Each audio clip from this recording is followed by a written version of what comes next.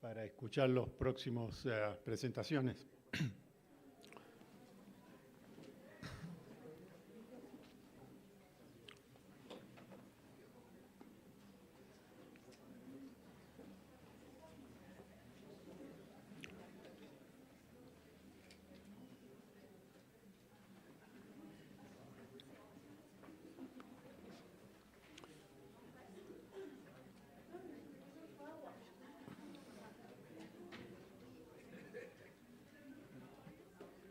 Bueno, esta tarde vamos a dar inicio a al tema del cambio climático, integridad y manejo de sitios arqueológicos.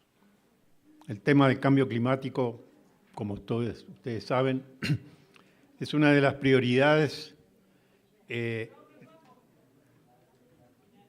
escucha bien? ¿Sí? El tema del cambio climático es una de las prioridades en las agendas de los gobiernos y de las organizaciones internacionales por razones de todo conocidas. En el caso de Chile, y especialmente en relación a los estudios o los análisis arqueológicos en torno a las condiciones paleoambientales, especialmente en el norte de Chile, es interesante destacar que nuestro desierto, como lo conocemos hoy día, ha sufrido variaciones muy importantes a través del tiempo. Las condiciones climáticas de lo que hoy día conocemos como Pampa del Tamarugal, por ejemplo, que es la zona del desierto inmediatamente al norte del río Oloa, poco más al norte de donde estamos situados hoy día, se manifiestan normalmente con la ocurrencia de años completamente secos, áridos, hasta otros años o ciclos muy excepcionales en los que las montañas de los Andes, que bordean al este de la Pampa del Tamarugal, pueden alcanzar hasta sobre 300 milímetros anuales de precipitación. Sin embargo, en las zonas bajas, las zonas costeras, rara vez llueve más de 3 milímetros al año, incluso en esos años extraordinarios. Sin embargo, existe abundante evidencia que indica que este patrón climático y condición de aridez extrema no siempre ha prevalecido en la zona. La datación radiocarbónica de las aguas subterráneas almacenadas en el acuífero de Pampa del Tamarugal, así como los restos de paleovegetación presentes en algunos sectores de la cuenca, muestran que durante el Pleistoceno tardío ocurrieron importantes eventos de recarga hidrológica, destacando los periodos entre el 18.000 a.C. al 13.000 y posteriormente a partir del 12.000 hacia el 10.000 años atrás. En años recientes hemos estudiado la variabilidad climática a nivel regional de Pampa del Tamarugal durante los últimos 9.500 años, midiendo específicamente los isótopos de la marca de isótopos tanto de oxígeno como de carbono. Esto porque en las primeras exploraciones arqueológicas que realizamos en la Pampa del Tamarugal, descubrimos una serie de canales muy importantes que favorecían extensos territorios, extensas superficies sometidas a agricultura en tiempos pretéritos, fechados aproximadamente 500, 600 años antes de Cristo, aproximadamente 2.500 años a partir del presente. Extensos espacios sometidos a agricultura intensiva en una zona hoy día totalmente árida, en el punto más árido, más seco del desierto de Atacama. Y inmediatamente nuestra preocupación fue qué motivaba esto, cómo era posible que existieran estos campos de cultivo en estas latitudes. Afortunadamente, tuvimos la suerte de rescatar inmensos bosques de tamarugos, que es el árbol endémico de la región, hoy día prácticamente desaparecidos, pero enterrados en una superficie bastante difícil de recuperar. Estos árboles formaban parte de bosques en edades que iban desde 10.000 a.C. hasta prácticamente la época colonial. Tuvimos entonces la posibilidad, y esto es una zona muy rica en este sentido, porque los restos orgánicos sobre todo se conservan de manera privilegiada, pero a la vez eso como arqueólogos nos somete a la presión de diseñar y explorar nuevas estrategias de análisis. Eso nos llevó a la posibilidad de desarrollar estudios dendrocronológicos, que eran nuevos en esa época. No había ningún laboratorio en el mundo, ni menos el más especializado en Arizona, que se interesara por estudiar restos de árboles arqueológicos en este caso, pero de zonas áridas al sur del Ecuador. No estaban en sus registros, no tenían material comparativo, por lo tanto no había mucho interés. Así que pasaron muchos años para que finalmente, y con el avance de la tecnología,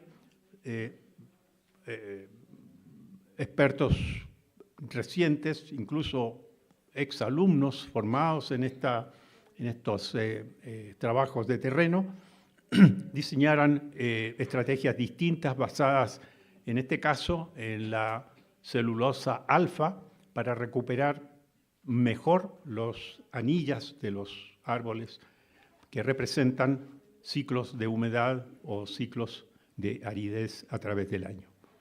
Y de esa manera pudimos reconstituir varias secuencias a través del tiempo, secuencias paleoclimáticas que indican tres momentos clave en el desarrollo del clima o de la...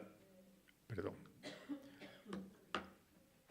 Esto es solamente para mostrarles, digamos, sobre la base de estas anillas se estudiaron las muestras isotópicas, tanto de oxígeno como de carbono, y de esta manera determinar estos tres momentos clave en el desarrollo del clima en el desierto de Atacama. La más antigua, en verde, abajo, alrededor del 9.000 años, que muestra una situación muy parecida, muy similar a la de más arriba, ¿no? Que es el momento moderno, es decir, épocas relativamente áridas, secas. Y entre estos dos momentos, grandes momentos, alrededor del 2700, un ciclo de mayor humedad, que es justamente el que favoreció la existencia de grandes formaciones vegetales y al mismo tiempo la presencia de fauna. A raíz de esta situación justamente surgió entonces otra posibilidad de estudio, otra arista para el análisis arqueológico y la presencia humana en la región, y que fue ubicar entonces sobre la base de estos ciclos más húmedos los posibles paleohumedales, o sea, formaciones humedales, verdaderos lagunas o lagos ubicados en la depresión intermedia, que está conformada precisamente por el desierto. Analizando estas posibles lagunas, descubrimos que restos de fauna precisamente habían llegado atraídos por la presencia del agua en épocas pasadas, digamos, y hay registros, recuperamos registros de fauna extinta localizado en la Pampa del Tamarugal y el desierto de Atacama, registrados a partir de comienzos del siglo XX por distintos científicos e investigadores, geólogos, distintas misiones científicas, y que por años han estado depositados en los museos de acá, de Chile y de otras partes del mundo. Logramos ubicar más o menos la procedencia de estos restos y afortunadamente constatamos de que en gran medida coinciden con las márgenes de varios de estos paleohumedales. Nuestra tarea en el futuro es investigar más en detalle estas condiciones climáticas que caracterizaron el desierto de Atacama de una manera muy distinta a como lo vemos hoy día. Solamente quería mencionar esto como preámbulo para los trabajos que a continuación vienen, ya que estamos insertos en este medio tan seco y tan árido, algunos de ustedes por primera vez, ¿verdad?, para que tengan esa perspectiva a través del tiempo. Un desierto que posiblemente en años pretéritos no fue tan desierto y que a lo mejor en el futuro, no sabemos, vuelve de nuevo a ser un poco más verde o más amigable, digamos. Bueno, es un privilegio para mí presentar los trabajos siguientes, que espero sean muy productivos y bien recibidos por la audiencia. Trabajos de Amy Ollendorf sobre características climáticas, cambio climático en un sitio del Dakota del Norte. Nelly Robles nos va a entregar también su propuesta sobre la base de sus experiencias en Monte Albán, México, Oaxaca. Claudia González Mucio, en un aporte, digamos, en una zona totalmente diferente, que es Isla de Pascua, Rapa Nui, Easter Island. Un ambiente más constreñido y limitante, como es una isla. Y Stephanie Ortiz Sola, un trabajo también reforzando, digamos, el trabajo de Claudia, también sobre Rapa Nui. Y finalmente, a través de Internet, la propuesta de Iván Gessi sobre cambio climático en la fortaleza de Cuelap en Perú. Así que dejo con ustedes a Amy Ollendorf.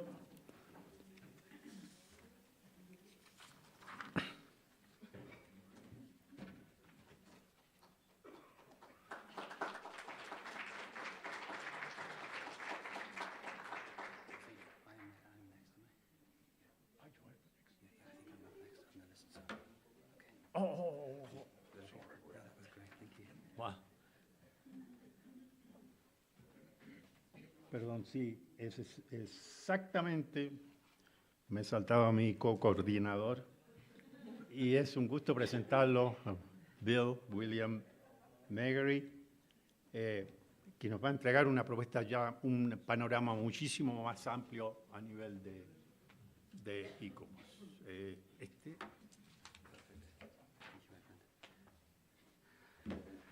Excellent. Muchas gracias, Mario. Hello, everybody. I am not Amy, although I'm very much looking forward to her talk after mine. Thank you, Mario, for that incredible introduction. Having spent days in these amazingly dry, arid places, it's incredible to think about how vibrant and how different they may once have been. Allow me to also just thank the organisers of this conference, to thank the traditional owners of this land, to particularly thank them for including us in what was an incredible opening ceremony yesterday, which was incredibly moving and a real privilege to be involved in.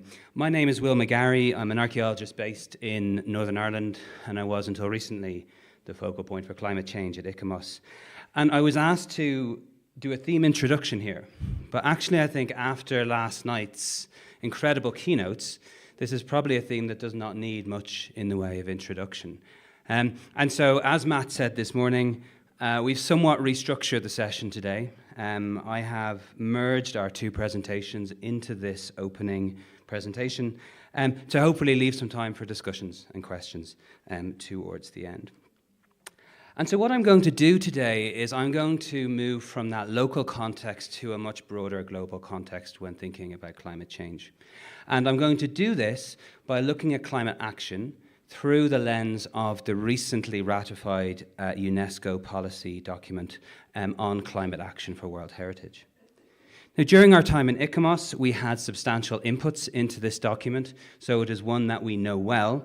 But it's important to stress at this point that whereas this document focuses on World Heritage, it provides a very valuable framework for us to think about climate action in heritage in general. And in fact, that is the way in which I will be doing it today.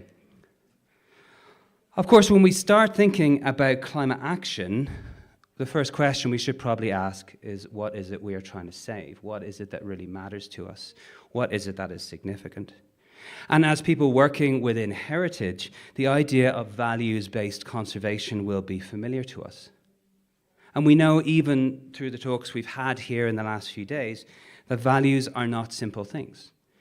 And there may be conflicts in values at sites. We may have conflicts between outstanding universal value and other values. We may have conflicts between the heritage and archaeological values, which we hold to be important, and the non-heritage values of other people.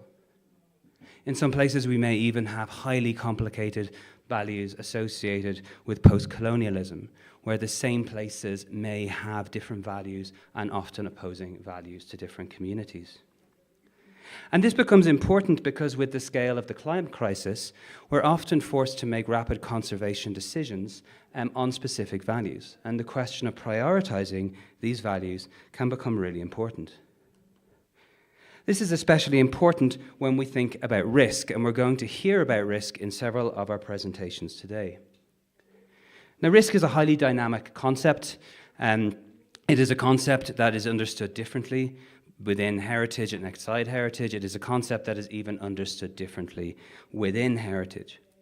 But almost all concepts of risk require us to take a broad, holistic view to understanding risk to values at our heritage places.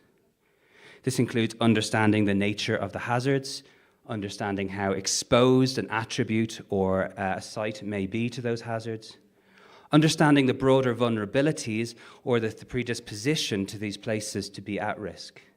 And also, of course, understanding the nature of our responses, both in a positive, but also in ways that might actually exacerbate rather than reduce risk.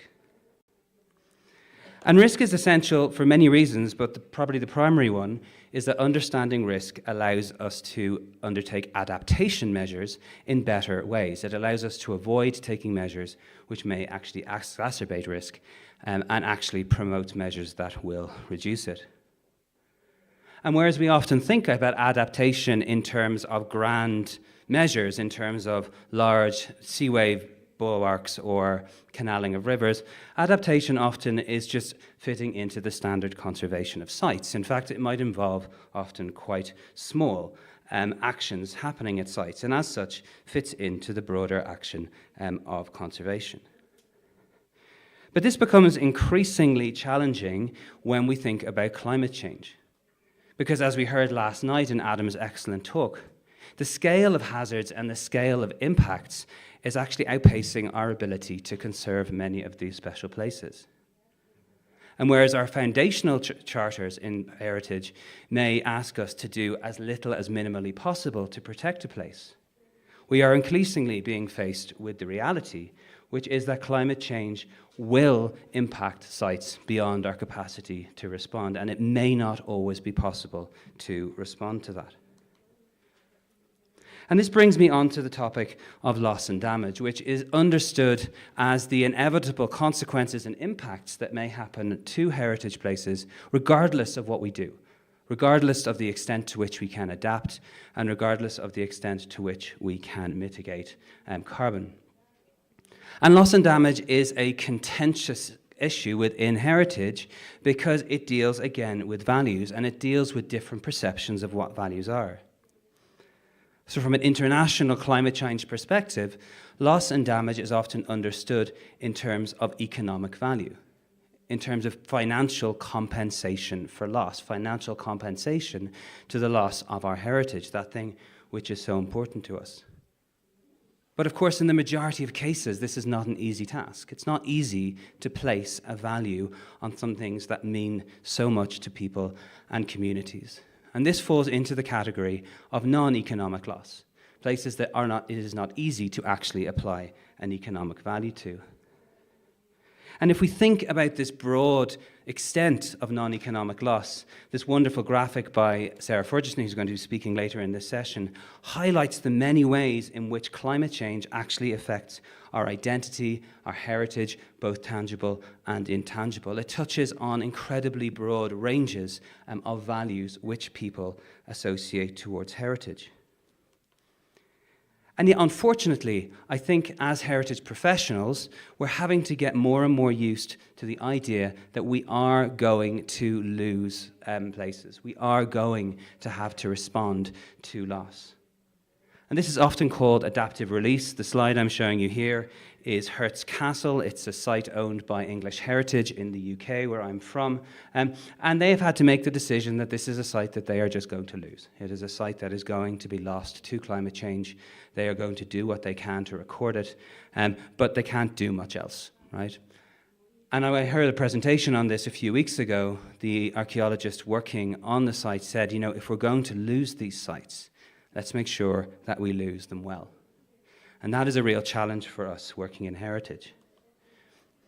But I would also perhaps propose and suggest the idea that as archaeologists, like most of us in this room are, we are actually uniquely placed to understand loss. Because loss lies at the heart of our discipline within archaeology.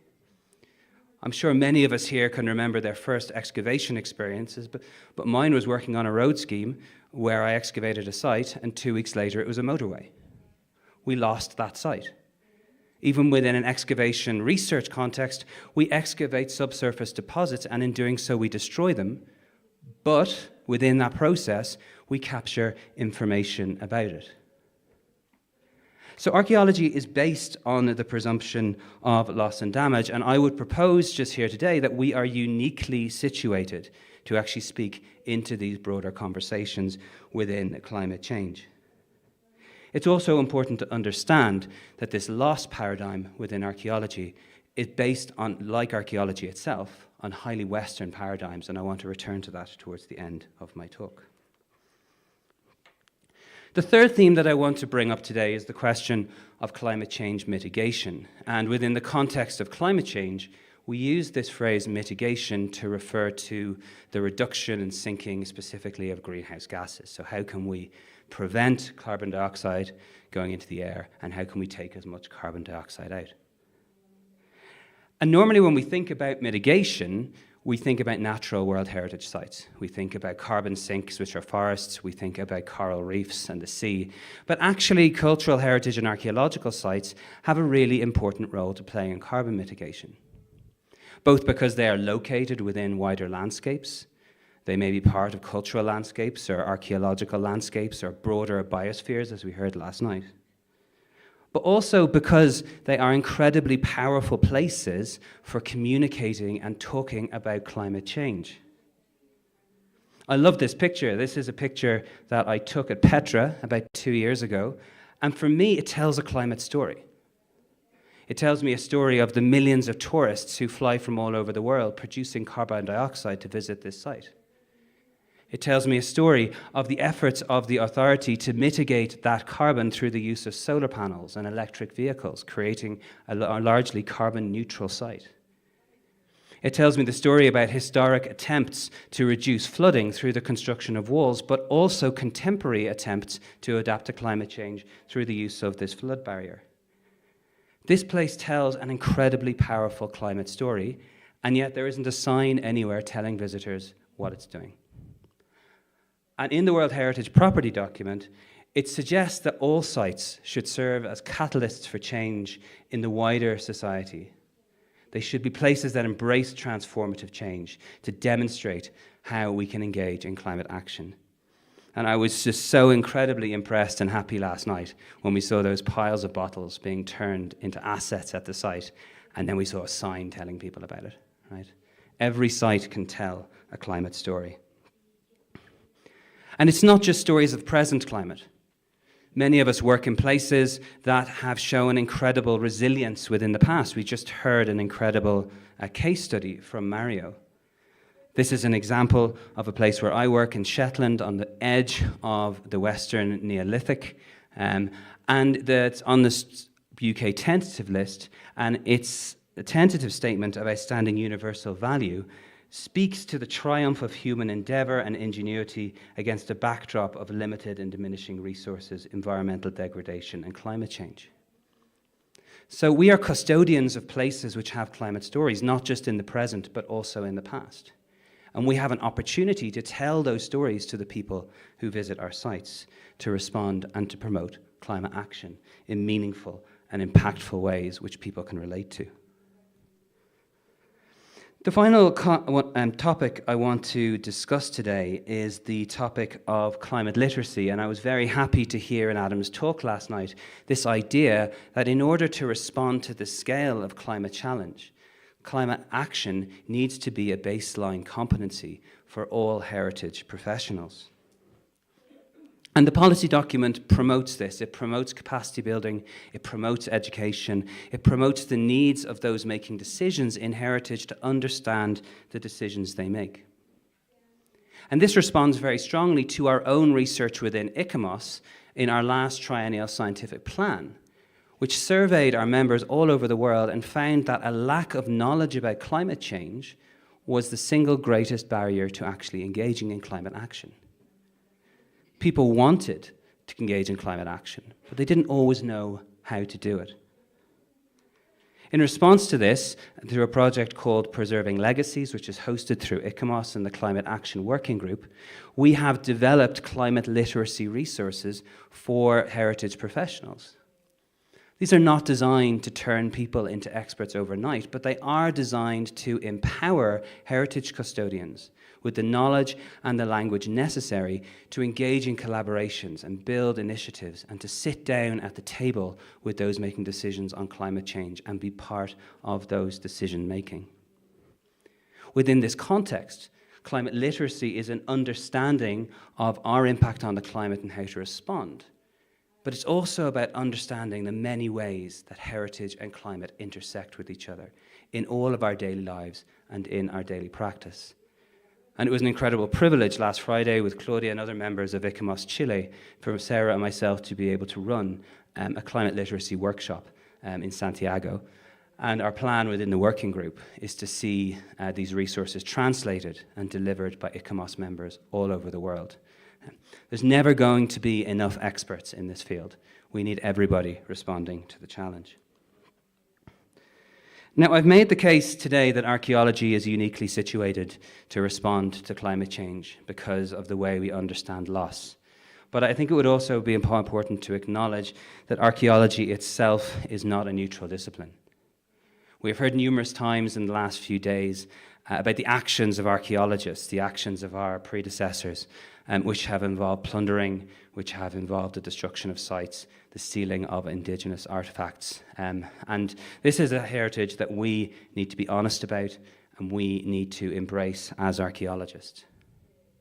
Because just as climate loss and damage is often understood in some communities as a continuation of historic injustice, so loss from archaeology can be an extension of the historical loss and dislocation that people have experienced. And we need to be very aware of this as archaeologists. Because even our foundational charter, the Venice Charter, which was founded 60 years ago last year and was the founding document upon which ICAHM was based, refers to the need for us in conservation to engage with all scientific resources and techniques. And as we heard in Adam's talk yesterday, we need to be more open in terms of how we understand and embrace knowledge within the heritage sector. We need to reach out to embrace and work with and learn from and partner with and walk with the knowledge of local and indigenous peoples. This might not be in the wording of the Venice Charter, but I, for one, would promote that it is within the spirit of the Charter to do this. And climate science is doing this too. We saw this quote yesterday from Adam for the Paris Agreement, the agreement to limit greenhouse gases to as close to 1.5 degrees as possible, which actually acknowledges the need to reach out and to learn from traditional knowledge of indigenous peoples and local knowledge systems. So finally then, how do we do this within archaeology? Well, I think it's about placing communities at the heart of climate action. I think it's about communities doing their own archaeology. I think it's about having community-led risk assessments like the one that we ran through Preserving Legacies in the Philippines 2 years ago, working with our amazing partners at ICAHM Philippines, but also with Marlon Martin from the Ifugao Nation and Save the Ifugao Rice Terraces. They led their own climate risk assessment in their own language, which was key, because they felt that the English language and other languages were incapable of capturing their value systems. So their values map is in the local vernacular. Their attributes are linked to their own values. Their understanding of weather, their understanding of risk, their understanding of hazards are all mediated through their own cultural lens. And this quote from Marlon Martin in the opening of this report ensured that the assessment captures the nuanced vulnerabilities and resilience strategies unique to us, which are often overlooked in conventional assessments led by external experts. So as risk and as climate action and as the impacts of climate change are locally perceived and experienced, so we believe the response to these climate change and climate action must be locally led by communities and indigenous peoples. So where does this lead us then? Well, some of these final thoughts are quite similar to Adam's from last night and also reflect, I think, both keynotes from last night, Abdel-Latif's wonderful keynote as well. But we need to understand risk and values better. We need to accept and learn the limits of adaptation. We need to address our own role in climate change in the heritage sector. We have a climate footprint within heritage, and we need to think about how we can reduce this and how we can use heritage to encourage other people to reduce it as well.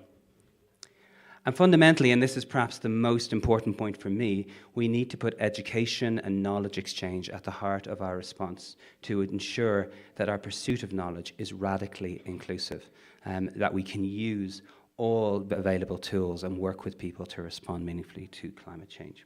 Thank you very much.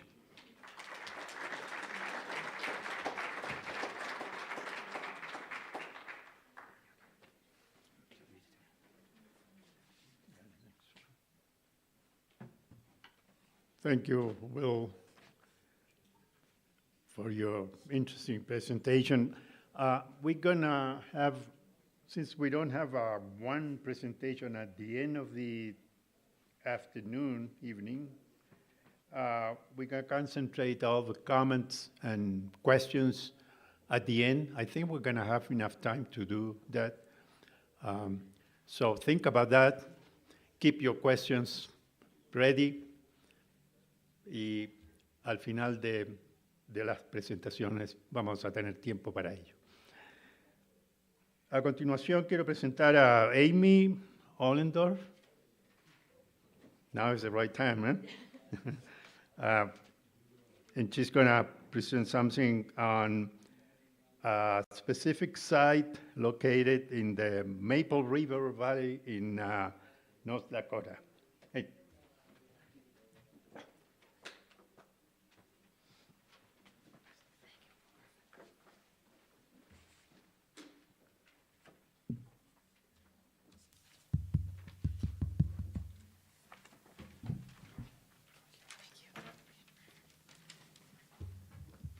Thank you, Mario and Will, for including me in your session.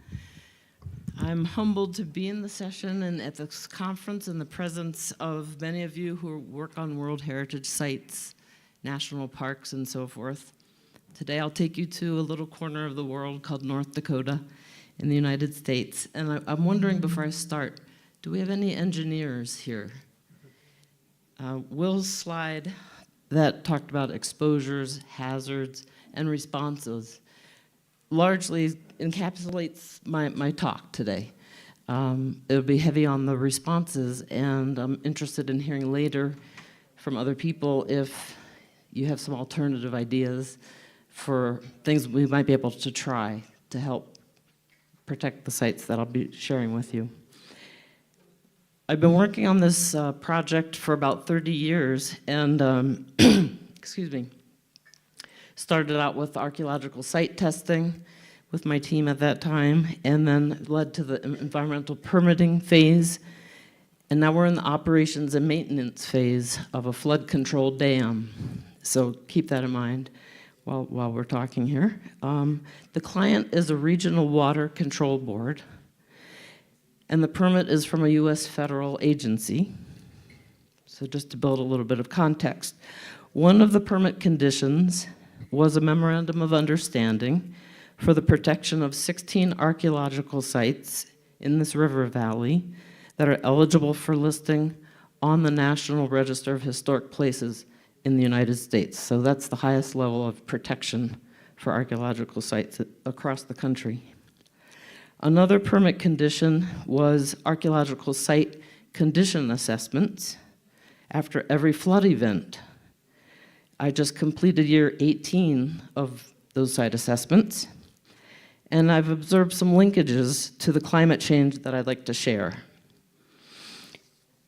As Adam pointed out yesterday, and Will mentioned again today, much attention has been focused on coastal areas. And with that, I'll just start. There we go. The presentation.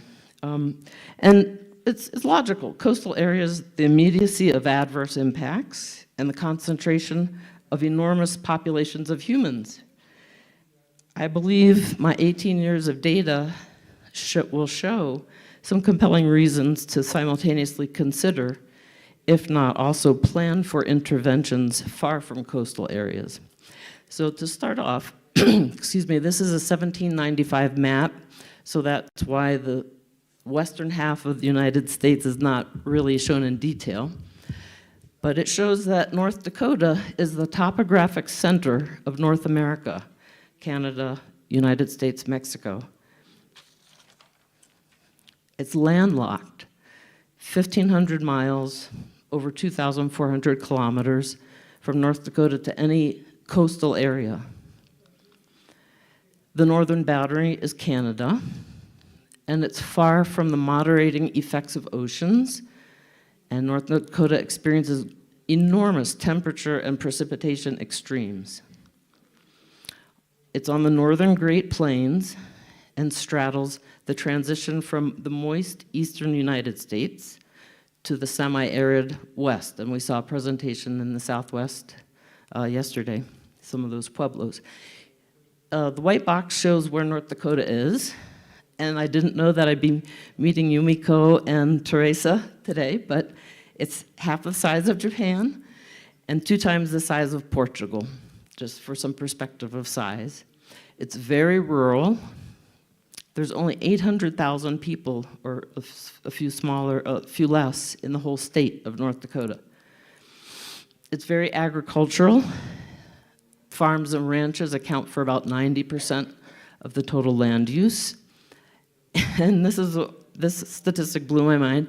For every human person's head, there are more than 200 head of livestock. So that gives you a perspective of how few people. In terms of its importance in the agricultural economy of the United States, you can see the percentage here is here of the highest proportions of certain products produced in North Dakota in comparison to the entire United States production. Now to zoom in, we'll be focusing on this Red River Basin, which is in eastern North Dakota, and then the dark purple is the Maple River watershed, which is what I'll be talking about.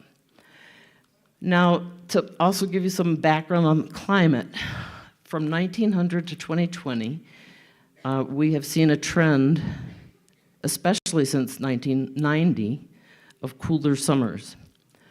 Now, that's not to say that the state has an ameliorated climate. There's still very high and very low temperatures in any given year. But over this trend since 1990, overall cooler summers. And since 2000, warmer winters. Since 1895 to 2020, in terms of precipitation, most precipitation occurs during the late spring and in the early summer. We do have some fall events of rain that result in flooding as well, but primarily the flood events occur in late spring and maybe early summer. The highest recorded annual precipitation for this period of record was in 2019. We've had wet multi-year periods, including the early 2010s, and over the past 125 years, there's been an increase in frequency of extreme precipitation events. And we'll talk a little bit about some of those. The northern latitude effects means we have long winters with short days. Snow is possible from October through April, maybe even sometimes May. And then we talk about having to melt that snow and that ice. Short summers with long days is the flip side, which is quite nice.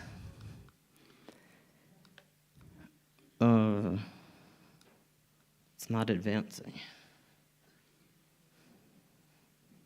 Somebody's water bottle fell and then stopped advancing. Help. It's not advancing. This or this.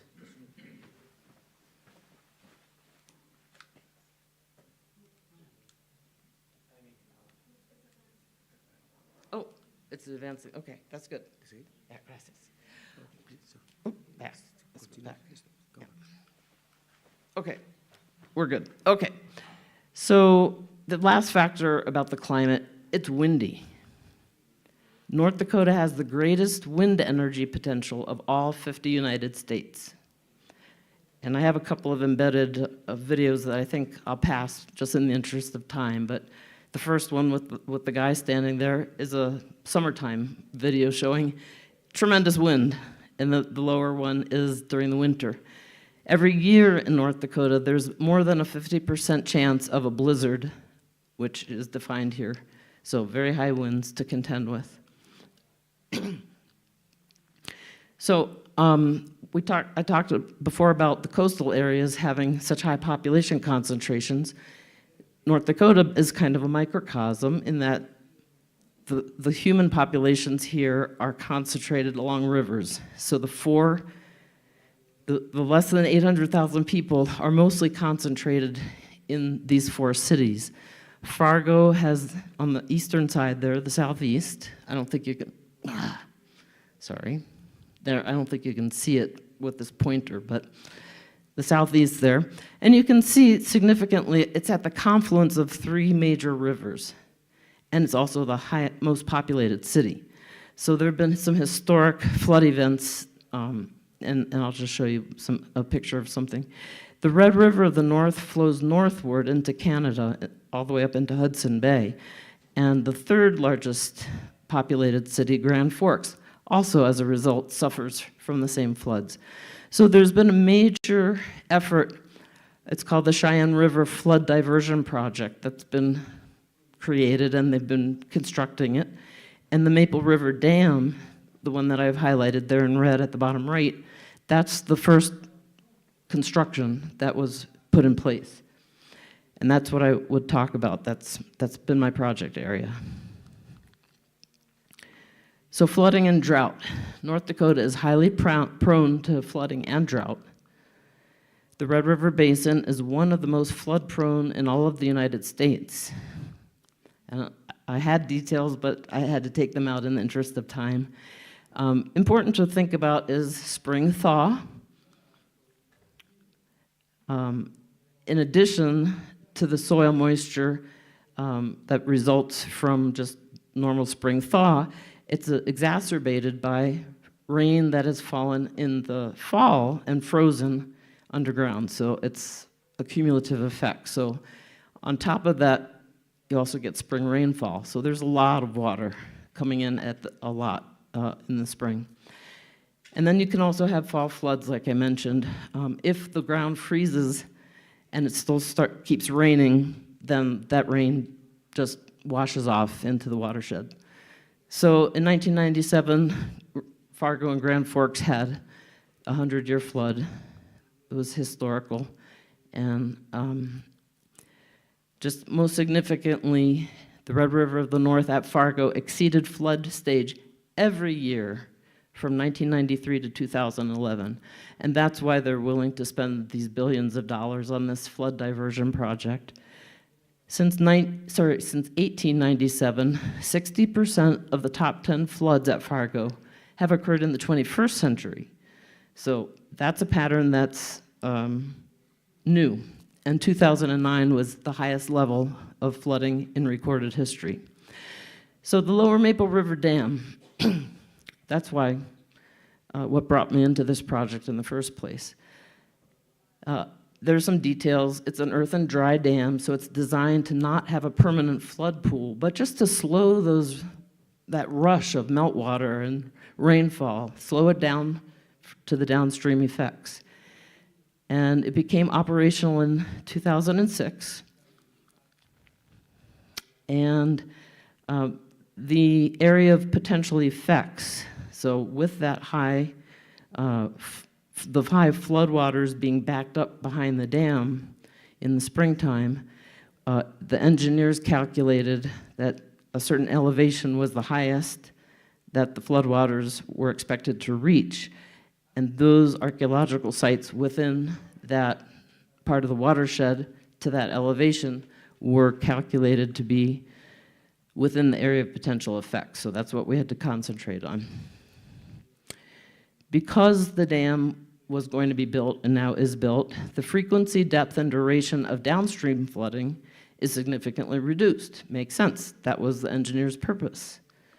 However, the frequency, depth, and duration of upstream inundation and flooding significantly increased. So archaeological sites that had never been flooded before now are submerged temporarily. Those that had been submerged in the past are submerged for longer periods.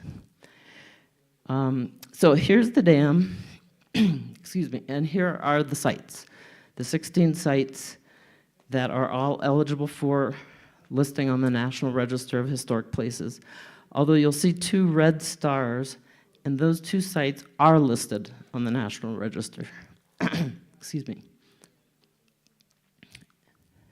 So the first site that is listed on the National Register is the Shea site, or 101.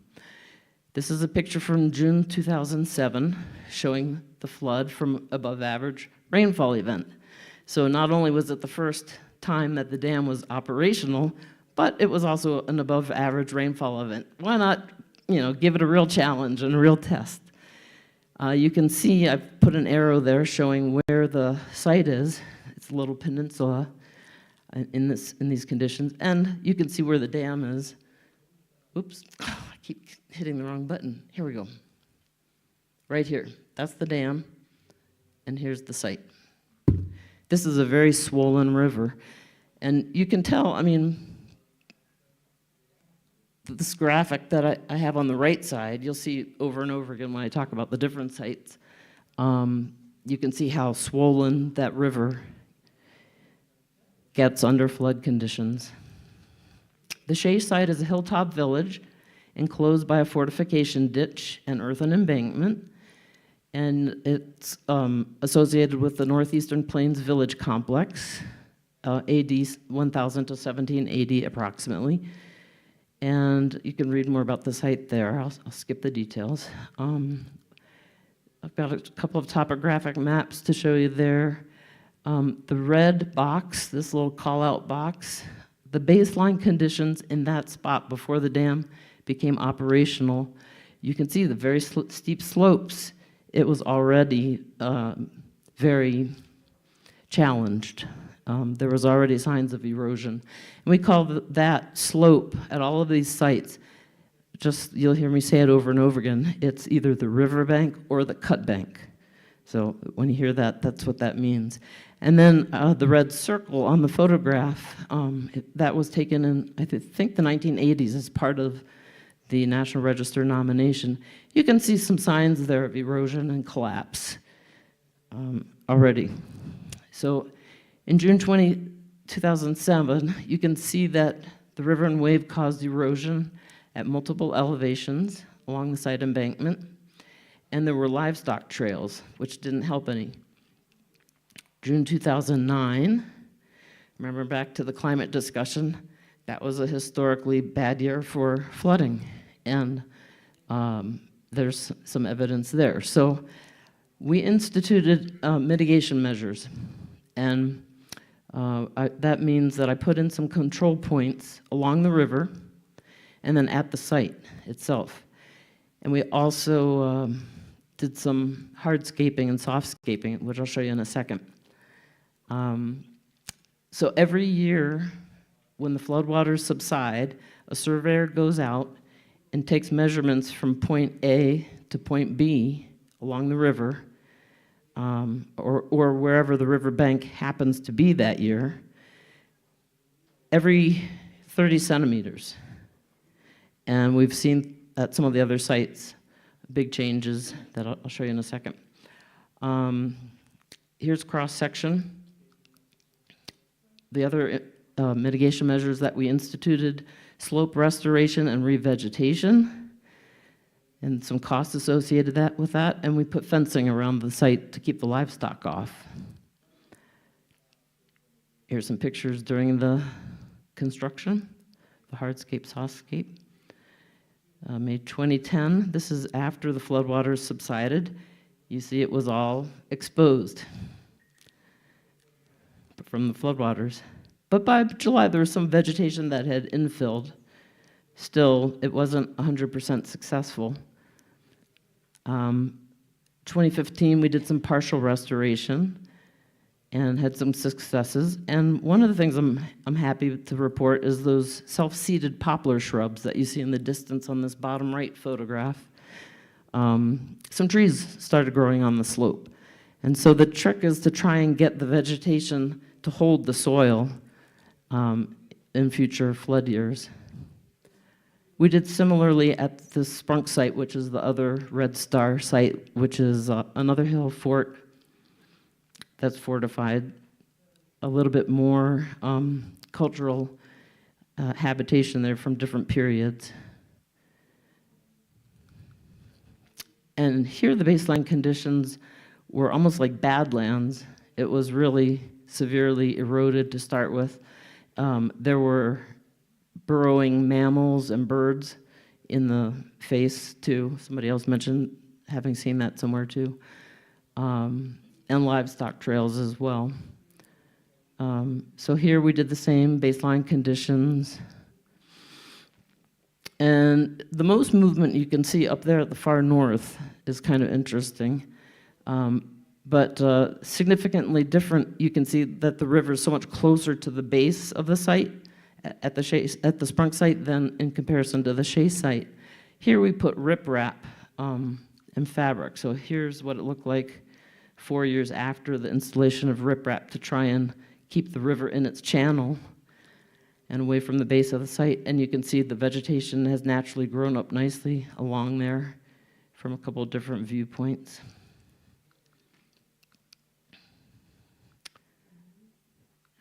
There's some more pictures. Last year when I was there, a nice surprise was dense willows were growing everywhere. That was, they were self-seeded. Again, we like to see that kind of thing. This site is unnamed. It's also same time period, this archaeological site. It's different though. These last three were all discovered in the cut bank, in the riverbank. You can see here, we established site control points there, what the riverbank had been doing. We installed fabric and riprap, reseeded. And 2024 is the bottom picture, nicely vegetated. So that, knock on wood, is still holding. Site 4499, similar situation. It's earlier habitation, plains woodland habitation. Here's what it looked like baseline, nicely green and vegetated. We put in control points there in 2009, reconstructed the slope, overlain with riprap, and it's also really nicely held. And the river itself, I think, naturally moved its channel also away from the site, which we're not going to complain about at all. That was a lucky break. Site 4500 is one where I think, as Will mentioned, adaptive release. We might have to be looking at that in the near future.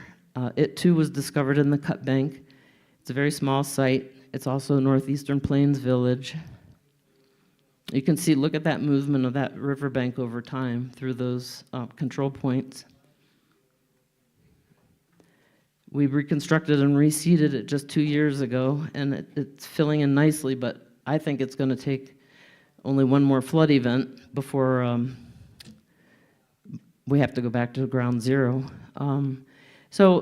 Just to wrap up here, the climatic factors in the first years of implementing these corrective measures, we had 3 years of 3 consecutive years of flooding, record flooding, 2009, 2010, and 11.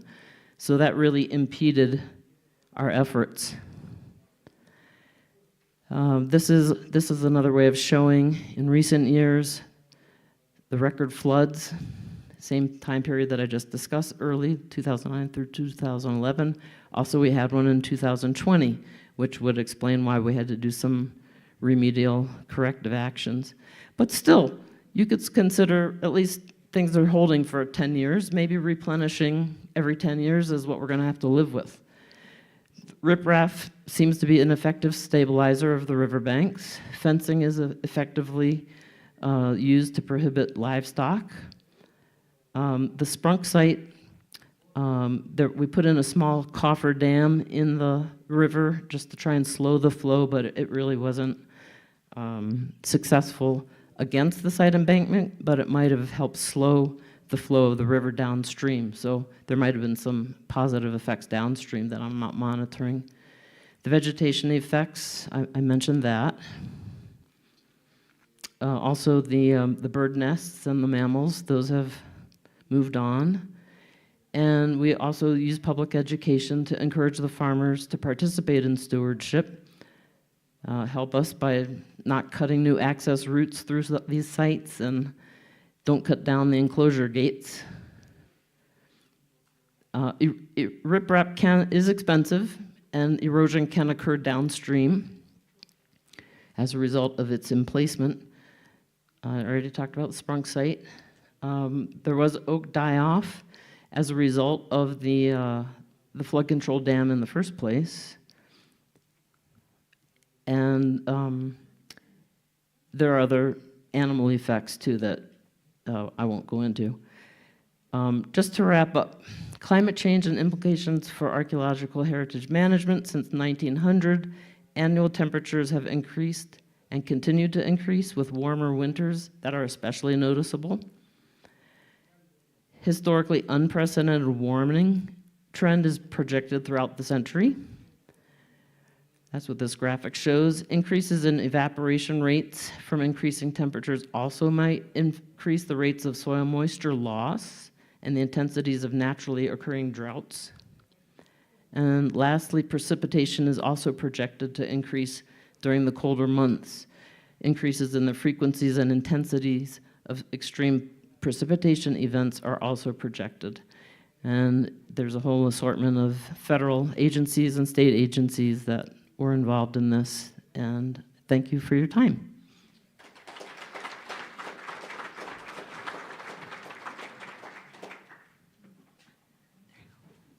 Thank you so much, Amy. Very interesting approach for those rivers up in the northern state of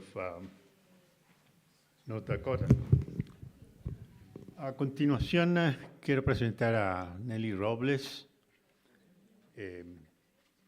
Nos va a entregar su experiencia, muy valiosa, por cierto, y especialmente en el caso chileno, respecto de los riesgos de los movimientos de tierra, temblores, terremotos, con respecto a los sitios arqueológicos, y en este caso, al importante pirámides de Monte Albán. Nelly, todo tuyo.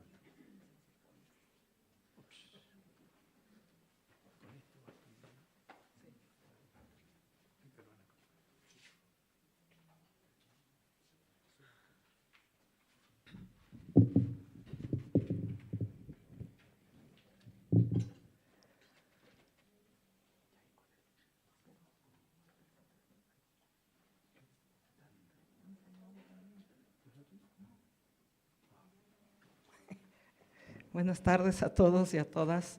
Mi presentación se niega a aparecer.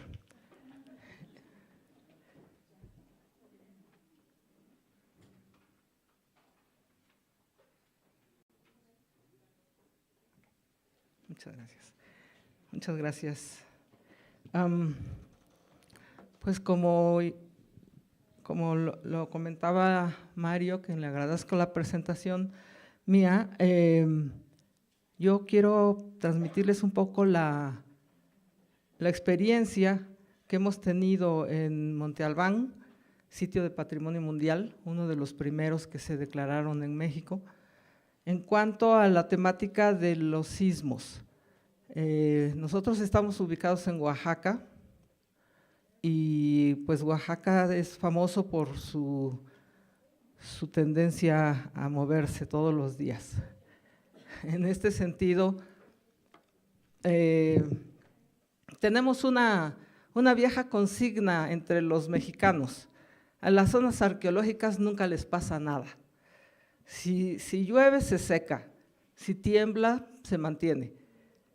Sin embargo, cuando tomamos las cosas un poco más en serio, nos damos cuenta que este factor sísmico en los monumentos, tanto como en los monumentos coloniales, los monumentos arqueológicos sufren tremendos daños que se han exacerbado en los últimos años, pues precisamente debido a la temática del cambio climático, toda vez que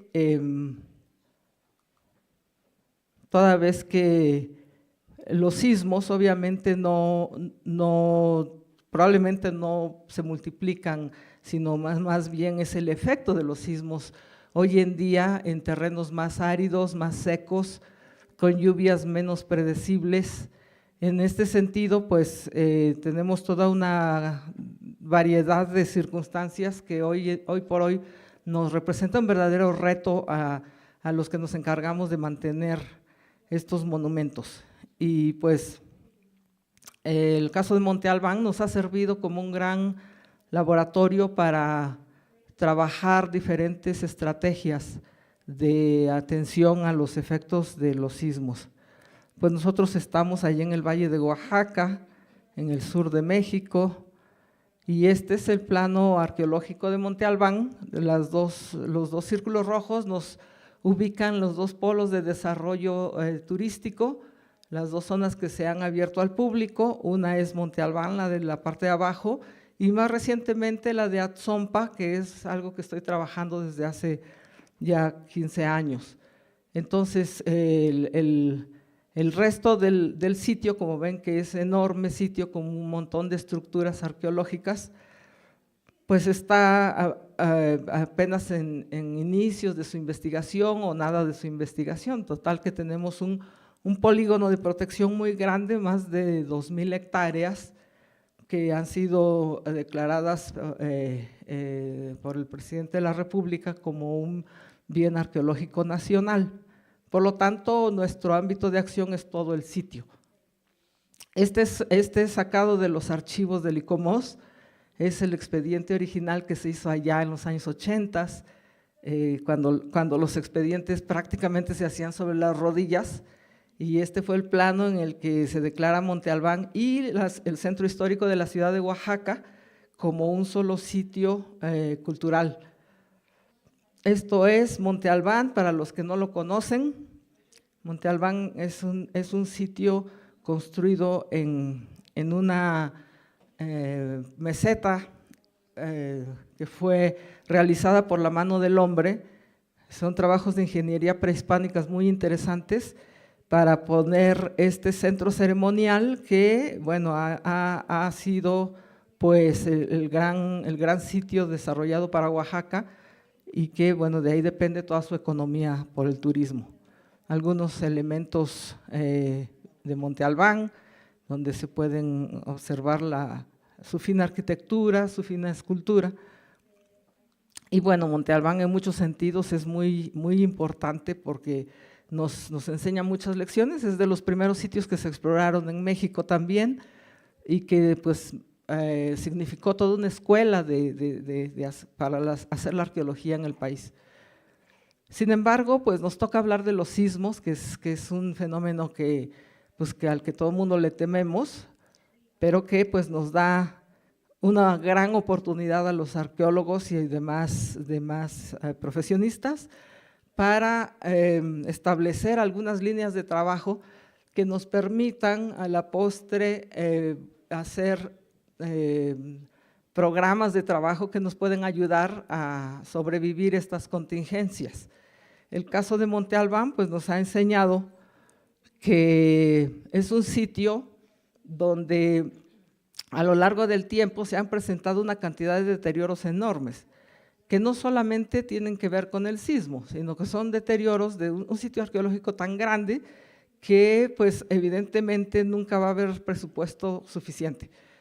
De esta manera hemos avanzado mucho con colegas en sitios similares, haciendo los catálogos de deterioros que se pueden presentar a lo largo de la vida del sitio, de tal manera que podemos ir unificando los criterios de cómo llamar a determinados deterioros en cada ocasión.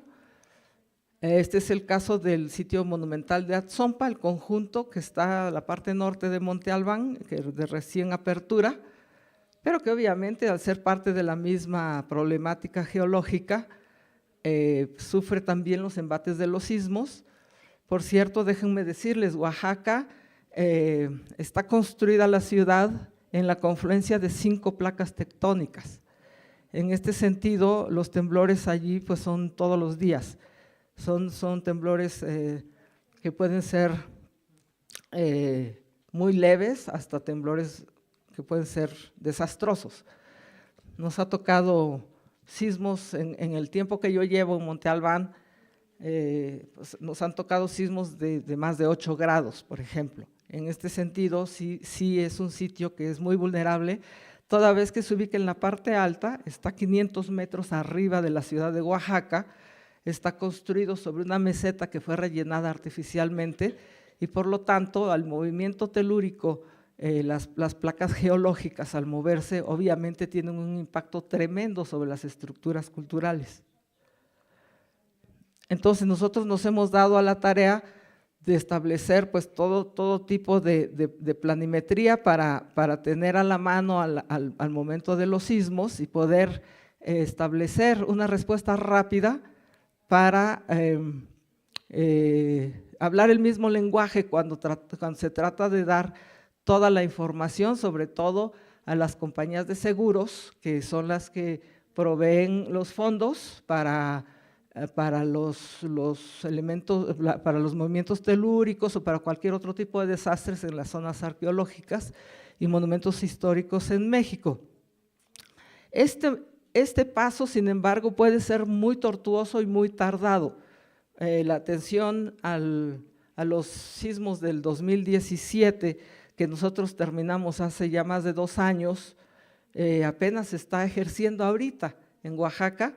O sea, les da idea de que es un plazo de por lo menos 3 o 4 años de que sucede el sismo a cuando surgen los fondos de las aseguradoras para poder trabajar los efectos de esos sismos. En este caso, con la ayuda de World Monuments Fund, nosotros pudimos trabajar de manera mucho más rápida los efectos del sismo del 2017 17 en Monte Albán y en Atzompa, basados, pues ya les platicaré en esta plática todo lo que hicimos alrededor de estas problemáticas que pues pueden llegar a ser bastante dañinas y bastante tardadas. En este caso, el sismo del 99, que fue el primero que nos tocó atender en Oaxaca, no el primero que nos tocó vivir, porque pues yo ya no era chiquita cuando empezó esto, pero sí el primero que me tocó atender como profesional en Monte Albán. Ese fue un sismo de 7.4 grados de una duración de 2 minutos, que fue muy dañoso, muy dañino, nos averió varias estructuras en la plaza principal y en las zonas circundantes. En un diagrama general se ubicaron los monumentos que fueron dañados para poder solicitar los fondos. En esta ocasión se actuó con fondos de Fonden, que es el Fondo para Desastres Naturales en México, que ya lo desaparecieron en estos últimos años. Pero sí, pues los efectos fueron bastante bravos. Nos tumbó muros, nos tumbó columnas, nos tumbó edificios casi completos. Por primera vez empezamos a trabajar con tecnologías. El INA estaba en pañales en el uso de las tecnologías, pero sí tuvimos un radar de penetración para poder determinar el tema de las grietas y su envergadura. El caso de Monte Albán desde el 99 comenzó siendo un ejemplo de el tratamiento de los sismos desde una óptica más geofísica, más profunda, y tratando de entender las estructuras como tales. Tengo que decir que antes de nosotros, pues sí se hacían algunos trabajos, pero se atendía solo lo más urgente. En este caso tratamos de hacer un proyecto que fuera incluyente, que atendiera absolutamente todos los monumentos siniestrados y que pudiéramos sacar de allí muchos datos que nos sirvieran para subsecuentes movimientos telúricos. Pero pues muy felices estábamos cuando llegó el 2017 y volvió a temblar horriblemente.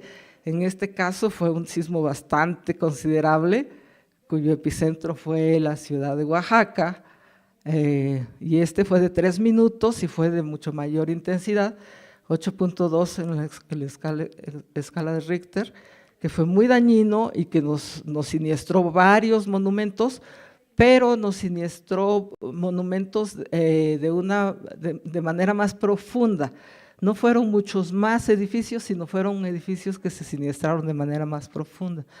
Y en este caso, pues comenzamos otra vez el mismo trabajo, a trabajar inmediatamente tratando de hacer una evaluación de todo lo que había pasado, es decir, atender la crisis con los trabajadores de Monte Albán, atender a las personas primero, sacar a los turistas que andaban trepados por las estructuras y tratar de atender los monumentos de una manera en que la experiencia pasada nos sirviera. En este sentido, la misma grieta que se apareció en el sismo anterior, que es esa grieta que viene allá desde la parte sur hacia el lado norte, es una grieta pues, que coincide con la superposición de placas tectónicas para la que nosotros no podemos hacer nada más que esperar que vuelva a suceder, y el empuje de la plaza principal hacia su lado oriente, que ese sí es muy notorio y que hoy en día estamos trabajando un proyecto para poder mitigar un poco mejor los daños. En el caso de Monte Albán, los deterioros pues fueron fuertes, grietas por todos lados, los edificios más altos sufrieron agrietamientos verticales, horizontales en forma de X, colapsos en varios de los edificios, colapsos como este, sobre todo en las estructuras más verticales, los muros más verticales, socavones por toda la zona. Tuvimos en total aproximadamente 40 puntos de trabajo, grietas que se abrieron donde está la regla, ahí va una grieta que estaba desprendiendo literalmente el edificio, y el interior de algunas subestructuras pues sufrieron los daños también. En este caso es el edificio M, donde podemos ver cómo las grietas afectaron la cubierta y empezó a penetrar el agua. Y pues todos los monumentos fueron revisados, fueron vaciadas su información en las cédulas. Y luego el polígono de protección. También en el polígono encontramos socavones, encontramos desprendimientos, encontramos deterioros progresivos, que eran deterioros que existían por la resequedad, la falta de mantenimiento, pero el sismo terminó de hacer el trabajo de destrucción. En este sentido, pues se atienden los edificios restaurados, tanto como los no restaurados. En el caso de Atzompa, igual, en un primer momento, pues a apuntalar con palitos porque no teníamos para comprar madera. El caso de Atzompa fue menor el daño, pero todavía fueron edificios grandes los siniestrados. Y bueno, comenzamos a trabajar en una propuesta que se presentó al World Monuments Fund, que fue quien hizo la gran diferencia, proveernos fondos para poder actuar en consecuencia. Por primera vez se observó la geología del lugar y encontramos cosas tan terribles como esto, que son pues los cortes naturales a lo largo de la carretera, como la piedra que soporta toda la zona arqueológica está, ¿no?, deshecha prácticamente. Y entre más calor hace es peor, porque el efecto obviamente se exacerba y pues nos está manteniendo la zona arqueológica pues pendiente de un hilito. Entonces, nosotros ahora, después de estas dos grandes experiencias, pero con varias intermedias, tenemos una propuesta que es crear con esta experiencia que ya tenemos ahora y que se las comparto en estos libros que puse por ahí, si alguien los quiere hojear al final en el receso, mientras toma un café, y si al final se los quieren llevar, me dará mucho gusto que se los lleven porque pesan horrible. Los objetivos de este proyecto que estamos integrando es la creación de un centro de tecnologías que dependa de esta experiencia en Monte Albán y Atzompa para capacitar un grupo de jóvenes que se dediquen con las nuevas tecnologías a hacer los estudios inmediatamente después del sismo para obtener en un tiempo récord los resultados y todos los levantamientos de todo lo siniestrado y poder acudir a las fuentes de financiamiento lo más rápido posible. Porque eso pasa en Oaxaca y en todas partes, el que llega más rápido es el que se come el pastel. Entonces, nosotros queremos llegar más rápido y pensamos, bueno, lo hemos experimentado, que las tecnologías nos ayudan a leer los problemas que se generan de una manera muy eficaz y estamos ahora con un equipo chiquito de jóvenes arqueólogos y arquitectos trabajando pues con equipos de resistivometría, de penetración, de magnetometría, los equipos 3D, los drones y las cámaras fotográficas adaptadas para leer las profundidades y las temperaturas. Y bueno, queremos reponer nuestro equipo sismológico que se echó a perder. Este era un regalo, una donación del gobierno de Japón, que bueno, ahorita estamos en trámites para que se nos reponga. Y pues la idea es tener una plataforma permanente de trabajos para el tema de los sismos, no solamente de Monte Albán y Atzompa, sino de las zonas arqueológicas, por lo menos las de patrimonio mundial, porque a mí que no me digan que en Teotihuacán no tiembla, ¿verdad? Lo que pasa es que no dicen, pero Teotihuacán tiene muchos daños por sismo que deberían estarse atendiendo y pensamos que un equipo de reacción rápida para los sismos que se genere desde Oaxaca se puede transportar a todas partes del país para poder hacer la documentación más rápidamente y la cuantificación para saber cuánto tenemos que pedir para comenzar los trabajos de rehabilitación de manera más expedita. En este sentido, obviamente nosotros tenemos que trabajar con nuestras comunidades, tenemos muy bien ubicada todas las comunidades alrededor, tenemos todo un sistema de trabajo con ellos desde los años 90, trabajamos con estas comunidades y colonias Con ellos tenemos reuniones periódicas, reuniones por algunos proyectos específicos, a veces solamente por algunas celebraciones o aperturas de exposiciones, pero en el caso de los sismos obviamente se convierte en una necesidad urgente tener las reuniones a cualquier hora del día, formar las brigadas de trabajo, capacitar a la gente con un montón de temas que van desde el manejo de la crisis hasta empezando con el manejo de la crisis en sus propios hogares. Entonces, Monte Albán puede ser un centro de capacitación para la reacción rápida frente a este tipo de circunstancias que desgraciadamente van a seguir sucediendo, porque nosotros no vamos a mudar Oaxaca de donde está, sino vamos a aprender a manejar los sismos de una manera más segura para todos, más profesional para la zona arqueológica y más rápida para obtener los fondos de una manera más expedita. Por supuesto, esto no es fácil, solamente el tratamiento con comunidades a veces no es de la mejor manera, pero ahí estamos y queremos seguir aportando esta experiencia para el buen manejo de Monte Albán. Muchas gracias.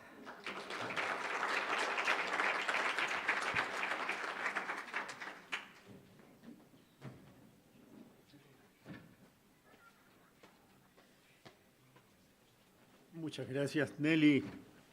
Sumamente interesante y muy atingente para el caso chileno y me imagino que también para las demás naciones andinas que estamos sometidos a estos problemas sísmicos. Bueno, a continuación nos vamos a mover a un ambiente totalmente distinto, a una isla maravillosa, Rapa Nui, en la presentación de Claudia González Mucio, que nos va a entregar el trabajo sobre un plan de riesgo y emergencia para la isla de Rapa Nui.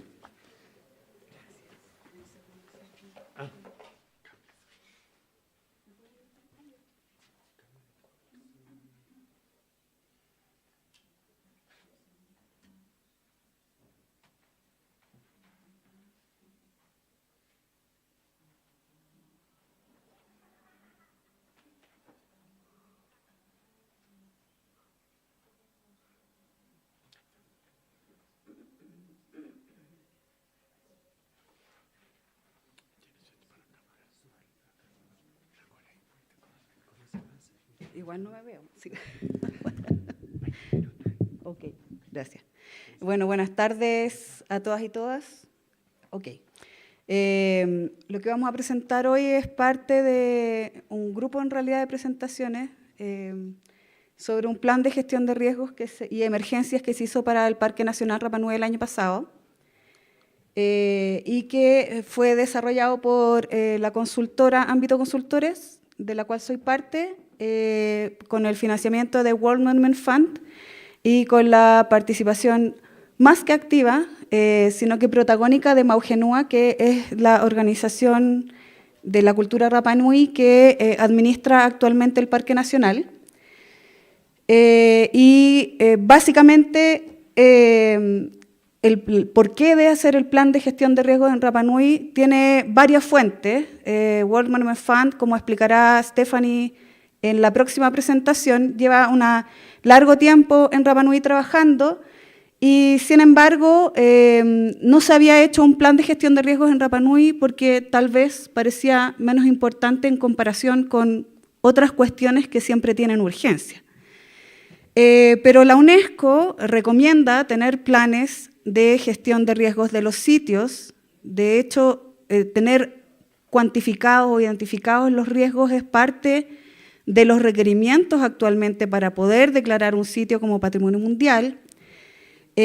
Otro tema importante y la razón que gatilla la realización de este plan es que hubo un incendio hace un par de años atrás que afectó fuertemente Ranoraraku, que es el sector donde se fabricaban los moai, y cuyo impacto trascendió de tal forma que UNESCO decidió hacer un plan de gestión de riesgos de incendio para el sitio de Ranuraraku, y a través de un proyecto de Watch que llevaba World Monument Fund, se decide entonces hacer el plan de gestión de riesgos para todo el parque.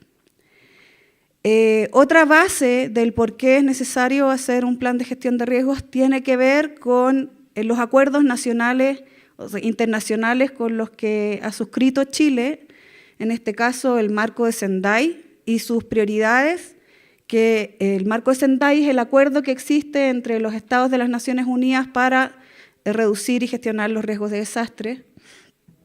Y por último, ya puestos en la norma nacional, hace unos años atrás y a raíz de lo sucedido en el terremoto y el tsunami de 2010, que fue un antes y un después en la gestión de riesgos de desastres en Chile, también se modificó todo lo que es la norma nacional y se cambia lo que era la Oficina Nacional de Emergencias por el Servicio Nacional de Prevención y Respuesta ante Desastres y por el Sistema Nacional de Prevención y Respuesta ante Desastres. Y dentro de los instrumentos de gestión está la necesidad de contar con planes de gestión de riesgo en los distintos niveles territoriales. ¿Por qué esto resulta importante en Rapa Nui? Porque Rapa Nui es una provincia y es una comuna. Entonces coinciden esos dos ámbitos administrativos también. Ahí hay una foto de los daños que produjo el incendio en el sector de Ranuraraku. Está extraída de una nota del País. Y para poner en contexto, quisiera comentar que el parque tiene, o sea, lo que es Rapa Nui en general, tiene varias figuras de protección que se van superponiendo.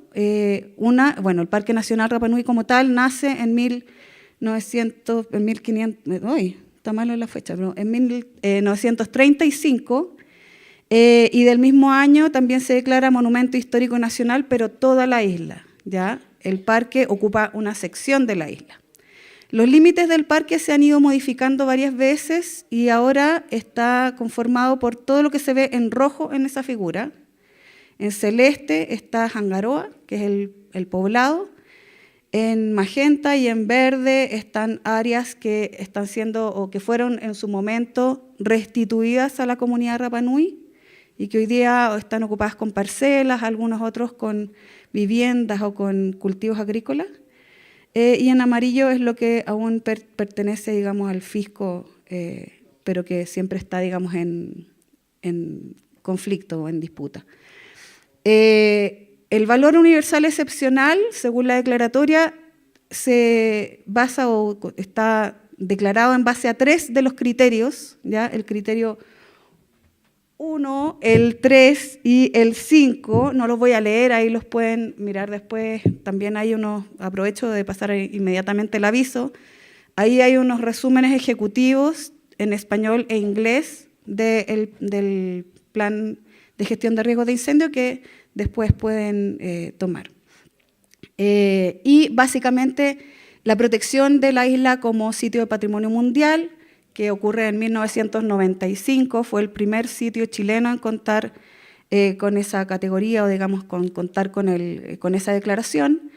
Tiene que ver con la cultura, Rapa Nui, tiene que ver con el lugar donde se emplaza, el aislamiento que tuvo y cómo ese aislamiento generó esta cultura única. Tiene que ver también con elementos materiales como los ajú y los moai. Y también tiene que ver con una cuestión más activa, o sea, hoy día Rapa Nui es una cultura viva, no, los Rapa Nui siguen viviendo ahí, digamos.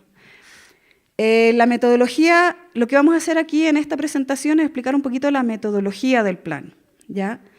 Esta consistió básicamente en 3 tipos de actividades. Hubo reuniones periódicas que hacíamos semanalmente vía Zoom con todo el equipo de Maugenúa, donde íbamos paso a paso identificando los elementos necesarios para cuantificar el riesgo y después también posteriormente las medidas para reducirlo. Luego hubo un trabajo de terreno para verificar si lo que habíamos estado diagnosticando nos calzaba, si había algo más que agregar. Y también hubo un constante trabajo en gabinete que desarrolló el equipo multidisciplinario que se abocó a la elaboración del plan. En términos como metodológicos o de lo que podríamos llamar el marco teórico, ¿cierto? Nos basamos en la propuesta que hace UNESCO el 2014 para la gestión de riesgos de sitios de patrimonio mundial, que habla un poco de lo que es el ciclo del riesgo, que es lo que sucede antes o las medidas que se pueden adoptar antes de que ocurra un evento determinado y que buscan reducir y mitigar esos riesgos. Luego está lo que sucede durante o en el momento de la respuesta, cuando ocurre un evento, y después lo que ocurre cuando termina ese evento y que busca, digamos, salvar lo que es posible, de lo que no se haya dañado, ¿cierto? Y además generar procesos de recuperación y reconstrucción según el caso. Sin embargo, lo que buscamos en realidad no es reproducir un ciclo. El ciclo habla de una cosa que no termina, que vuelve de nuevo a suceder, y lo que en realidad queremos es llegar a esa espiral, o sea, generar medidas de manera que, sabiendo que va a haber siempre eventos o algún tipo de amenaza que pueda activarse, los daños vayan reduciéndose porque va a haber medidas que se van a haber tomado o adoptado para poder reducirlos. Normalmente, entonces el enfoque, bueno, primero consideramos que es un enfoque multiamenaza, porque no es una sola las amenazas que pueden afectar a los elementos que conforman los atributos y los valores del parque. Luego, en términos prácticos, utilizamos una metodología que principalmente es cualitativa más que cuantitativa, ¿ya? Y ya vamos a ver por qué, porque es tanta la diversidad de amenazas y tal la diversidad de atributos que empezar a poner números a todo era francamente imposible y además no tenía tanta lógica, porque los atributos están dispersos en toda la isla y cada uno de los espacios territoriales de la isla tiene amenazas distintas. El riesgo lo entendemos como una ecuación, normalmente, en que tenemos a la amenaza, que ya la mencionó Will, ¿cierto?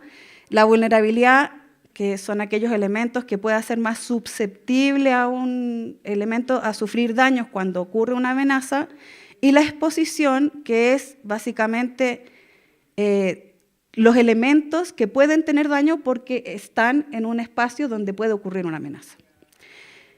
Pero para reducir esos riesgos existen las capacidades y la resiliencia, y eso también es importante considerarlo cuando hablamos de riesgo. Normalmente nos enfocamos en la primera parte, pero es necesario también considerar lo otro, que son las herramientas con las que contamos para poder hacer frente a esos riesgos.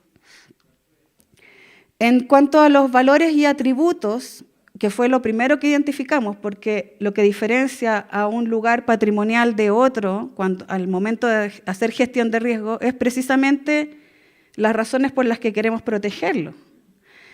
Entonces, estos son muy diversos, están, como decía, esparcidos por toda la isla. No es que las áreas en blanquito o que no tienen puntitos no tengan nada, sino que son sectores donde hay menos investigación, por ejemplo, por lo tanto, uno de los elementos importantes es que no se ha terminado de identificar todos aquellos elementos que conforman el patrimonio Rapa Nui. Entre los valores y atributos podemos contar áreas ceremoniales, estructuras agrícolas, estructuras funerarias, marítimas, también de arqueología histórica, que fue el tiempo, digamos, oscuro, ¿cierto?, de la isla en que una compañía hace uso para situaciones o para actividades agrícolas y ganaderas, y en el fondo toda la población Rapa Nui es concentrada en un lugar. El patrimonio natural, hay muchos elementos del patrimonio natural, partiendo desde la geología de la isla, las aves endémicas, plantas endémicas, etc. Y también las actividades tradicionales que se desarrollan hasta el día de hoy. Ahí hay algunos ejemplos.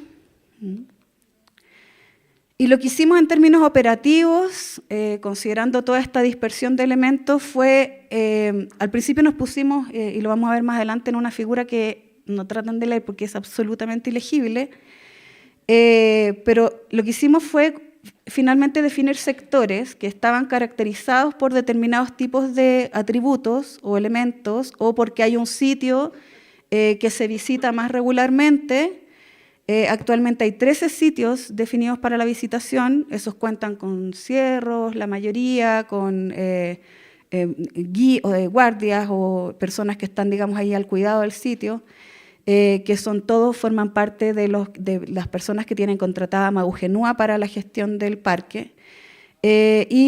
A través de estos distintos sectores fuimos identificando las amenazas y las vulnerabilidades. En términos prácticos, lo que hicimos fue agrupar las amenazas en 4 categorías, ¿ya? Las antrópicas, que son todas aquellas que tienen que ver con la actividad humana, entre ellas, por ejemplo, que hay actividades agrícolas y ganaderas, hay ocupación irregular de algunos terrenos en torno al parque, que en el fondo aumentan la susceptibilidad frente a incendios, por ejemplo, y a veces generan también destrucción de elementos arqueológicos al pasar el arado, por ejemplo, porque hay elementos que son sumamente frágiles. Las geológicas, dentro de las cuales bueno, podemos identificar que el sismo, el volcanismo, pero sobre todo en general los tsunamis y las remociones en masa, todo lo que es erosión, todos los procesos erosivos, tanto la erosión costera como procesos erosivos al interior de la isla. Las hidrometeorológicas, que están sumamente relacionadas con el cambio climático, entre ellas, por ejemplo, el aumento de las marejadas, el aumento del nivel del mar, los cambios en los patrones de precipitaciones, los cambios en los patrones de temperatura, etc. Y las biológicas, que pueden, por ejemplo, la vegetación en las estructuras, líquenes, hongos, especies invasivas, etc. Lo importante, o lo más importante respecto de las amenazas, más allá de cuáles son y de la cantidad que son más de 20, digamos, las que pudimos identificar a grandes rasgos, es que la mayor parte de los atributos está expuesto a más de una amenaza, ¿ya? Por lo tanto, eso hacía indispensable trabajar con múltiples amenazas y no centrarnos en una sola. Luego que los atributos que están expuestos a una mayor cantidad eran Moai y Ahu, y esos son algunos de los elementos que están explícitamente incluidos en la declaratoria y por lo tanto forman parte de ese valor universal excepcional. Lo otro es que hay las amenazas que afectan a mayor cantidad o diversidad de atributos son los incendios y las especies vegetales invasivas, que además se relacionan entre sí. Y los mayores impactos dependen de los tipos de atributos y de la localización, ¿ya? Entonces, no es solamente una cuestión cuantitativa, no es número, es cómo se interrelacionan estas distintas amenazas también. Ahí, esa es la tabla que les mencioné. Aquí hicimos el ejercicio de, por los tipos de atributos y los tipos de amenaza, identificar qué tanto podían verse afectados por cada una de ellas. Por ejemplo, el caso de los moai, que son de una materialidad de toba, son mucho más susceptibles a sufrir daños por efecto de algunas amenazas hidrometeorológicas, por el tema de los incendios, etc. Y luego, en la otra parte, el otro componente de la ecuación, se refiere a las vulnerabilidades y capacidades, ¿cierto? Y ahí las dividimos en 5 factores, ¿ya? Me queda poco. Estos 5 factores, que son los factores físicos, los factores sociales, los factores ambientales, los factores institucionales y los económicos. Tampoco lo voy a leer en detalle, pero, por ejemplo, elementos respecto de la materialidad, la cantidad de especies endémicas que existen, los bienes patrimoniales, cómo se encuentran distribuidos al interior de la isla, son algunos elementos de la vulnerabilidad física, que en el fondo, cómo están compuestas, son aquellos elementos de la materialidad o de la forma de la isla o de sus atributos que hacen que sean más susceptibles. Y en cuanto a capacidades, un creciente conocimiento tanto de técnicas como de maneras de responder frente a esas distintas materialidades o esos elementos de vulnerabilidad física que tiene hoy día la gente que trabaja, por ejemplo, en Maugenúa, gente que trabaja en el servicio de patrimonio y otros profesionales al interior de la isla y no solo fuera. Y la existencia de infraestructura de control que también permite disminuir los riesgos, por lo menos en las áreas que se visitan. El acceso a maquinaria, que podríamos también identificarlo como una capacidad institucional, es una cuestión importante. En cuanto a los factores sociales, la utilización que se hacen de recursos no renovables, sin necesariamente una gestión sustentable de esto, es un elemento importante, y las discrepancias tanto generacionales como culturales que existen al interior de la propia isla en términos de cómo proteger el patrimonio, cuáles son los mecanismos más adecuados para su protección de aquí a futuro, por ejemplo. Y la dificultad que en algunos miembros, digamos, de la población, en general no, existe una conciencia mucho mayor y por eso está también en las capacidades de la importancia del bienestar colectivo y no solamente el personal, pero vimos, por ejemplo, en momentos de la pandemia en que la imposibilidad de, pasamos a lo económico, de poder desarrollar el turismo, que es la principal actividad de la isla, ¿ya? Durante 1 año y medio la isla estuvo cerrada a la visitación, por lo tanto, toda la gente que se dedicaba al turismo o bien emigró o bien se dedicó a otras cosas. Eso al mismo tiempo es una capacidad, pero por otro lado es una vulnerabilidad, porque implicó una mayor presión respecto de recursos en el parque, ¿ya? Y hay factores institucionales que quisiera comentar que desde la perspectiva de la gestión de riesgos son uno de los más importantes. A veces uno piensa que es el estado de conservación del sitio lo más importante, pero en muchos casos es la imposibilidad de gestionar adecuadamente lo que finalmente deriva en el mayor daño, ¿ya? Y eso no es una cosa exclusiva de Rapa Nui, sino que lo vemos en muchos sitios, tanto en Chile como en otras partes.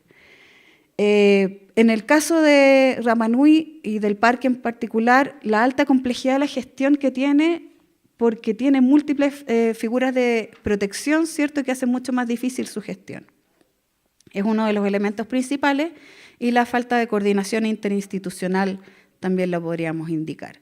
Y en cuanto a los elementos, factores ambientales, está la fragilidad de los ecosistemas, ¿cierto?, el endemismo de las especies, y además alguien mencionó la cantidad de basura que llegaba a uno de los sitios, lo vimos ayer, y aquí también recibe de todas partes una cantidad impresionante de plástico, que además por las características de la isla se transforman rápidamente en microplásticos por la composición volcánica de la costa. Entonces se muelen a una velocidad inaudita y después es muy difícil eliminarlos. Pero lo bueno es que hay una coordinación con Coronui y Otebaicaba, que es el Consejo del Mar y quien administra lo que es las áreas marinas protegidas que rodean toda la isla. Aquí hay un resumen de las vulnerabilidades por amenaza y ya no por atributo, sino por sector, donde también vemos que existe una complejidad bastante grande y aquí hay una síntesis de los riesgos identificados y cuantificados en categorías de alto, medio y bajo, o, muy alto, alto y medio bajo creo que fue lo que utilizamos. Y finalmente, esa diferenciación la hicimos a partir de los grupos de amenaza, ¿ya? Las amenazas antrópicas a la izquierda, las biológicas a la derecha, las geológicas a la izquierda y las hidrometeorológicas a la derecha, ¿ya? Y por último, con todo este diagnóstico y evaluación de riesgos, lo que hicimos fue un plan de acción a 5 años, en que una de las actividades importantes es la evaluación y el monitoreo del cumplimiento del plan. Tratamos de generar un plan que fuera posible y de centrarnos en 2 tipos de iniciativas, unas estructurales, que se refieren a obras, pero las más son las no estructurales, que tienen que ver con la gestión, la capacitación, el registro y la documentación de aquellos sitios que vamos a tener que acostumbrarnos a la posibilidad de la pérdida, como mencionaron, se definieron distintos tipos de medidas, algunas orientadas a la identificación y reducción del riesgo, al fortalecimiento de la preparación y la respuesta, y a la recuperación resiliente, y otras acciones que son transversales o permanentes, y también un grupo de medidas específicas respecto de Matanaraju, que es un sitio que se encuentra en alto riesgo de desaparecer. Y por último, establecimos un protocolo de respuesta para las medidas o para los eventos que puedan ocurrir que son del nivel 1, es decir, aquellos eventos como más locales. ¿Por qué? Porque existen responsabilidades legales en la respuesta que tienen los distintos organismos. Por eso tenemos hoy día un sistema de prevención y respuesta ante desastres que está conformado por una serie de organismos que tienen que hacerse cargo, y en el fondo el rol de MAUGENUA es coordinar aquellos eventos que están en sus capacidades y apoyar en la respuesta e información adecuada en las de un nivel o de gravedad mayor. Ahí está un poquito graficado cómo es el protocolo. Y por último, agradeciendo la atención, solamente comentar que el equipo que desarrolló el plan es un equipo bien multidisciplinario, que hay arqueólogos, arquitectos, geógrafos, conservadores, es un equipo que también contó con la asesoría especializada de Bárbara Mínguez García, de España, donde participó, como decía, muy activamente la gente de MAUGENUA, con todo su equipo técnico también. Así es que, bueno, eso es lo que quería comentarles. Muchas gracias.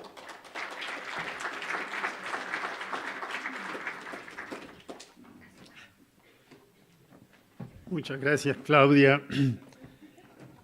Y continuando con la presentación de Rapa Nui, Stephanie Ortiz Sola nos va a entregar aspectos sobre la evaluación de este programa de manejo de riesgos.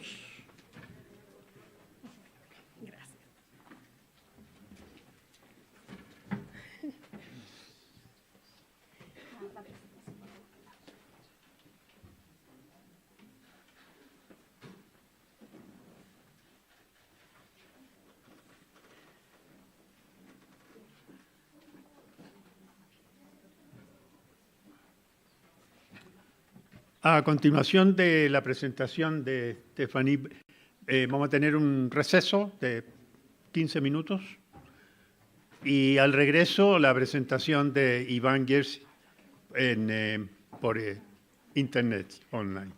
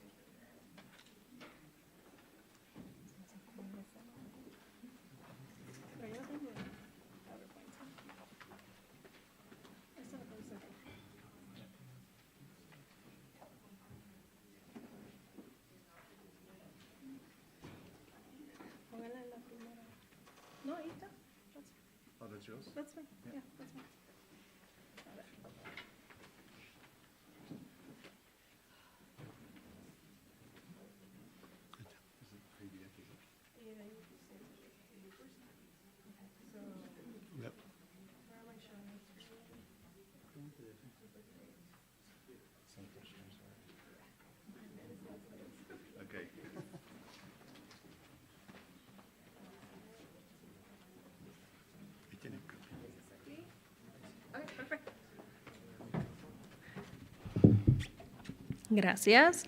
Buenas tardes a todos y a todas. Un placer de estar aquí, especialmente en esta sesión que es súper especial, no tan solo porque estamos haciendo 2 presentaciones sobre Rapa Nui. Creo que Claudia y yo quisimos hacer un poquito de trampa. Queríamos abarcar súper bien lo que es el plan de gestión de riesgo y emergencia del parque. Y así que queríamos abarcarlo en 3 presentaciones. La primera de Claudia con la metodología. Mañana, en la sesión de por la mañana, hablará Daniela Mesa Marchant de MAUGENUA sobre el proceso participativo y su implementación. Y entonces yo de este World Monuments Fund estoy hablando sobre la estrategia de implementación y el seguimiento que se le está dando al plan. Así que muchísimas gracias. Y también en esta sesión la doctora Nelly Robles, que presentó el caso de Monte Albán y nos mencionó, muchísimas gracias. Y en la próxima presentación de Iván Gessi, también son 3 proyectos en donde World Monuments Fund ha participado, todo presentado en una misma sesión, así que muy orgullosa de eso. Ok, un poquito para explicarles primeramente qué es World Monuments Fund. Somos una organización internacional independiente dedicada a la conservación del patrimonio, a la salvaguardia del patrimonio a nivel internacional. Desde nuestra fundación hemos trabajado en más de 700 sitios en 112 países, utilizando la conservación como catalizador para el bienestar de las comunidades locales. Nuestro trabajo se centra en 3 áreas principales, siempre en alianza con administradores de sitios, comunidades, gobiernos y expertos. Hacemos trabajos de conservación en su sentido más amplio, abarcando todo lo que es documentación, planificación, estudios e intervenciones físicas, desarrollo de capacidades locales, invertimos en lo que es la formación y desarrollo de habilidades para que las comunidades puedan conservar y beneficiarse de su patrimonio. Y también defensa y sensibilización, o lo que en inglés le decimos advocacy. Promovemos estas iniciativas a través de nuestro programa World Monuments Watch, que destaca sitios culturales nominados por las propias comunidades. En Rapa Nui. Rapa Nui fue uno de los primeros 3 proyectos de World Monuments Fund y hemos trabajado ahí a lo largo de casi los 60 años que este año estamos cumpliendo la organización. Estamos de celebración. A lo largo de este tiempo hemos colaborado con el Gobierno de Chile, con la CONAF, la Administración del Parque, en iniciativas que han incluido trabajos de conservación en 10 sitios, talleres de capacitación, 14 publicaciones, 2 conferencias internacionales, actualización de un plan de manejo, desarrollo de la infraestructura de visitación en sitios como Rano Raraku y Orongo. Y finalmente, en el 2011, cuando se inauguró el Centro de Visitantes de Orongo. Tras un periodo de pausa, World Monuments Fund fue invitado nuevamente por la comunidad indígena Maujenúa, que es el actual administrador del parque, para revisar el problema de la inestabilidad en Matangaraju. Maujenúa nominó todo el Parque Nacional Rapa Nui al World Monuments Watch 2020 y de ahí fue que definimos un proyecto para darle seguimiento a este sitio como proyecto particular. En septiembre y octubre del 2022 estuvimos en terreno con especialistas de la compañía Arab, quienes recomendaron desarrollar un plan de gestión de riesgo y emergencia para el sitio. A eso, como vieron en la presentación de Claudia, lo expandimos a incluir todo el parque. Crear un registro digital detallado del sitio, en particular de Matangaraju, implementar monitoreo sistemático y analizar medidas de estabilización para evaluar su factibilidad, otro área del trabajo que trabajó Claudia González y ámbito consultores. Así es que nace el Plan de Gestión de Riesgo y Emergencia para el parque. Matangaraju es un afloramiento rocoso ubicado en la aldea ceremonial de Orongo, entre el cráter de Ranocau y un acantilado de 300 metros de altura. Está asociado a la ceremonia del hombre pájaro y presenta la mayor concentración de petroglifos en la isla, y son muy complejas. Entre ellas se distingue lo que es el retroceso natural del acantilado, que no se puede detener, los posibles deslizamientos por eventos naturales o fallas estructurales, que son pues, los eventos desencadenantes. La erosión del sustrato superior por escorrentías de lluvia y los vientos constantes. Y también, ya mirando a la roca como tal y el petroglifo, pues el desgaste progresivo de estos. Y aquí un poquito para que vean cómo es que se emplaza el sitio. Y no creo que puedo brillar aquí, pero aquí están los petroglifos de Matangaraju. Entonces, listo. Maujenúa buscaba, a través del Watch 2020, contar con recursos y especialistas que permitieran tomar decisiones fundamentadas sobre la gestión del sitio. Aunque hubo estudios previos, la comunidad, como les mencioné por los pasados 30 años, varios estudios, la comunidad y la administración del parque no consideraban que se haya llegado a una resolución clara para el sitio. Por eso, el objetivo es promover una decisión informada por parte de la comunidad local sobre las acciones definitivas que se deben tomar. Este principio es lo que ha guiado todas las actividades que seguimos, que todavía al día de hoy seguimos desarrollando en el sitio.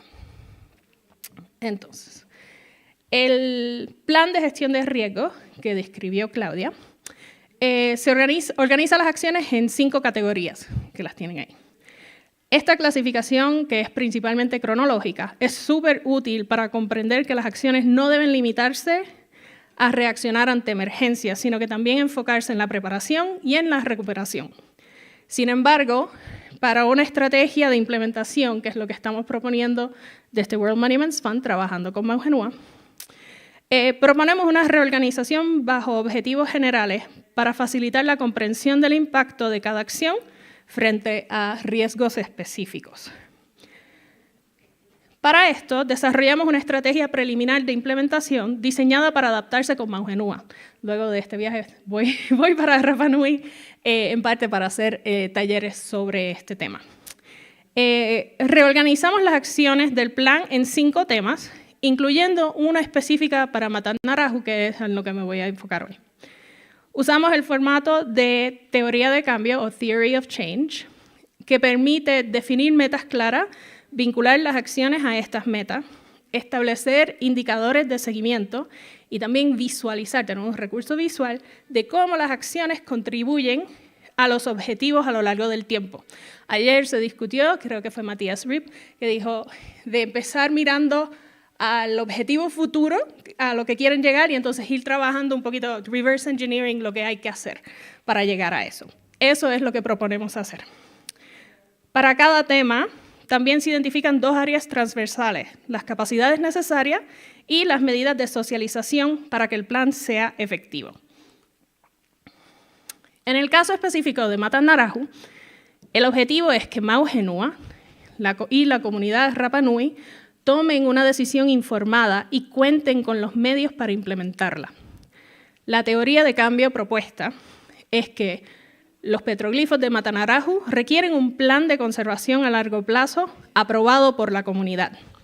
Este será informado por el registro detallado de Matanarahu, actividad A1, el monitoreo continuo, actividad A2, junto con la recopilación de historias orales y conocimientos sobre el sitio, actividad 4A. Estos insumos orientarán las opciones de conservación y el plan de interpretación. Si la comunidad lo aprueba, se harán pruebas de traslado de los bloques o de la medida de conservación que se apruebe y se fortalecerá la interpretación para visitantes. Un poco también lo que se discutió de ayer, de que estos retos que enfrentan el sitio deben ser parte de la propia interpretación y de la información que se comparte en el sitio.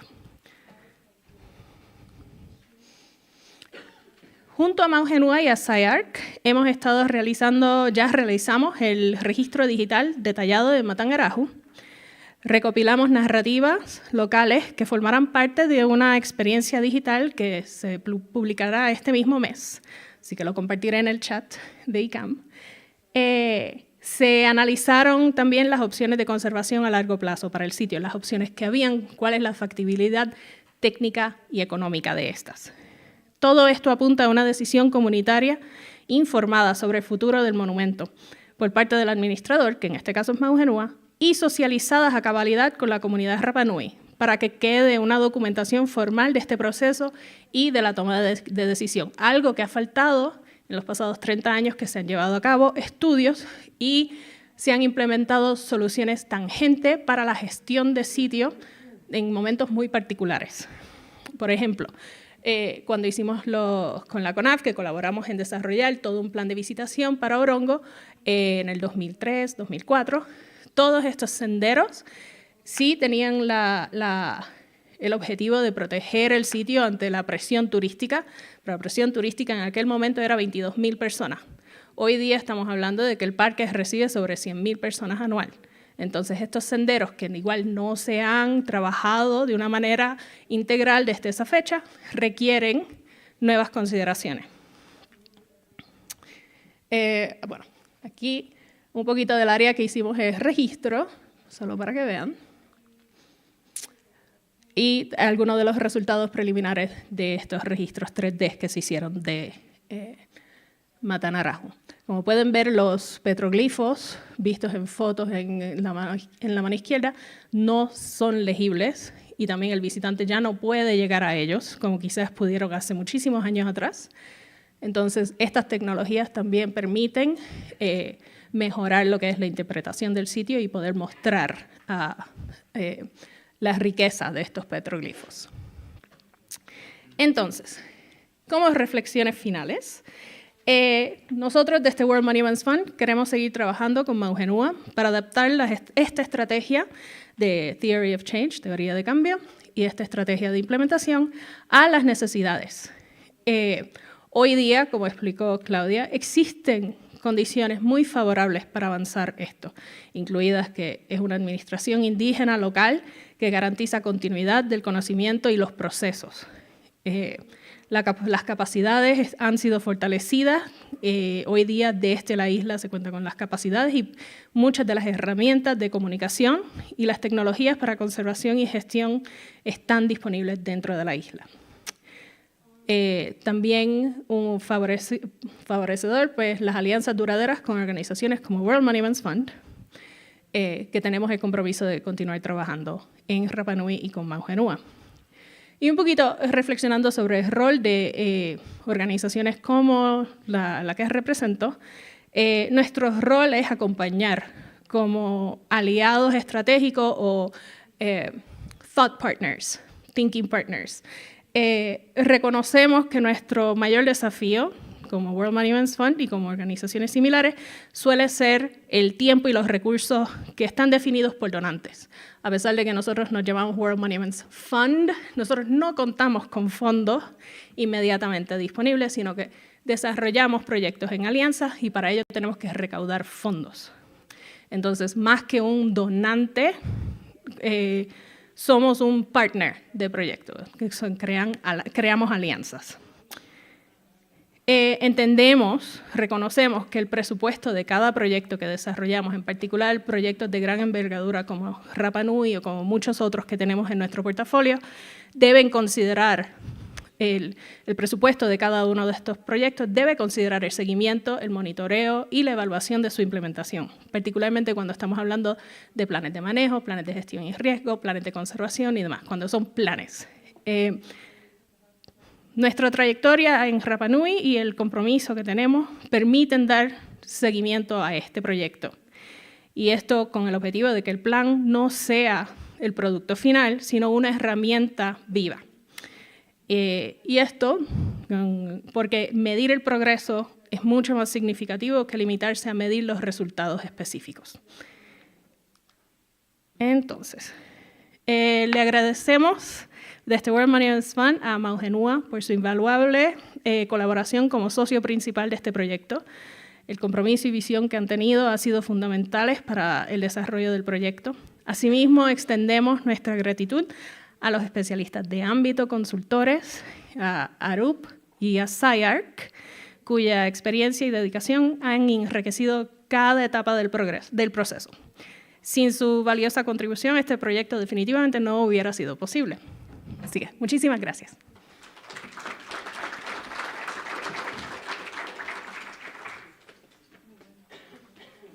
Muchas gracias. Sí. Muchas gracias y especialmente por el tiempo en tu exposición.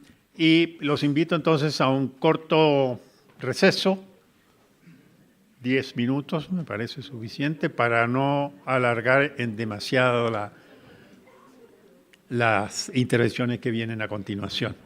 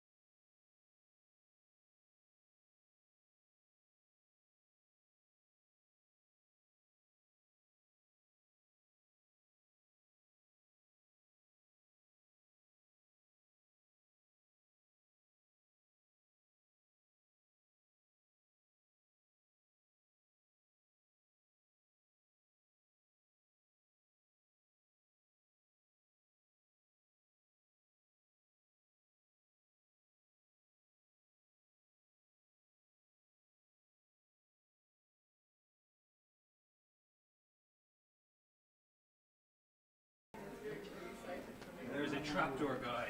Over 20 minutes.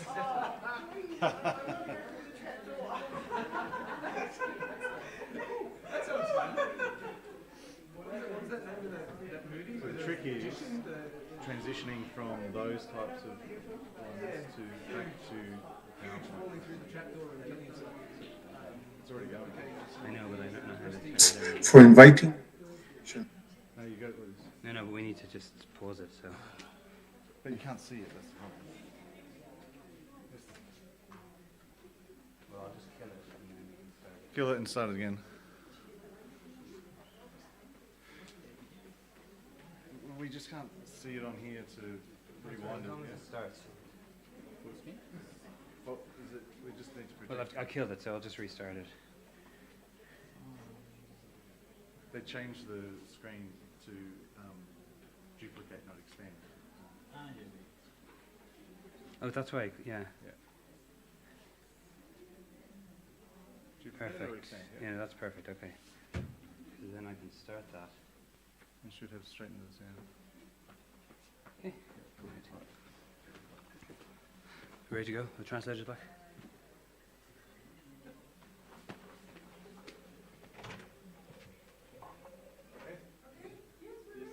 They're ready. Okay, good afternoon. Buenas tardes. Well, welcome back. I hope you had a nice coffee. Give yourself some more energy. I'd like to thank all this morning's speakers for a really interesting and exciting and varied program of talks, which really, I think, indicated and showed the broad global nature of the challenge facing us, but also gave us really nice practical solutions. I come out of it feeling quite positive about the tools and options we have. I'd like to introduce the next speaker, Ivan Gezi from Peru, who's going to be talking about assessing conservation conditions under climate change at La Fortaleza de Colap, Peru, a remote sensing approach. This presentation will be a video, which I will start now.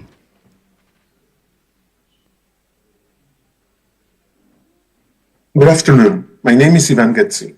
I would like to thank ICAHM, and our Chilean hosts for inviting my participation in this meeting. Cuelap is a fortified elite settlement of the Chachapoya civilization, located at 3,000 meters above sea level in the Amazon region of northeastern Peru. Its occupation began in the 11th century, at the height of the Chachapoya culture, and continued until the mid-16th century. To understand this extraordinary civilization, characterized by magnificent architecture and artifacts, one must appreciate the exceptional challenge presented by a breathtaking land of deep canyons and high mountains, with rugged slopes covered by cloud forests. While this landscape seems benign and majestic on sunny days, it is also subject to furious rainstorms. According to some geographers, a reasonable estimate of rainfall for the region is 3,000 millimeters annually. These rainstorms arrive with little notice and virtually liquefy the landscape, swelling rivers, impeding travel, and causing flash floods and landslides. Biogeographers have concluded that the Andean landscapes most vulnerable to climate change are the paramos and cloud forests. At 3,000 meters, Cuelap straddles both high-risk biogeographic zones. Given this weather, it is unsurprising that the Cuelap monument appears time-worn. Despite its fragility and importance, it did not receive the conservation it needs for decades, and thus it came as no surprise when a large segment of its southern wall collapsed in April of 2022. I had the honor of bringing together a team of female and male scientists from Peru and 5 other countries, experts in archaeology, conservation, remote sensing, geophysics, and hydrology, who combined their expertise to collect and analyze data to assess the factors behind the collapse at Cuelap. To identify conservation risks, we modeled the hydrology of the surface using a digital terrain model derived from LiDAR data, together with an examination of the accumulation of groundwater using electrical resistivity tomography. We also reconstructed a history of collapses based on archives and fieldwork, specifically calculating the volume of the catastrophic collapse of 2022 by carefully merging LiDAR and photogrammetry datasets. We analyzed vegetation loss and soil moisture accumulation using satellite imagery and reconstructed the monument's stratification using seismic refraction. Our published results point to rainwater infiltration exacerbated by climate change as the most significant source of risk to the walls of Cuelap, combined with other adverse natural conditions and failed conservation interventions. While the government stabilized the site and developed restoration plans, our team focused on understanding the causes of the collapse. For safety reasons, we focused on remote sensing data, but once the authorities gave us the green light, we complemented our work with ground truthing and archaeogeophysical surveys. In this slide, you can see that the core of Cuelap is not loose material contained by the perimeter wall. Rather, it is a self-supporting structure of stones setting mortar.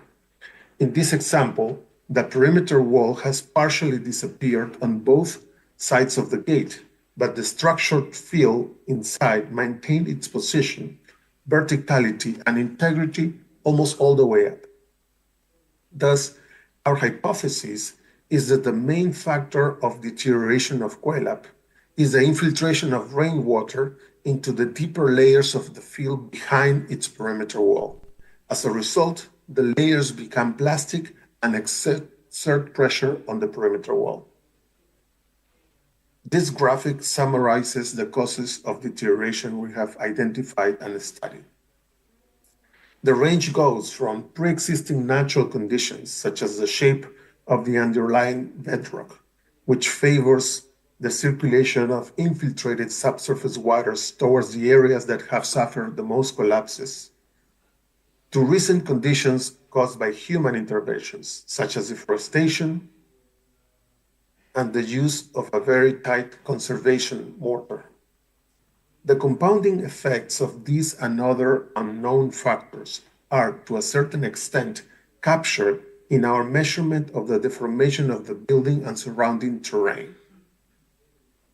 This slide shows the application of multi-temporal interferometry of synthetic aperture radar satellite images. As you see, there is a general trend in deformation over time, with an average speed of 3 millimeters per year, which is not considered very large, but is consistent. Throughout our study period, there's an annual cycle of increase and decrease in deformations, with peaks in the rainy months and valleys in the dry months. This seasonality is owed to the infiltration of rainwater and supports our main hypothesis for the deterioration of Cuelap. We also observe that in early 2017, the deformation trend is near zero. Cuelap is stable. Then, starting in July of 2017, marked with a green box on the left side of the slide, this equilibrium is broken and the deformation accelerates. What may have happened? July is an important holiday season in Peru, and just months before, in 2017, a cable car was installed to reach Cuelap, initiating a strong upward trend in visitors to the site. It suggests that the building was not adequately prepared for this increase in visitors, and that had a negative effect on the site. During the pandemic, Cuelap was either closed or had few visitors, and our data plateaus. Then in July 2021, visits began to return to pre-pandemic levels and the deformations accelerate again. The highest deformation, a significant increase to 30 millimeters, many times the average for the whole series, and marked with an orange star, occurs at the end of 2021. This coincides with two big earthquakes, and it makes sense because in situations of hydrogeological fragility, such as in Cuelap, earthquake waves can cause high displacements. Despite the lack of meteorological data, we were able to reconstruct, using weather stations and satellite imagery, precipitation patterns at Cuelap for the last 40 years. This graph shows how increasing precipitation is the ultimate factor acting upon the processes of deterioration and collapse at the site. The red line indicates that precipitation has increased between 3 and 4% over this period. Significantly, of 7 record-breaking months marked with red arrows, 4 occurred in the last 6 years of data. One of the record-breaking periods is March-April of 2022, just before the Great Collapse. Unlike Inca sites in the cloud forest of Peru, such as Machu Picchu, Cuelap did not have a formal drainage system. Most rainwater would have run off the surface, and the rainwater that infiltrated would have drained naturally, thanks to the shape of the underlying bedrock and the porous nature of the mortar used for the perimeter wall. Today, the surface is being modified for visitors. Trees are being cut, altering the hydrological balance. The circular houses have lost their thatch roofs and serve to pool rainwater, and the impermeable conservation mortar used in many places around the site have turned some walls into a dam. Add to this increasing rainfall, and it would seem that the amount of rainwater that infiltrates Cuelap is surpassing its built-in ability to drain. It may have passed a tipping point, and thus collapses are becoming more and more frequent and more severe. Our interpretation is that climate change is the main engine behind the deterioration of this site.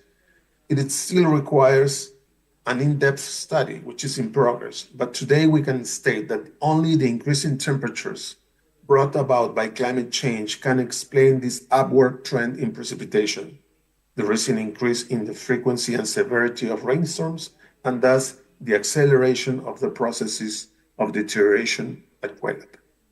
Muchas gracias por su atención.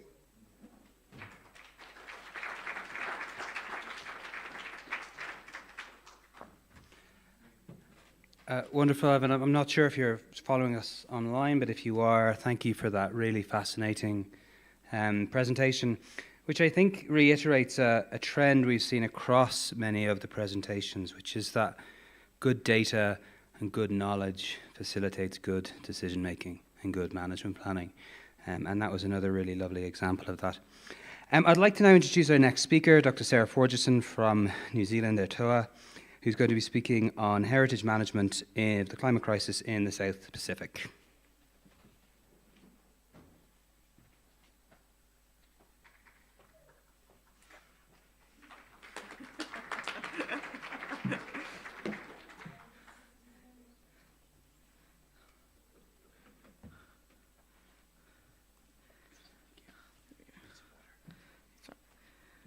I think with the very mild round of applause, we all need a little bit of spark to warm up. So, tēnā koutou katoa, ko Sarah Forgeson aho.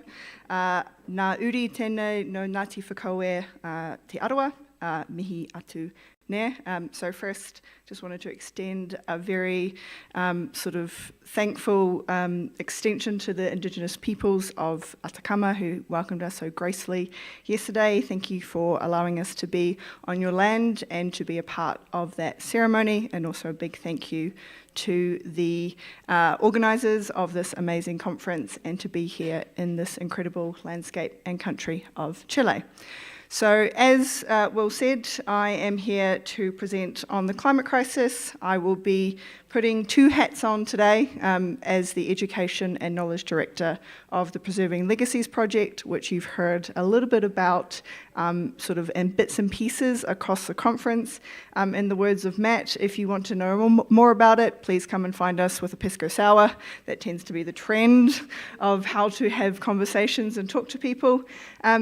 So today I'm going to specifically talk about the work that I do back home in Aotearoa, New Zealand, with my own iwi, my own tribal community, and it was really looking at the impact of the climate crisis on coastal communities in the South Pacific.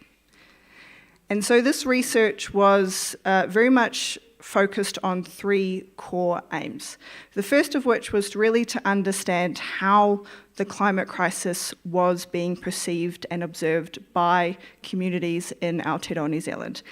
And I really emphasize the notion of how communities perceive and observe climate change, because how we understand change becomes really important when we think about the complexity of the situation that communities and heritage is facing in the climate crisis, and the necessary steps that are needed to understand that complexity to ensure that any heritage management is embedded in climate justice and really ensures sustainability and equitable action. So this research worked with three iwi, so Ngāti Rārua in the South Island of New Zealand, Ngāti Whakaue Ke Makatu, my own family's iwi, and Ngāti Maniapoto.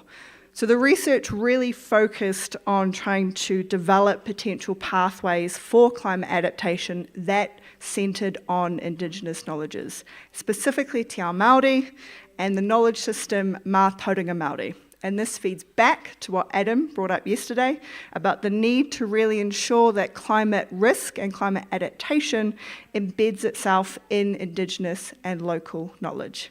And then finally, the other aim was to look at the role of heritage management in developing these strategies.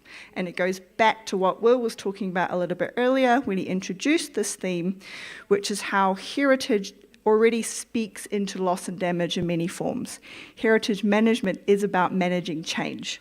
So we do have a role, we do have the capacity to speak into climate change, into the climate space. And that fundamentally underlines a lot of the work that me and Will do, that Adam, that Scott, that John, that many who are speaking in the climate change theme today work towards. So all of the iwi that we worked with, or that I worked with, are coastal iwi. So there's many, many iwi in New Zealand, if you're unaware, but these three communities were all coastal, and they're already facing quite significant impacts from climate change. So the top left-hand corner, you see Ngāti Maniapoto, which is already having to move their marae, their papakainga, so this complex, back 5 or 10 metres from sea level rise, from tidal surges, from storm swells. And then on the bottom you see Ngāti Rārua. This is an urupa, this is an ancient burial ground where there's already been extensive coastal erosion, where the koiwi, so the ancient burial, the bones of ancestors, of tupuna, have already been washed up and sent further downstream. So they're actually picking up bones of their ancestors and trying to bring them back together, which has an incredibly traumatic experience for a lot of the iwi members as well. Now, as I said, this research was embedded in Te Ao Māori, and Te Ao Māori literally translates to the Māori world, and it's a phrase to indicate the knowledge, the understandings, the sort of cultural significance that has developed within Aotearoa, New Zealand. And specifically, it took a kaupapa Māori approach. And a kaupapa Māori approach is ensuring that how we undertake the research, how we understand the heritage landscape, embeds, validates, and uplifts Māori values in the climate action and the management planning as well. So there's a saying in New Zealand that kaupapa Māori is for Māori, by Māori. So we wanted to make sure that any sort of heritage management or climate adaptation really took into consideration the Indigenous values and cosmovisions being represented and being impacted by climate change. Now, for those of you who are unaware of archaeology in New Zealand, we have quite a fair amount. The majority of it is coastal, and this ranges from middens through to potholes, through to pā sites, through to entire complexes as well. And so all of the archaeological material, predominantly most of it in New Zealand, is coastal. But the heritage that you find in New Zealand we are one of the countries amongst many that do not see a divide between nature and culture. So places of significance include very important environmental and ecological systems. Water, why, for example, is incredibly important. So there's a lot of spiritual significance in springs and waterways and rivers. We've also got quite extensive earthen fortification known as PAR sites. So this is One Tree Hill in Auckland, also the site of some important activism in New Zealand's history. As I said before, it's all coastal, so most of my experience and work done in New Zealand as an archaeologist has been 6 feet down in sand, which I'm sure any coastal archaeologist will know how fun it is to dig in sand. And then also we do have World Heritage Sites. So Te Whare Pounamu is a World Heritage Site. It is listed as a Natural World Heritage Site, but understandably, unsurprisingly, I think to many of us, it also has quite significant cultural values associated with this site, much of which have been allocated and associated by the local iwi, in this case is Ngāi Tahu. So one of the first things that we did was actually to understand significance in the landscape. So this is Makatu, this is I can actually point out my house, my family house in this image, but I won't. But the first thing to do was to actually understand how significance was being associated to this landscape. And that's because traditionally within New Zealand heritage management, it is very much underrepresented and not properly validated Māori values and significance. So Māori values and attributes, if we understand it within our heritage management framework, have not been properly understood and articulated in our heritage management framework and planning. So the first thing that I did was to talk and to sit down with communities and to map, using the vernacular, using the frameworks that they best understand to associate and describe significance. And I'm so glad Adam brought up culturally important species yesterday, because one of the key things that was brought up is cultural keystone species or taonga species, and these were fundamentally one of the key elements of the landscapes that Ngāti Whakaue and all of the iwi wanted to protect and wanted to show having significance in their landscape and within their heritage. And this also sits alongside the archaeological material as well. So we did quite high-level mapping the taonga species alongside the archaeological sites, but also the intangible, the oral traditions, the traditional practices that were still being undertaken on the land, often in relationship to the taonga species, so the harvesting, the collecting, the eating of these particular taonga species, and also looking at the roots and networks. So New Zealand is very landscape-based. You cannot just take a particular site and decontextualize it from the wider landscape. So we went from Makatu, and then we expanded out to these wider sacred spaces across the landscape. And it was really important to understand how significance was being represented and being embedded across space as well. And so the heritage landscape in Aotearoa New Zealand is one that was expressed physically, it was expressed spatially, it was expressed spiritually as well. And so all that was identified had a name, it had a tupuna, so it had an ancestral relationship to it. Okay, it had an associated family, an associated tribal association as well. So it was a very complex mix of people, things, time and space that reflected the past but was also present and was important also in the future as well. So it was a woven, transformative process of heritage making. So the past was important, but it was also understanding that heritage was still being made in the present with the intent of it being around for future generations as well. So there's a lot of layered complexity to the landscapes within Aotearoa New Zealand, which I think is reflected by a lot of communities across the world today, and certainly within our understanding of cultural landscapes, we understand the complexity across time and space, but also knowledge systems as well. Now, the actual climate impacts that are being felt by these communities is already quite significant. So flooding, this is Ngāti Maniapoto, there was a major flood in 2022 where it was so cut off that helicopters had to come in and ship most of the community members out, or they were isolated, they had to stay in their houses. This is a very rural community, so the access to resources and actually getting to the town takes 45 minutes on a very windy road. I'm not sure how many of you have been to New Zealand, but roads are very much like this, okay? So very restricted already and facing significant flooding, and the river itself has already swelled quite significantly. And if you remember, I talked about the marae, the complex, very significant built heritage is already needed to move back a couple of places, about 10 metres already.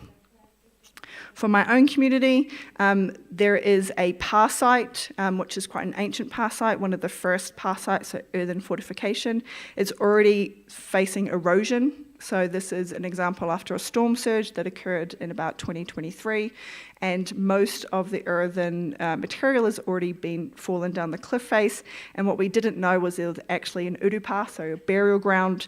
So not only did the archaeological material be eroded away, but also quite a significant and sacred space was exposed, and the entire beach had to be closed down and blessed for these bones to be removed in the proper way as well.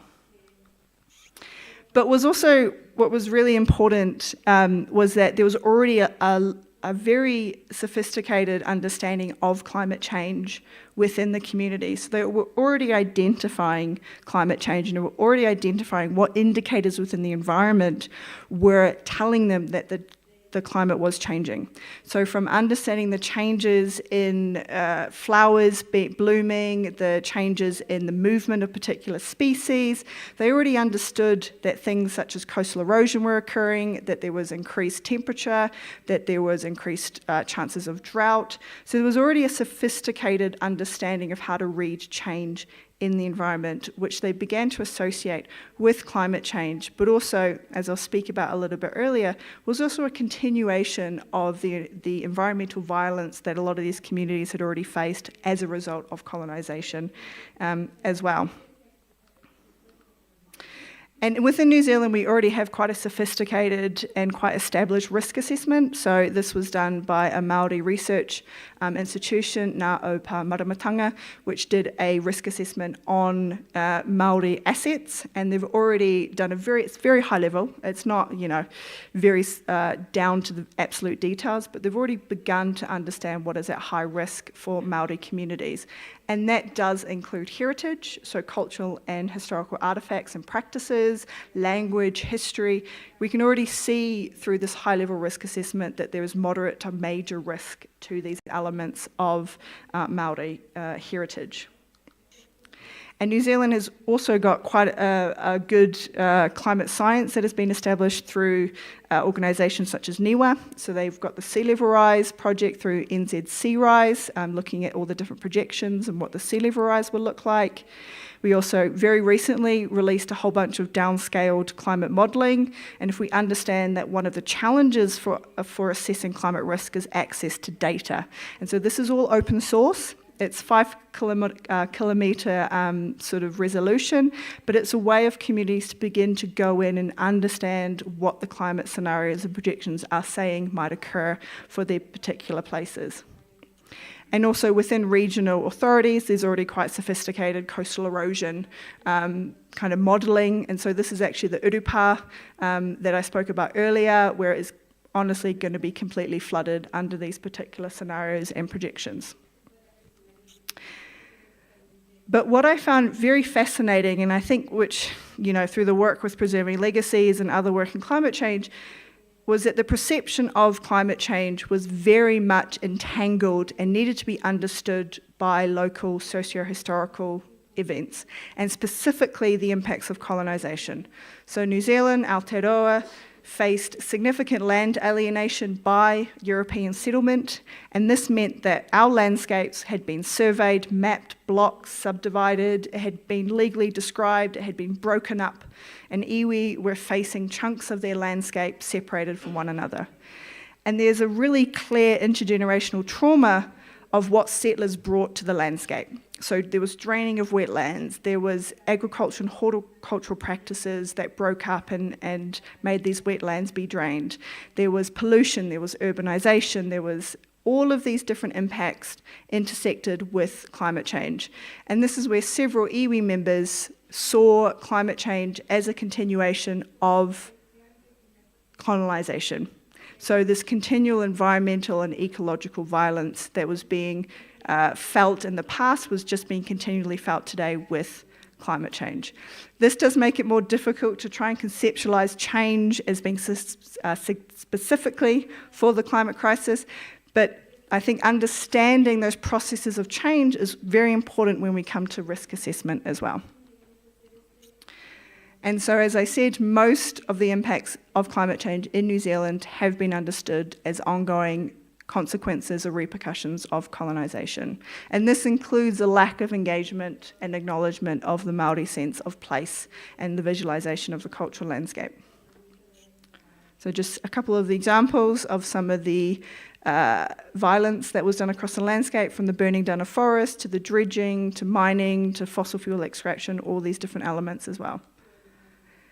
And wetlands, 95% of New Zealand's wetlands were drained. So this is what the wetlands looked like pre-colonisation, and this is the wetlands that exist post-colonisation as well. So very significant and often traumatic changes to the relationship to land, which has been passed through and continued as a form of intergenerational trauma. And even when talking to iwi members, they said climate change is a new element of colonisation. They think of land loss in association with climate change, and then they think about what has been lost as a form of colonisation and what indicators have been lost of their ability to read the landscape and how that's going to impact their ability to face and adapt to climate change now. And this brings up a really key point that I wanted to kind of summarize as one of the main key takeaways from this research, and which definitely is how I approach most of my work with preserving legacies and within the space of heritage management and climate change, is that we cannot understand climate change and climate impacts as a separate phenomena. And this notion of intersectionality, where we need to understand climate change as part of an ongoing process of historical and extractive processes and violence against communities. And thankfully, the IPCC in 2022 actually acknowledged the role of colonialism in causing communities, Indigenous and local communities in particular, to be dispossessed from the ability to have continued relationship to their heritage, and in this case, to specific cultural species. And in order for us to really ensure that our heritage management or any action within the climate space is actually effective, we need to ensure that it has a climate justice and a human rights approach. And anything that doesn't really associate or include a climate justice or a human rights approach will actually not really have a long-term effect and actually risks going into processes of maladaptation as well. So simplistic solutions that try to only address one thing without contextualizing heritage within wide other processes means that we're not really dealing with a lot of the vulnerabilities that the communities are facing. And if I put on my Preserving Legacies hat, and as Will also pointed out, this really goes into when we begin to assess risk, it's about not only understanding the climate hazards, not only understanding how exposed our communities are to climate change, but it's also understanding the vulnerabilities, those socioeconomic and political processes that are occurring, that heritage exists within, that allows us to ensure that we are understanding what is at risk and how we can decrease risk. Because without understanding the vulnerabilities, we are just going to embed those vulnerabilities even further and increase the risk to our heritage sites as well. And so this is the Preserving Legacies risk flower, and within that you can see under vulnerabilities, it's understanding that economic, the institutional, which Claudia also spoke about when she spoke about Rapa Nui, and also the physical as well. So understanding the physical vulnerabilities of our heritage sites as well. And so I just wanted to finish off with a couple of figures, because I do love my images. So it's about understanding not only climate change is very important. We've heard continually throughout the session, but last night, about how important understanding climate change is, but it's also understanding the other hazard drivers and those other vulnerability drivers which happen on the local, national, and international and global stage as well, because only understanding the complexity of those can we begin to actually create proper response drivers for our heritage. Because last thing, and I want to bring back to what Matthias brought up yesterday, which I was so pleased, is because heritage does not exist in isolation. It is part of a wider, complex, interconnected system. So how we understand, how we value, how we manage heritage is within wider contexts and wider structures, from governance to management structures. But we all know, we all have had familiar stories of what has stopped us from doing heritage management in ways that we wish to. It's not having enough funding. It's, the governance structure is not strong enough. It's trying to reach sustainable development goals that doesn't actually align with communities. And so I'm going to leave it there as Will, I actually have finished. Will comes up to the table, but thank you very much.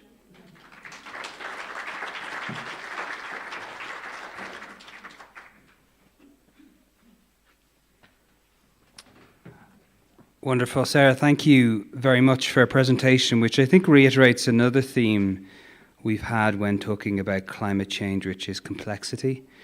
But also the value of looking beyond traditional ways of looking at it. I'm reminded of that quote about climate change, that we cannot solve the problem using the same tools that caused it.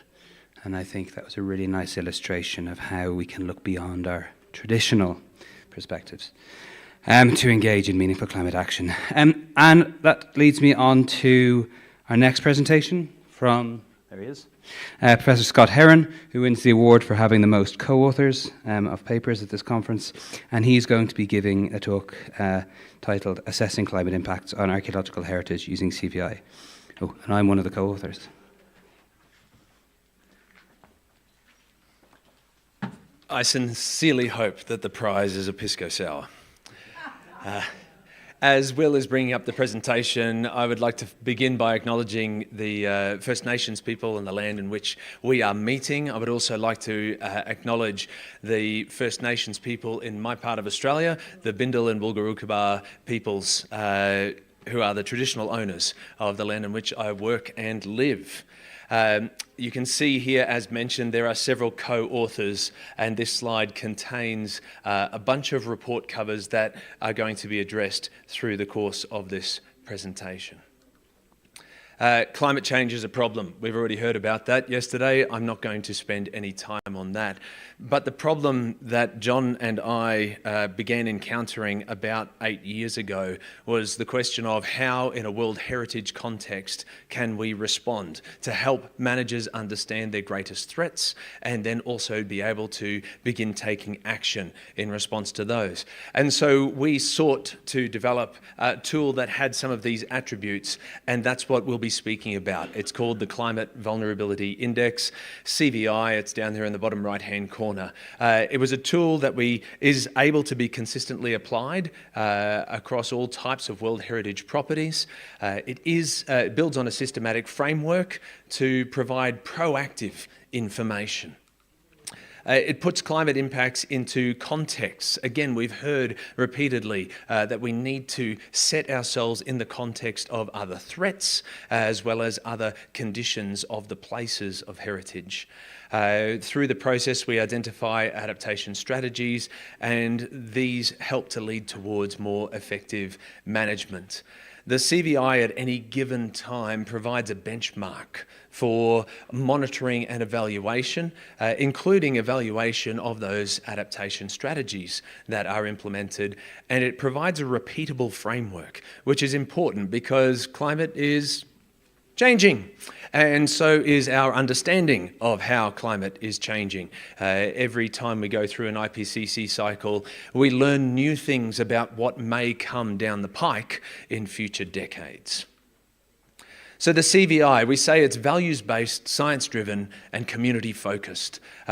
We build upon the values of a property, we incorporate the best available climate and societal data, and it involves a participatory process, not only during the formulation, but also in terms of the communication. We have built on the IPCC vulnerability framework used in the AR3, AR4 era. But if you want to talk to me about why not move to the propeller that we just saw in Sarah's presentation, I think there's a lot of overlap between these. And so this is still relevant. If we change some of the words in the boxes, it remains relevant there. A key aspect here is that the first 5 boxes in the top left-hand corner of that framework represent the vulnerability framework. And we use that to assess the vulnerability of the values. But then we take that outcome to ask the question of what is the vulnerability of the community associated with this place and its values if there is to be a decline in those values. So we repeat that formulation, building upon work from colleagues in Australia and elsewhere. We developed a list of 15 key climate stresses that we provide as a basis, a starting point as we go through an analysis.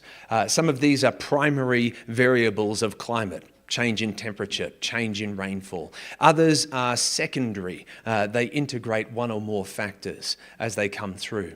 And as you look down there, there's 5 different colour systems because we group them into 5 general bands. We've just heard from Sarah that her study locations were all coastal, so they would incorporate the coastal area there. But perhaps the prior talk coming from Peru would not need to worry about the coastal stresses. So it's really an opportunity to choose from within the components. We're going to focus in this presentation on some archaeological World Heritage properties that we've had the opportunity to work together with in-country partners to go through the CVI process.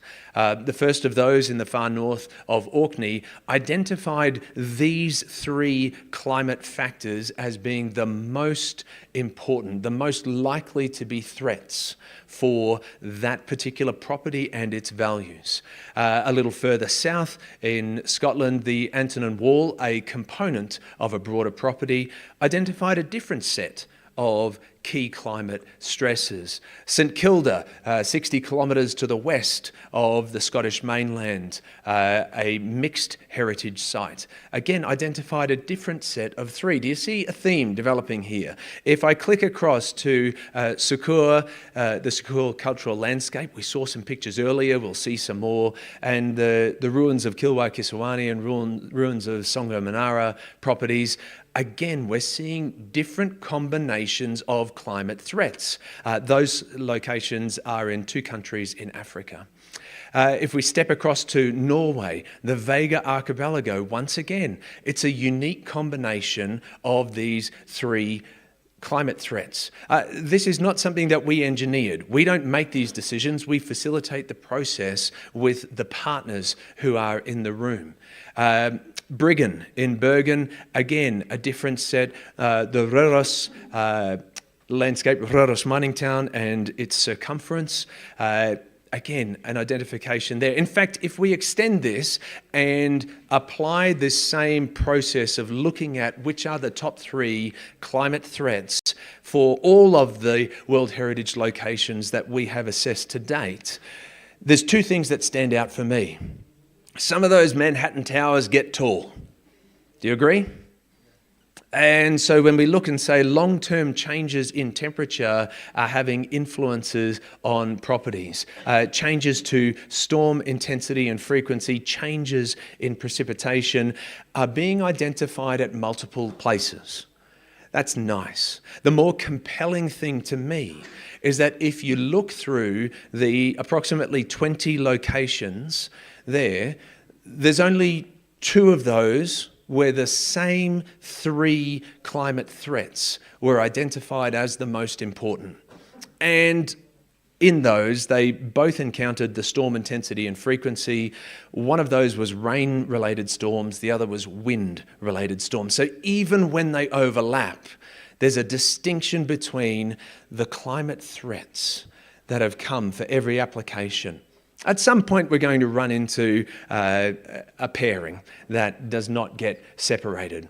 The other thing to note is down the bottom there, our most recent application identified something that wasn't on our list of 15 as being a key climate-related threat, wildfire. And we have the flexibility within the process to allow for stuff that we didn't pick on our top 15 most likely to impact heritage spaces around the world.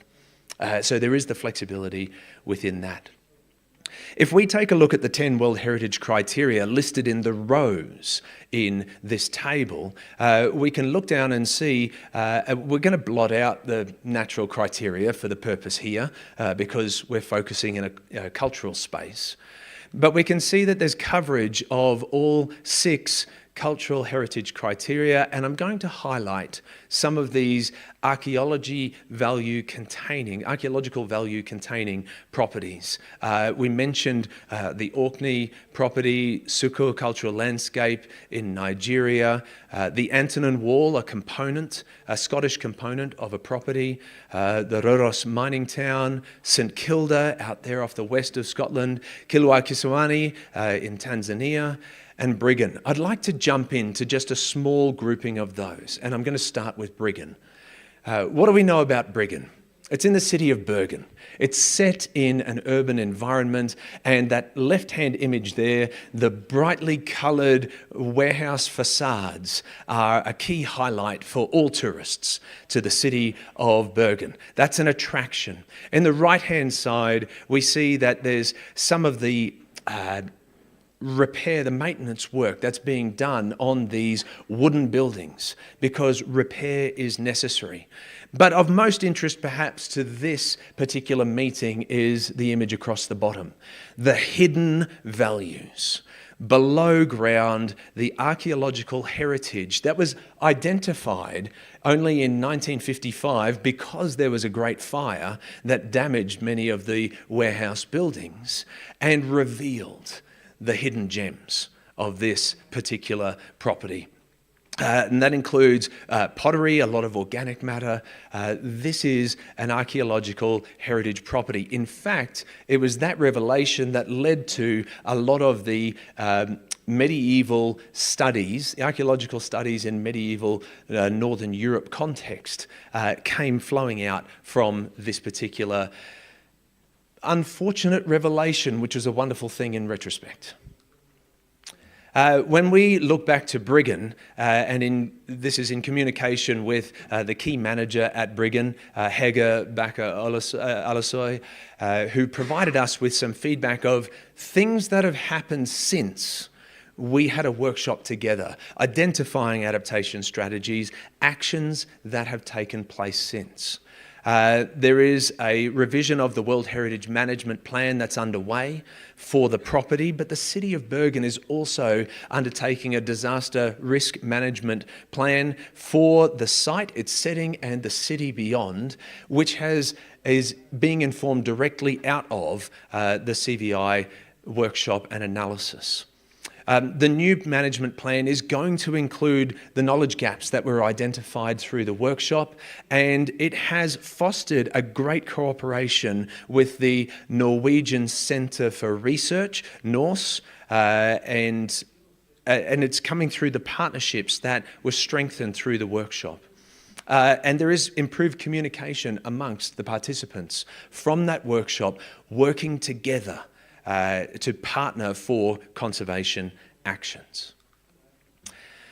I mentioned the Sukur cultural landscape. This is in the northeastern part of Nigeria. And at the top there is a list of the identified high-level values. I want to cast your attention to the very last one of those, the iron smelting technology, which contributes to the archaeology of this site, as well as the evidence of the cultural continuity and the living culture at Sukur. One of the great outcomes from our workshop here was that, well, one of the unfortunate parts was that the nearest weather data was about 100 kilometres away from our location. And in response, one of the workshop participants identified the necessary equipment and had that installed at the place. Moreover, the locals were trained in the collection of the weather data. So now they're contributing to the understanding of their place.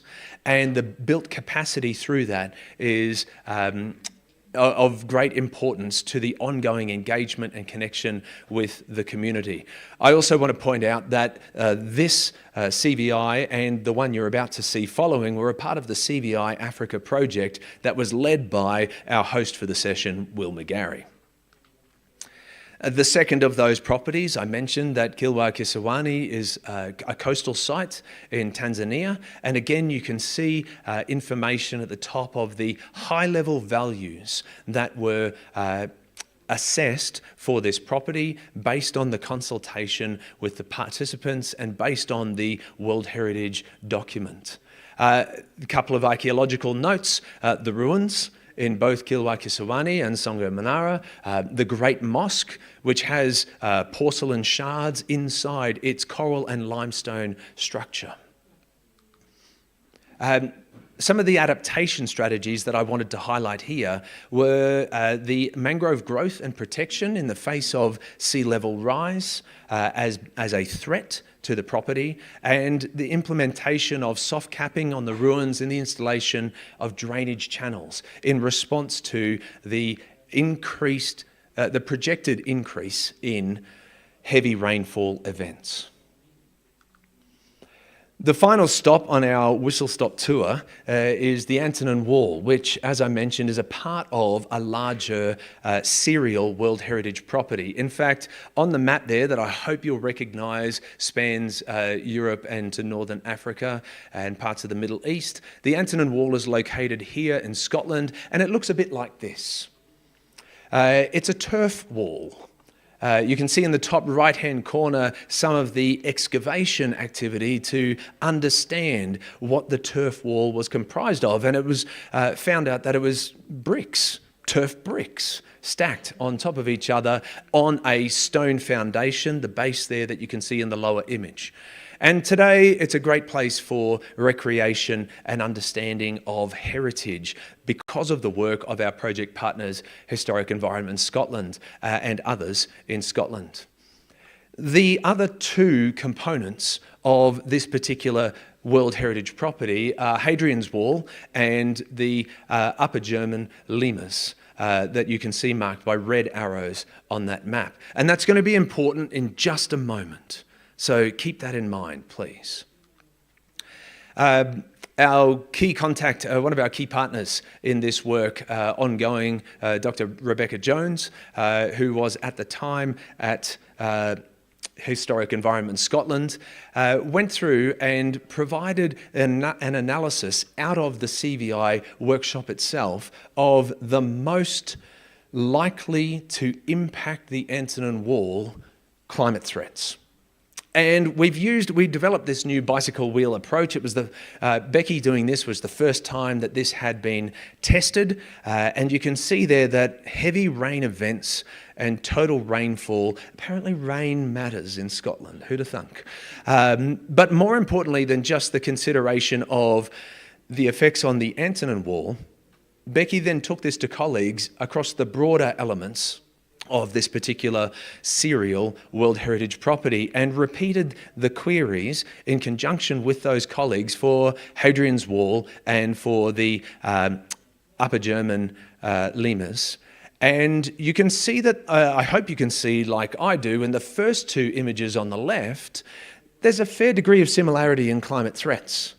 But when we cast our eyes to the right-hand side, we see a shift, a geographical shift and a climate threat shift that has arisen here as well. The message here is to say that even though these places are all a part of the same World Heritage property and the foundational property for a cluster now of 3 World Heritage properties, all considering the frontiers of the Roman Empire, different locations have different climate threats, even when the values that underpin them are shared. CVI applications in Scotland, we have undertaken 4, and in the latest Scottish National Adaptation Plan, there is a call for all World Heritage properties in Scotland to undertake a CVI process. And down the bottom, you can see some of the different actions and strategic statements that are made there. The one thing I want to highlight for you on here is the traffic lights. There's a variability in the level of overall vulnerability risk assessed through the CVI process to the values, and on the second row to the community that's arising out of this process. I have to keep moving. The bicycle wheel we've also used in our work with Australian Indigenous partners. And so here in this space, I want to reflect on that. We were approached to see if we could take our World Heritage developed CVI and examine if it would be a workable and usable output for work with Indigenous communities. The beginning point for this was to set some understandings, build relationship, make sure that we develop protocols, and then ultimately it led to another part of the story that we've already heard today. You need to have, what was your word, Sarah? Vernacular. You need to have the right vernacular, and so I want to point to that here. In a World Heritage context, we build some of our categorizations out of existing IUCN material.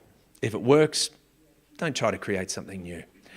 But that wasn't working with our Indigenous colleagues, and so we worked together with them on developing tangible and intangible descriptions of tangible and intangible values that corresponded with these different categorizations. Now, I've obscured these deliberately because this is not our IP to share. This IP rests with our partners. So I'm going to do that, and I'm going to bounce on to say that there is information in that table, and we'd be happy to talk with you, but not via YouTube. A couple of other points here. We've undertaken some thematic analysis work. This one is in the Indian subcontinent, and you can see the distribution of the 49 properties inscribed for cultural values. And we, through this, developed that's a nice background. We developed a set of high-level themes to characterize the values, these thematic groups. This is currently in review, and as we go on to the next slide, you'll see there's a subset of these high-level themes that I'm going to point to. For one example out of each of those columns, so for the natural context, rivers and lakes, we can identify properties that share those attributes. And that means we can group them and perhaps link them to one another to inform management. And that's a part of the process here. Our interest is in climate change, so we focus on the environmental side. But for other interest questions, the same approach can be used to inquire for groups of properties. The last thing that I want to speak to is that the environmental setting, we've heard this repeatedly. Aileen started in the first talk of the session. Matthias spoke to this as well. The context beyond the borders, the boundaries, is important. And with Will and others, we have this article currently in review, specifically looking at what is the broader environmental context, because that can help to understand what environmental threats, including climate change, might appear. We have a bunch of ideas that we're looking to pursue next. And one of those that I hope is of interest to some people in the room is that we're seeking opportunities and partners for an archaeological thematic analysis, potentially in the Americas, possibly beyond. Key aspects that we do is that we like to communicate 3 times a year only. We release a newsletter. We communicate all of our materials through our website. And that's the website. It's also front and center in there. And the pictures are there so that if that sounded interesting, you could come and find us over what was it again, Sarah? Pisco Sour. Thank you very much.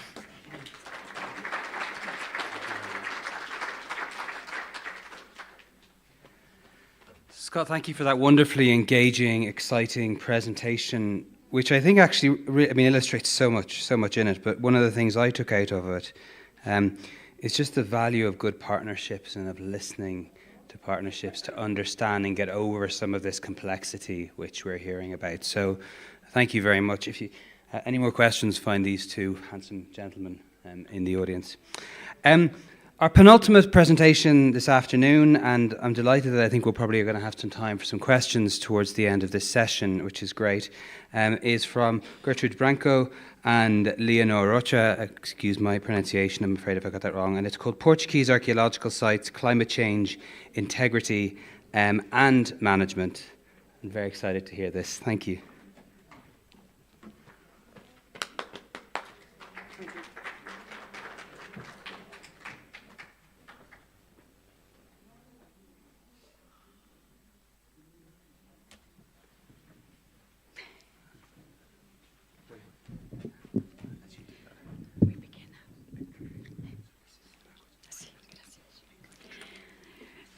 Buenas tardes a todos y a todas.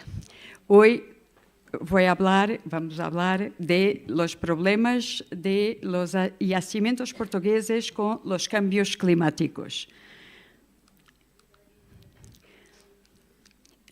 Estas son las palabras-chave que vamos a hablar. Aprovecho para mostrar uno de los grandes sitios emblemáticos del Alentejo, que es el Cromlech dos Almendres, que es reconocidamente uno de los grandes sitios yacimientos arqueológicos de Portugal. Bueno, los cambios climáticos traen problemas para todos los yacimientos y Portugal tiene seriamente problemas con estos cambios. Lo que podemos ver aquí son que los datos apuntan para que hay un aumento de la temperatura muy, muy significativo en Portugal, sobre todo no sul. Nós tenemos en verano temperaturas que pueden llegar a los 45. Por tanto, tenemos serios problemas con la temperatura. Las inundaciones ocurren este ano, é ano particularmente difícil para Portugal porque temos muita lluvia e temos problemas pontuais com as inundações também. Como outros países, Espanha também ha sido bastante afetado este ano. Olas de calor, claro, verano, como he dicho, Grecia, por exemplo, tiene una política de cerrar los monumentos cuando hace mucho calor. Portugal no tiene esa política, nos mantenemos todo abierto, pero las olas de calor son particularmente difíciles en algunos días. Claro que esto es un problema amontante, pero que se traduce para todos nós en problemas porque nosotros tenemos una grande área costera y, por tanto, tenemos yacimientos que ahora ya están subacuáticos. Romanos tenemos varios. Los incendios florestales, aquí tenemos un mapa que nos presenta un poco la situación en términos de la Europa y, claro, Portugal y la Península Ibérica, Portugal y España, son los dos países muy, muy afectados por estos problemas. Ayer, ¿no? Cuando hemos venido, nos han dicho, lo transfer, el señor que nos ha aportado hasta aquí, que Chile ha enviado el año pasado un equipo porque por vezes pedimos ayuda internacional y que ha perdido un nombre en Portugal lo año pasado. Lo siento. Mas este es la Península Ibérica y Portugal, y como pueden ver, tenemos la grande zona, una área costera muy, muy grande y sobre todo, no creo si esto no apunta, no. Bom, a metade sul é, sobretudo, a metade que tem problemas com a temperatura. A parte norte é, sobretudo, os problemas dos incêndios florestais. Aqui temos, deixa-me tentar ver, pronto. As condições adversas que registramos, sobretudo, nos últimos anos. O vento, a lluvia e também, por vezes, o granizo. O ano passado ha sido um ano muito complicado em Portugal, 2024. Hemos tenido um outro ano complicado que ha sido 2017. Este ano vamos a ver como se vai marchar, porque como temos muita lluvia, vamos a ter muita vegetação. E isto é, para nós outras, em verano, um problema. Se há muita água, vamos a ter a vegetação muito grande em verano. Bueno, e que se passa com a arqueologia e com o patrimônio quando temos estes problemas? A nós outros nos interessa compreender um pouco o que está passando, sobretudo com os incêndios e os impactos diretos e indiretos que têm sobre o patrimônio. E como vamos a fazer para desenrolar procedimentos de gestão que sejam adequados para tentar mitigar, por assim dizer, os problemas que estamos a ter e que vamos a continuar a ter nos próximos anos. Bem, esta é um mapa, uma carta da ocupação patrimonial de Portugal. Portugal, todo o território é um grande sítio de valor patrimonial, como podem ver. Temos sítios desde os períodos mais antigos da pré-história hasta a arqueologia industrial. Portanto, sítio e yacimentos pré-históricos, históricos, e temos também um grande patrimônio ferroviário, que, como vosotros aqui, está com muitas das partes do interior de Portugal que se han cerrado o ferrocarril, porque mantenemos as principais vias, pero as outras mais pequenas han cerrado. E, claro, temos muitos yacimentos arqueológicos subaquáticos, mas não irei falar aqui dos yacimentos arqueológicos subaquáticos, porque temos de leis muito protetoras em relação à arqueologia subaquática.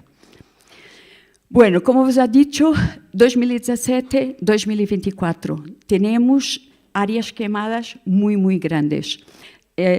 Temos o registro de todos os yacimentos arqueológicos que han sido diretamente afetados por estes incêndios.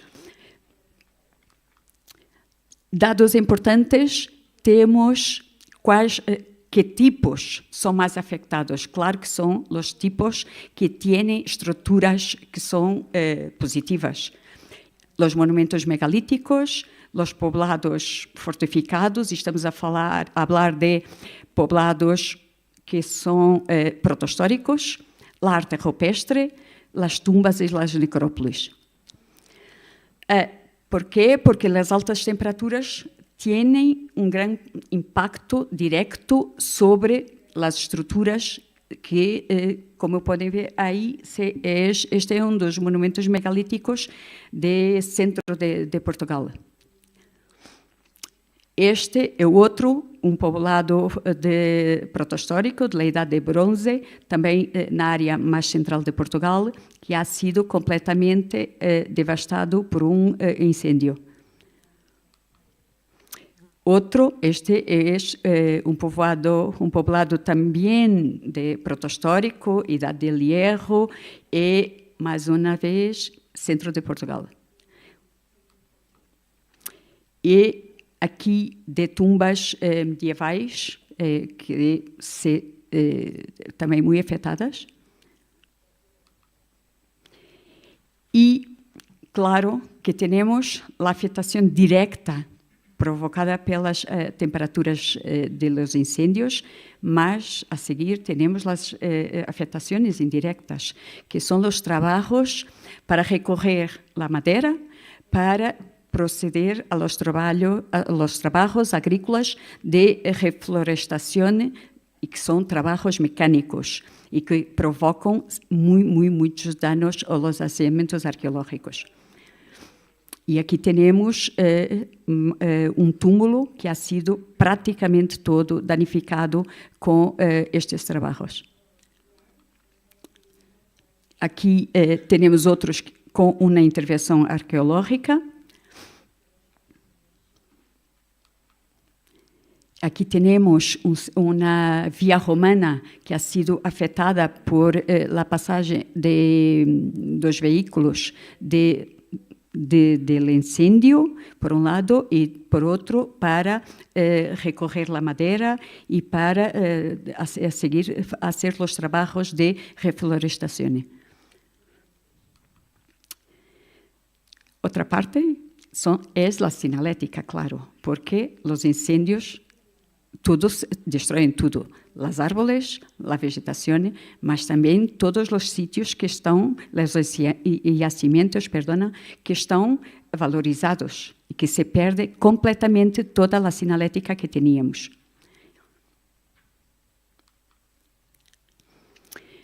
Bueno, o governo português, o que tem tentado fazer nos últimos anos é um plano de tentar perceber as áreas mais sensíveis, por um lado, e por outro, como proteger este patrimônio.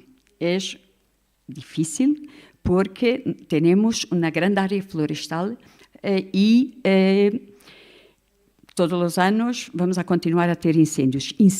Os incêndios são o grande problema de Portugal.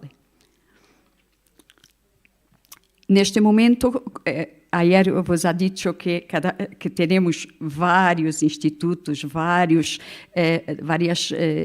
formas do governo, de organismos que vão cambiando com os governos. Neste momento, o que existe é este patrimônio cultural IP, que ha sido criado há 2 anos e que pode se manter agora com o novo governo que vai a sair das eleições do próximo domingo, ou não, ou pode cambiar de nome e de funções também. E, portanto, esta instituição tem agora a obrigação de gerir a salvaguarda, os planos de gestão e salvaguarda de todo o patrimônio arqueológico e as zonas costeiras também em Portugal. Conhecer os danos e as perdas é importante para perceber como agir no futuro. Porque como ha sido dito todo o dia de hoje aqui, os cambios climáticos são praticamente irreversíveis. Não podemos fazer nada, temos que agir, planear como tentar minimizar estes problemas. E a arqueologia em Portugal é financiada sobretudo por los privados. O governo tem uma parte muito pequena na valorização, pero, por exemplo, os sítios que han sido afetados por los incêndios são sítios de exploração privada, a madeira. E, portanto, é, por vezes, muito difícil conseguir conciliar os interesses económicos da exploração da madeira, das áreas florestais, com os interesses do Estado, de todos nós outros, de valorizar e preservar todos os yacimentos, que são muitos, sobre e ver, propor, planificar ações de mitigação para este patrimônio. O câmbio climático, e para terminar, é um problema que temos que rapidamente criar planos para a proteção deste patrimônio natural e cultural e estamos tentando fazê-lo agora. Estamos trabalhando, Gertrudes Branco, minha colega, minha companheira, trabalha num destes organismos públicos e numa das regiões muito afetadas por los incêndios. E este é um problema que estão tentando ir ao terreno e com o apoio, a ajuda dos ayuntamentos, tentar perceber de que forma os sítios vão ser afetados e como tentar criar estes planos sempre em articulação com os ayuntamientos, que são as pessoas que estão no terreno e que melhor conhecem os problemas que existem. Muitas graças a todos. Aqui fica nosso contacto. Se tenéis alguma dúvida, podeis enviar-nos um e-mail e certamente teremos todo o gosto em responder. Muitas graças.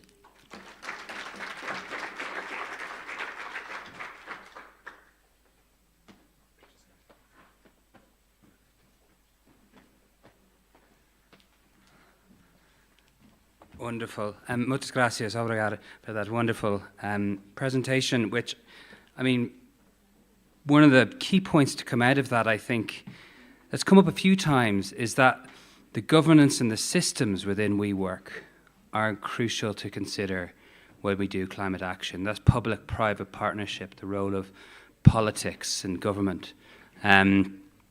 Really play a very important role, and the need for us to think about that when we engage in climate action. We have one more presentation today, which will be via video from Laura Nicolini. And just while I'm setting that up, I just encourage you to have a think about whether or not you have any questions for any of our speakers today or for our keynotes from last night. Okay, I think we'll have about 10, 15, maybe 20 minutes at the end of this for some discussion. And that will be a great opportunity to hear experiences from others in the room. And if you have a question, I'm sure other people do. So I'm just going to set up this video now, and please do get thinking about questions.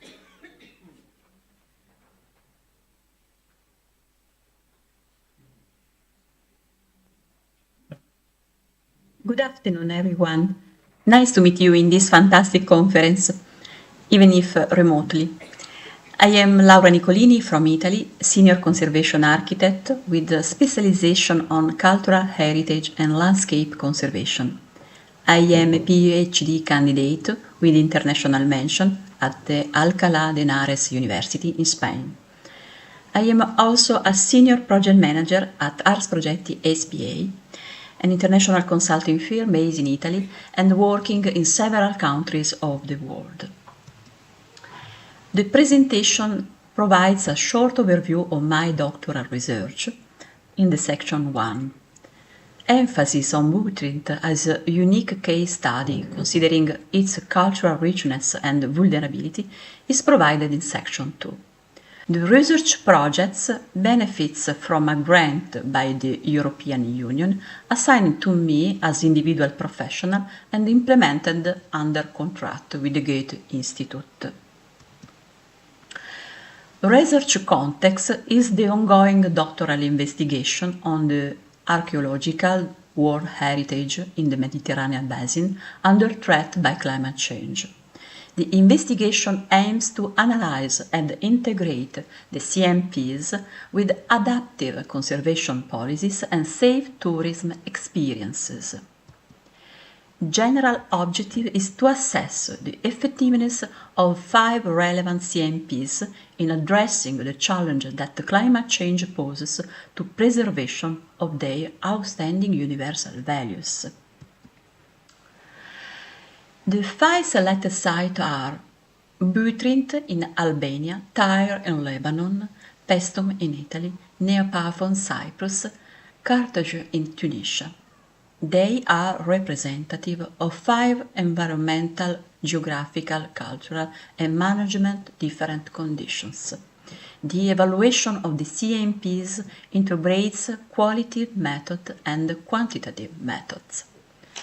The study defines performance evaluation indices to measure effectiveness in relation to the Sustainable Development Goals and to the climate change mitigation strategies. Phase 2 of the research aims to investigate 2 additional relevant World Heritage sites outside the Mediterranean Sea, namely Petra in Jordan and At-Turaif in Saudi Arabia. They are relevant case study considering that Petra is characterized by friable sandstone in addition to a particular topographical conformation put at risk in case of adverse weather conditions. While Atturaif is an earthen site where wind erosion, with exposure to sudden rainfall and extreme temperatures, seriously threaten the preservation of the fragile building material. I currently have the honor and privilege of being project manager and key expert for this extensive project commissioned by the DGDA to AS Progetti SPA for the Atturaif monitoring study and conditioning assessment.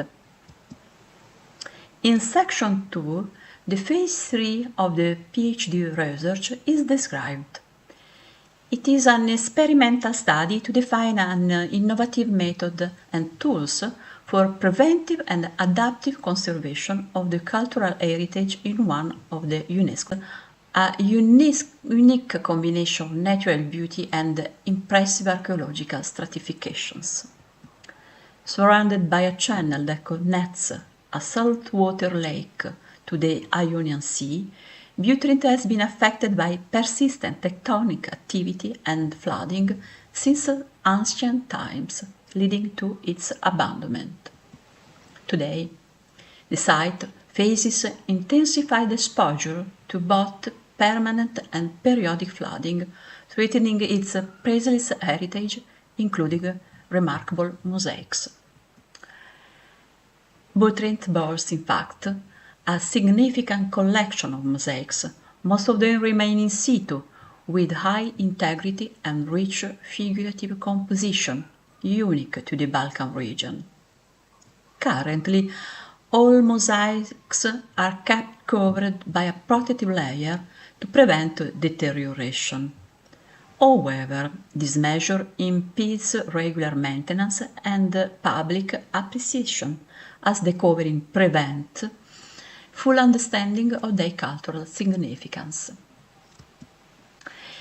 The exploration of a sustainable, innovative and adaptive strategy for the conservation of the mosaics is driven by three key strands and theoretical and practical thought.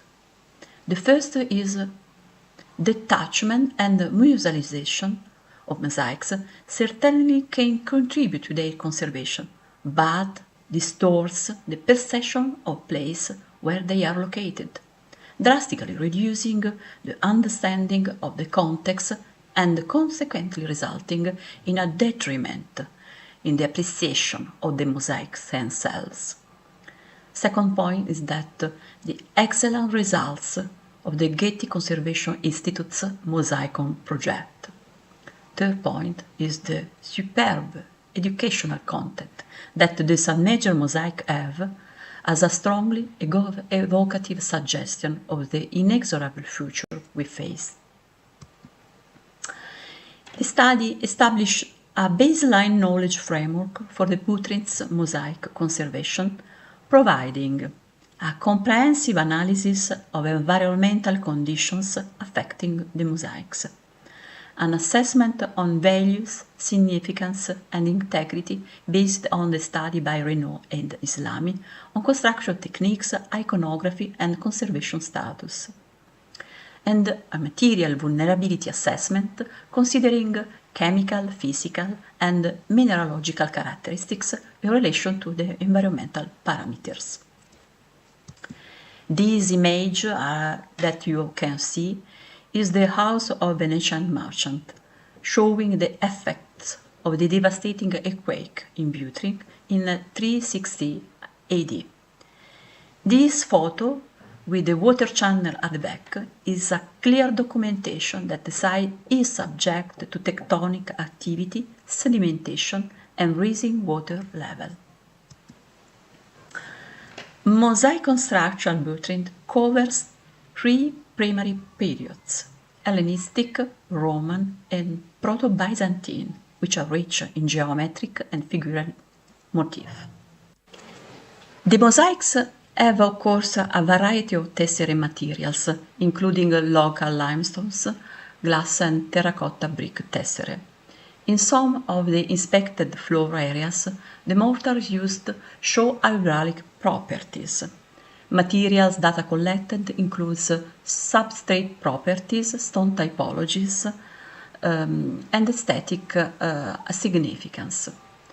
After consultation with my friend and Professor Lorenzo Lazzarini, it is possible to state that the local limestones used for mosaic tessera have a low porosity, which is advantageous for conservation, but confirmation could be provided by petrographic characterization of the materials, which unfortunately has not yet possible to carried out because of no authorization for removal of the protective layer.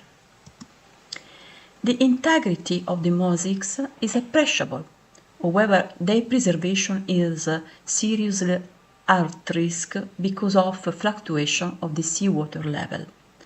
Cycles of wetting and evaporation with a fluorescent salt formation is a phenomenon emphasized in the areas affected by seawater and brackish water flooding. Previous works reports noticed a soft mud substrate under the mosaics, which is clear evidence of the disintegration progress. Moreover, these reports provide also information on seasonal flooding condition. Another important threat is the biological colonization. The analysis on the data on 10 years channel water level monitoring reveals a clear and concerning trend. The water level in the Vivary Channel is steadily increasing at an average rate of 1 centimeter per year. This phenomenon is consistent with the IPCC climate change projection. Additional issue is the sedimentation. In fact, the depth of the channel is substantially reduced. This condition limits water flow, worsening lagoon condition and increasing the risk of mosaics flooding. The reduced depth is impeding water change with the sea, contributing to the stagnant and warmer conditions which are endangering the ecosystem. Field collected data and observations combined with historical data confirm that rainfall events cause localized flooding within the archaeological sites, primarily due to inadequate drainage combined with the presence of a very shallow water table. I had the opportunity to collect 5 water samples from flooded mosaic areas. The ion chromatography analysis results show high concentration of chloride salts. Please note that seawater was found in the Tricon complex site, while brackish water affects other locations, even those situated in either sites.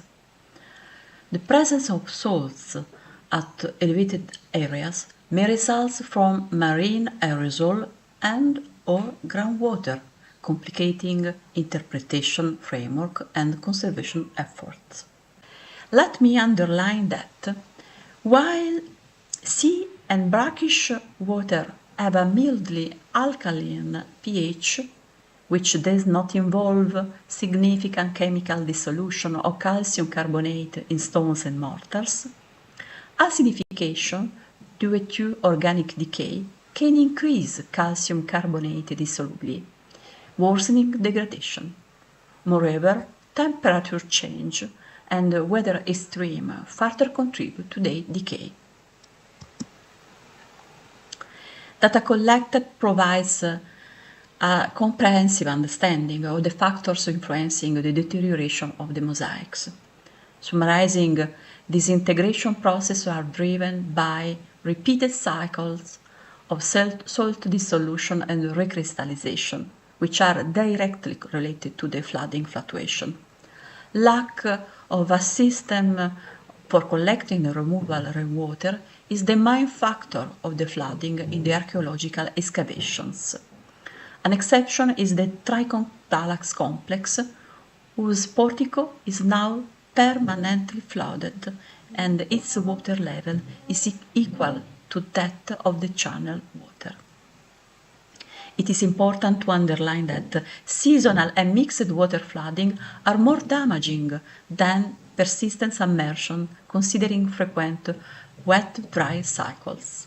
But biological degradation is also a concern, even if related data is still limited. The general assessment of the on-site mosaics is completed by an evaluation of their vulnerability level related to the risk of substantial loss. The vulnerability index has been developed by assigning scores to key degradation factors based on their severity and relevance. The total risk level for each mosaic size is calculated by adding up the individual indices. 4 levels of vulnerability were defined. This scoring system should support decision-making for conservation, ranging from preventive action to potential detachment in case of high risk. The described criterion for determining the level of vulnerability considers large areas where the mosaics are located.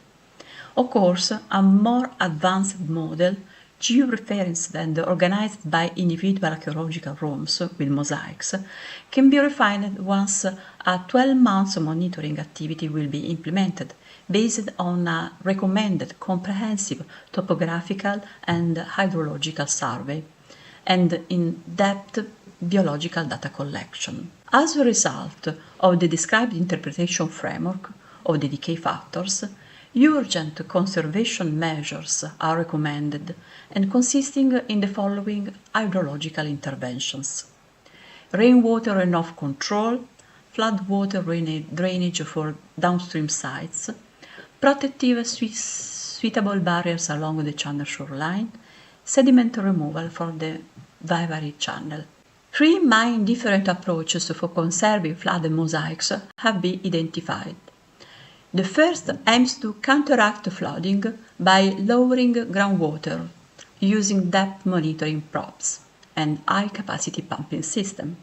This approach is still being studied, but it raises sustainability and cost concerns. The second approach focuses on adaptation to flooding by monitoring environmental factors and water parameters like salinity, pH, or acidity, temperature, biological-related data, and setting thresholds for corrective immediate actions. This adaptive strategy is considered more realistic and sustainable, especially when groundwater control is unfeasible. Detachment and musealization are seen as last extreme solution, only in case in situ preservation becomes impossible. My preferred approach is the second one, and it is the focus of my experimental project in Burtrint. The proposed strategy involves proactive countermeasures, where possible, complemented by flexible adaptation to dynamic contexts, and includes extreme measures in case corrective measures should be ineffective. Basically, to design a holistic conservation strategy for the on-site mosaics, a preliminary 12 months of monitoring is necessary. The objective is to confirm and extend the interpretation framework of the relationship between the degradation factor and the progression of the degradation they cause. The monitoring methodology is based on a multidisciplinary approach and comprises 4 main steps. Step 1, baseline assessment by a preliminary comprehensive survey, including topographical and hydrological survey, geophysical investigation, non-invasive diagnosis survey campaign, biological component analysis, petrographic materials characterization. Step 2, 12 months monitoring of the degradation factors. Step 3, 12 months monitoring of the impact of the degradation. Step 4, interpretation of the degradation impact progress. The 12 months multi-parameters monitoring of the identified degradation factors includes water level at mosaic sites, vivary channel seawater level monitoring by tide gauge and satellite altimetry, salinity fluctuation using the electrical conductivity method, microclimatic condition using on-site weather station, collecting data on the amount of rain, temperature, relativity, humidity of the air, with speed and direction, solar radiation, etc. Water pH levels and temperature by multi-parameter probes in the flooded area, nutrient concentration in flooded water using UV-vis spectrophotometers probes. The main objective of this research is to define a dynamic conservation action plan supported by long-term monitoring linked to a GIS platform. Threshold alarms will allow real-time risk assessment and timely intervention in order to bring back critical risk factors within acceptable thresholds. In conclusion, my doctoral research is still ongoing, and any comments or contribution from you are most welcome.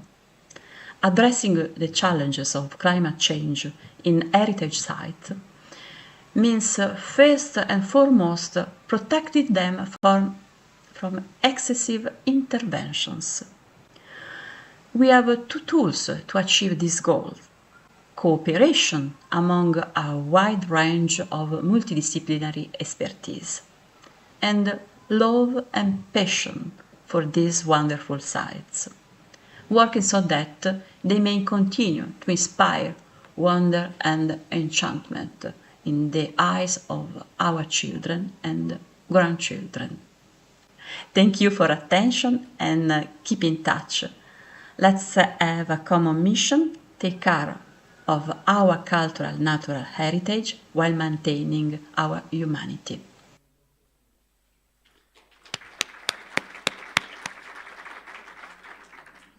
Wonderful, Laura.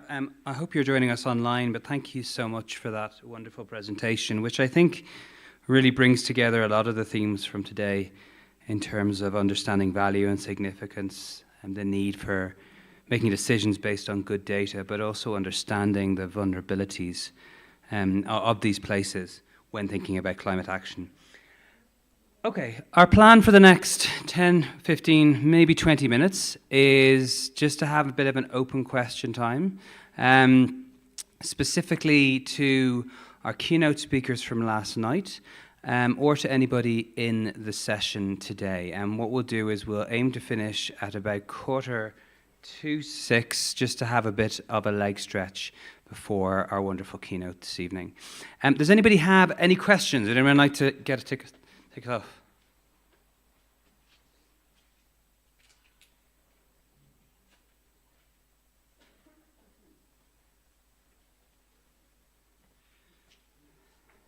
Ah, super.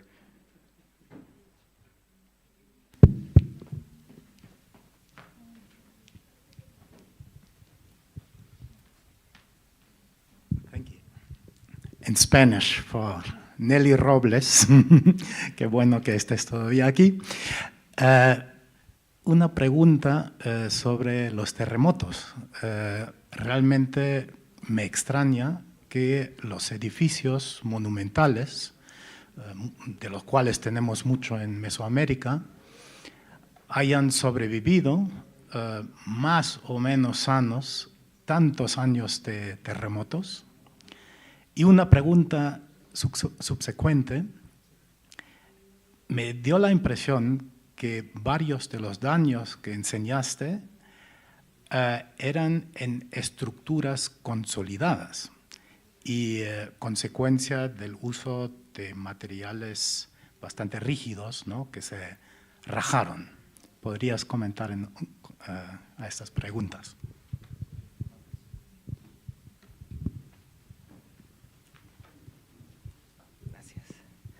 Sí, efectivamente, muchos de los daños mayores se han dado sobre estructuras expuestas y restauradas. Monte Albán tiene una secuencia de por lo menos 6 diferentes proyectos arqueológicos y de conservación a lo largo de sus años, desde 1930, que inició la investigación en el sitio, hasta nuestros días.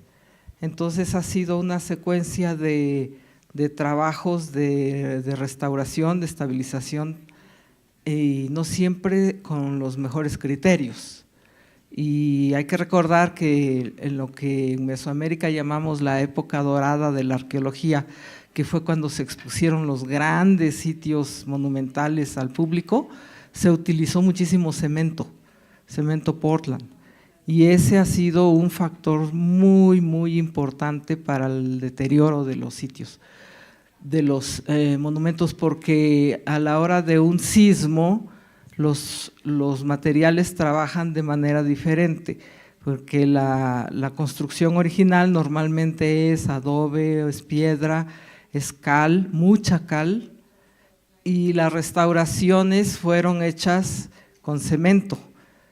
Bueno, es también el origen de la Carta de Venecia en los años 60, dejar de utilizar el cemento y dejar de reconstruir tanto.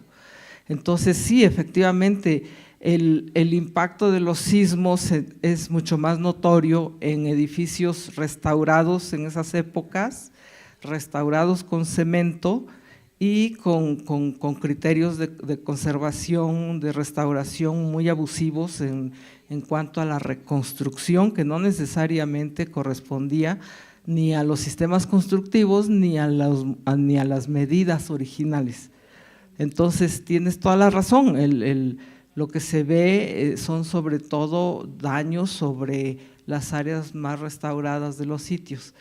Aparte, tenemos que sumarle la falta de mantenimiento de muchos años a estos edificios, y los edificios que no han sido explorados, pues obviamente permanecen ocultos, tapaditos, pero eso no quiere decir que no estén dañados, es que ni siquiera hemos podido llegar a investigarlos bien. Por eso es necesario acudir ahora a las nuevas tecnologías para poder hacer algunas lecturas al interior de esos montículos y ver cómo están sus estructuras.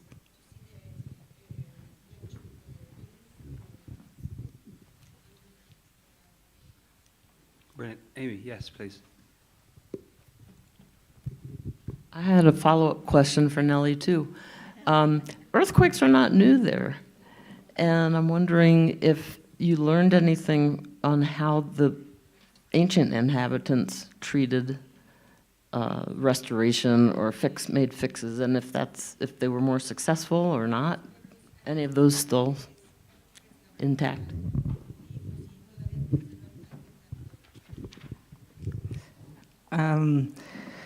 Sí, estos sismos nos han enseñado que en su interior, en sus construcciones originales, existieron diferentes momentos de restauración en la época prehispánica también.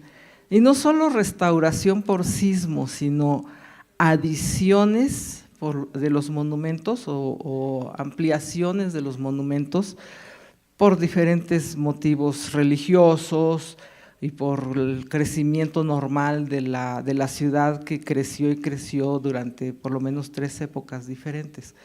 Entonces sí, cuando tenemos que explorar un edificio dañado por un sismo, tenemos las evidencias de lo que pasó en el sismo actual, y tenemos también evidencias de restauraciones hechas originalmente, ya sea por otros sismos o por crecimiento del monumento, de ampliación del monumento por diferentes razones.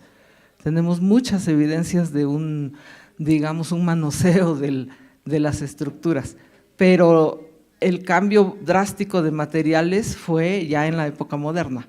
El uso del cemento, que ha sido tan dañino, fue en la época moderna, digamos desde los años 40 hasta los 70 prácticamente. Ahora estamos trabajando, regresando a la cal, y ese es algo que yo no mencioné, pero en México tenemos una cruzada permanente ahora de todos los proyectos de restauración. Estamos regresando al uso de la cal, porque ya vimos sus bondades y porque además queremos ofrecer al monumento una vida un poco más larga, porque no es solo el tema de la estructura, que puede sufrir grietas, colapsos y malformaciones, sino también la cantidad de sales que produce, que va reduciendo la resistencia del material original, que era la piedra o la tierra. Entonces la sal con la tierra o la sal con la piedra produce reacciones que va disminuyendo su resistencia, y es otro problema que nos ha dejado el uso del cemento. Entonces ahora estamos trabajando todos con cal, y bueno, no todos, hay algunos que se aferran a seguir con el cemento, pero ya es una ordenanza nacional utilizar la cal nuevamente. Wonderful, thank you very much. Just while others are maybe thinking of questions, I have a question for our two keynotes from last night, right? So sorry to put you on the spot, but they're at the back here. I think climate action sometimes feels very difficult. I think it can seem big, and I think it can seem terrifying. And I think that even us in the heritage sector who are used to dealing with loss, sometimes we're not sure where to start. So I was wondering, from both of your experiences, what would be the one bit of advice that you might give people in the heritage not used to engaging with climate action to start thinking about climate in a more action-oriented way?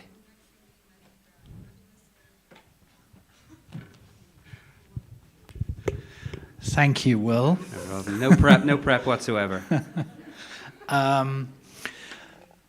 Well, firstly, let me say that it's been really interesting to listen to the talks today, because when I'm kind of putting my work together, a lot of that is desk research, some of it's getting out to people's sites, but much of the work that I've heard about today isn't necessarily published. And so I've heard about new activities and projects and research, both on impacts and actions and sustainability projects. And so I think, in a way, for me, coming to a meeting like this, where we hear about different perspectives and a whole variety of different ways that people have been approaching climate change, that gives me many more ideas. It also gives me a lot of positive feelings that there's actually more going on to try to address these issues than sometimes I think. So that doesn't answer your question. Not at all. I still don't have a good answer to your question,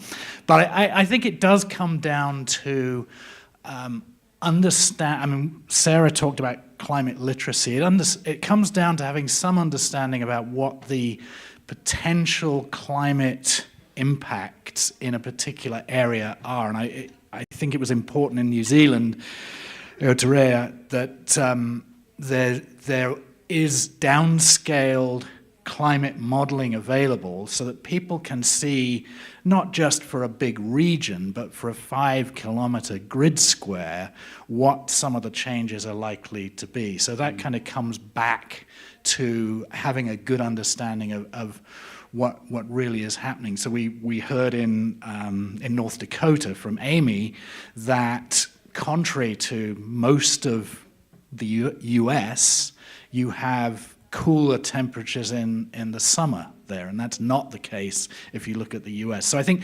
knowing local climate impacts is one thing, and then I think coming to the work that Scott and John talked about and others have talked about, looking at the vulnerability, it's sort of, don't take everything at once. Don't try and look at everything. I think that's exactly what Abdul Latif has done. Looked at some of the priority areas and then identify one that is most important. So understand the climate impacts and then focus on one or two areas where you're going to try and address some change, because that's, you bite off more than you can chew otherwise. So you have to start small, but with the best understanding you can have. So that's the best, not very good answer I can give to you. I'm sure Abdul Latif can do better. And that's great. It finishes on a positive, action-oriented thing, so that's great. Abdul Latif, don't ruin this now. Be positive. No, actually, he ended up where I was going to start.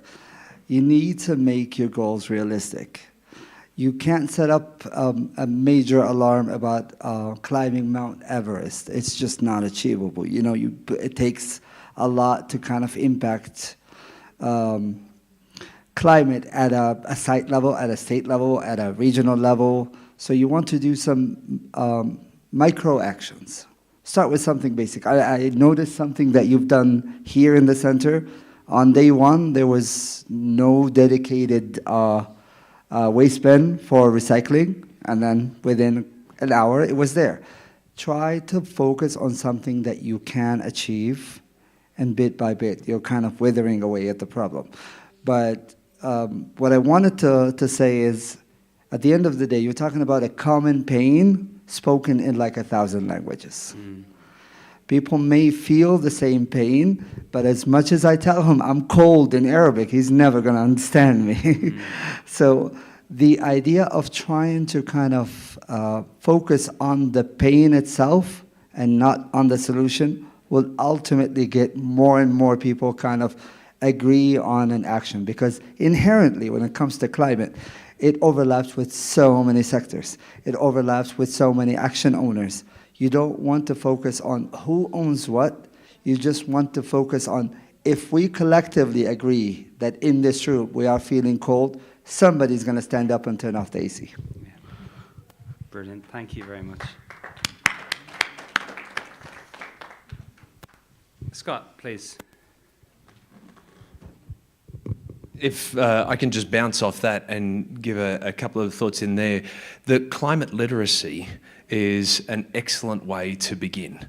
And it's not just for the people working in the space, but for all of the stakeholders. So finding that common ground of what might be coming down the pike, what might be the big threats, and communicating and sharing that level of understanding is a great first step. Communication. Communication is really the key thing that I wanted to speak to there in terms of connecting with stakeholders, the people who recognise the value just as you do, but from a different looking view, to make sure that people are of a common place of understanding, and that means sitting around a table, having some measure there. And I think the climate literacy aspect of that is a great tool to enable that. It's not an action in and of itself to make a difference, but it's the starting point along the journey. Super.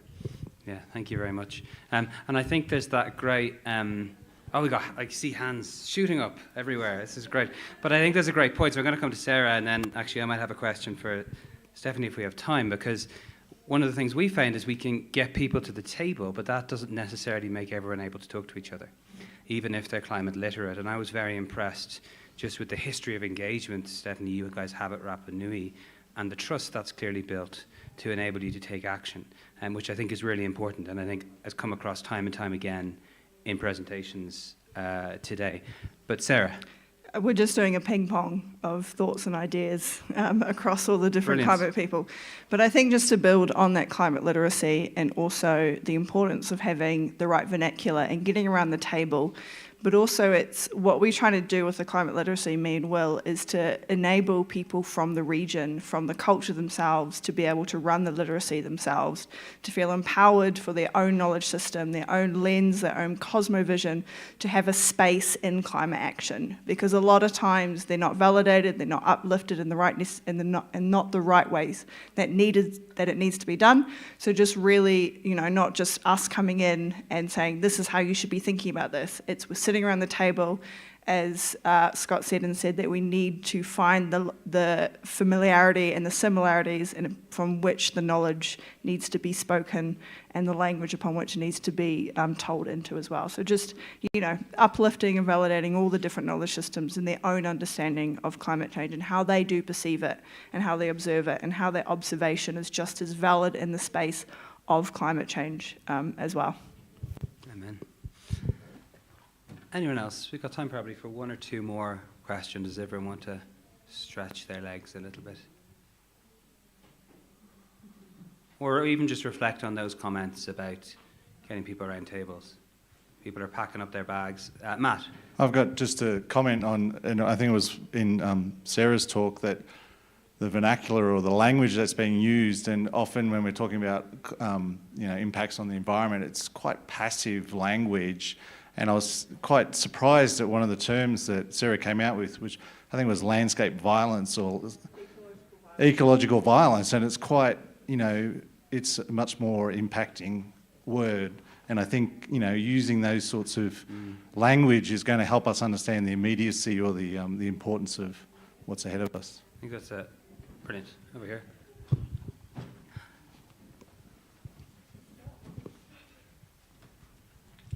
It's not a question, but just to build on what Sarah was saying as well and what you're indicating, I had never seen mental health in heritage, but it is so critical and important to understand that as well. So thank you for bringing that to the conversation as well. Excellent. We found, thank you for that comment. When we were designing the Preserving Legacies project, and then we'll come over here. Good, things are getting going now. We're never leaving. When we were designing the Preserving Legacies project, we initially had 4 modules, and we got to about 3.5 and realized that this was personal for people. People were sharing experiences of loss and trauma, and we brought in people to talk about trauma and to talk about management, because we can't separate that from the experience of it. It's such a good point.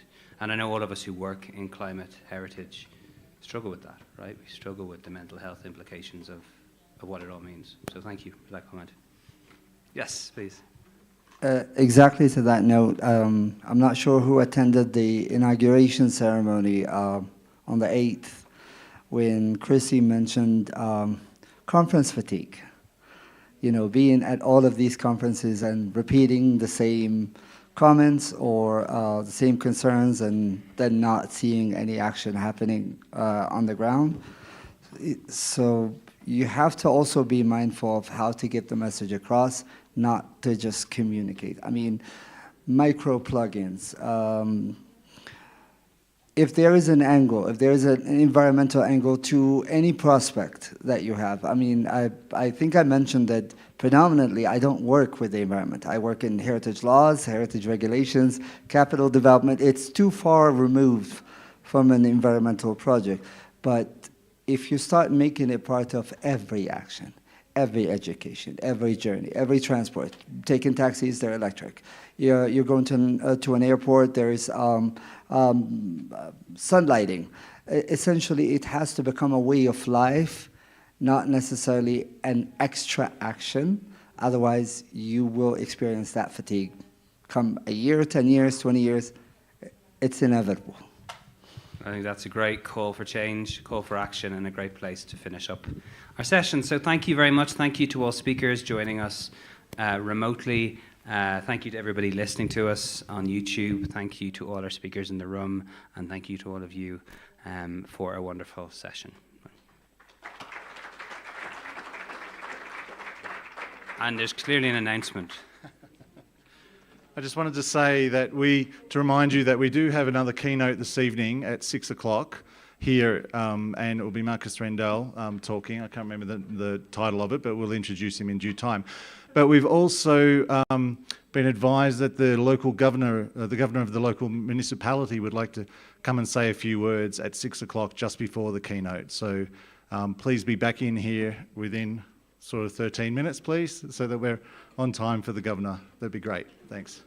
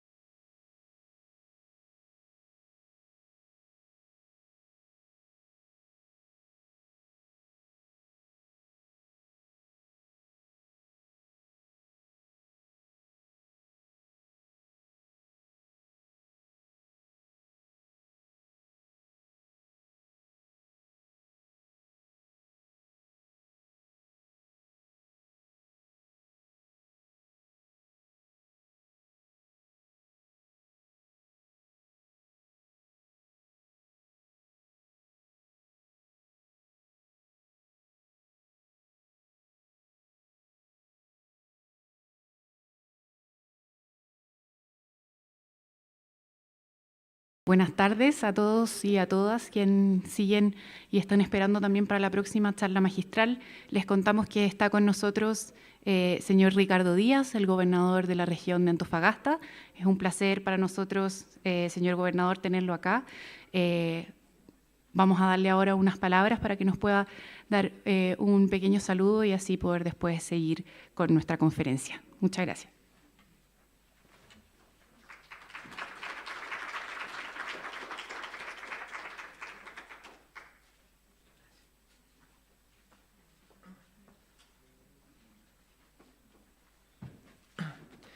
Muy buenas tardes a todas y todos.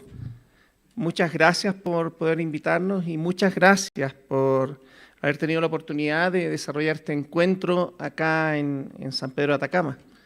Ustedes saben que esta comuna se caracteriza por tener un gran patrimonio arqueológico y se caracteriza por esta cultura, podríamos decir, andina viva, que todavía resguarda sus condicionantes culturales, que todavía resguarda su identidad. La región de Antofagasta es una región que es reconocida principalmente por la producción minera a nivel internacional. Se dice que es la capital mundial de la minería del cobre. Pero cuando yo asumí este cargo de gobernador, y además siendo yo un profesor que trabaja de gobernador, sentí que un impulso que teníamos que dar era diversificar la matriz económica de esta región, ir descubriendo los otros potenciales. Esta región es rica en energías limpias. Producimos más o menos el 30% de la energía del país a través de plantas fotovoltaicas o plantas eólicas. Esta región es muy rica también gracias a los cielos que tenemos. Tenemos esta bendición de tener uno de los cielos más limpios y es por eso que tenemos cerca de acá de San Pedro está el complejo Alma, cerca de Taltal está el complejo Paranal y más o menos el 70% de la producción astronómica mundial se realiza acá. Esta región también tiene hoy día un potencial de vinculación con otros territorios que tienen que ver con el noroeste argentino, el Chaco paraguayo, el Mato Grosso del sur brasileño y se está generando una vía de intercambio en donde queremos potenciar el intercambio cultural y el intercambio económico con estos países. Pero lo que más necesita esta región es recuperar su identidad, es volver a mirarse a sí misma y entender aquello que nos hace único y distinto. En un mundo globalizado se hace siempre cada vez más necesario que cada región o cada territorio mantenga su identidad y que no sea vallazada por las visiones de otros países y que no sea absorbida por las visiones de otros países. Y eso es algo que ustedes cuidan y eso es algo que ustedes potencian. El cuidado de las culturas ancestrales, el cuidado de nuestra identidad ancestral es algo en lo cual esta región está al debe. Yo miro con envidia la región de Tarapacá, que sí tiene este componente cultural, patrimonial, de cuidar su entorno. A nosotros nos falta todavía eso, nos falta darle mayor impulso. Y así como he dicho que esta región tiene un potencial minero, un potencial logístico portuario, un potencial energético, también esta región tiene un enorme potencial respecto de la cultura y el patrimonio nuestro, que podría perfectamente atraer a través de un turismo de intereses especiales a otros países y otros lugares. Así es que por eso es que cuando vinieron aquí a pedirnos ayuda como gobierno regional para desarrollar este evento, gustoso lo impulsamos, porque nosotros creemos, soy profesor de filosofía, y yo creo en el desarrollo, yo creo en la cultura, creo en el conocimiento científico. Y si bien lamentablemente soy político también, y quizás estoy desprestigiando este evento con mi presencia acá, quiero que sepan que por lo menos acá hay un gobernador que cree que lo que ustedes hacen es maravilloso y que tiene un lugar muy especial en mi región. Así es que sean bienvenidos todos y espero que haya sido, bueno, todavía quedan algunas jornadas, pero que haya sido una jornada espléndida para ustedes. Se nota en las caras de ustedes que están maravillados aquí gozando de esto y pido disculpas por mi presencia. Gracias.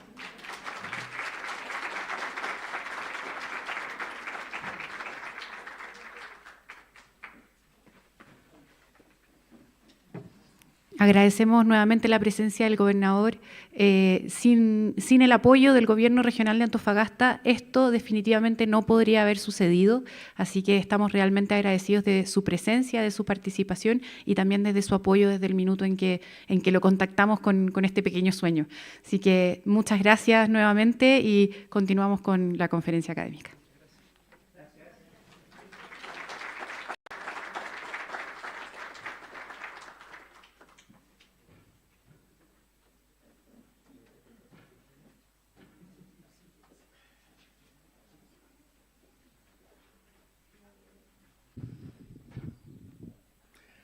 Continuando con el programa de hoy día, queremos cerrar las sesiones con una excelente presentación que nos va a entregar el profesor doctor Marcus Reindl.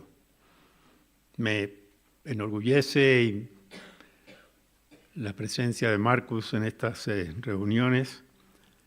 Hemos luchado durante años para que venga a Chile y conozca, especialmente en el norte, el patrimonio arqueológico que tenemos, y por eso me alegra mucho contar con su presencia hoy día acá y que nos comparta parte de su conocimiento logrado especialmente a través de sus investigaciones en Perú.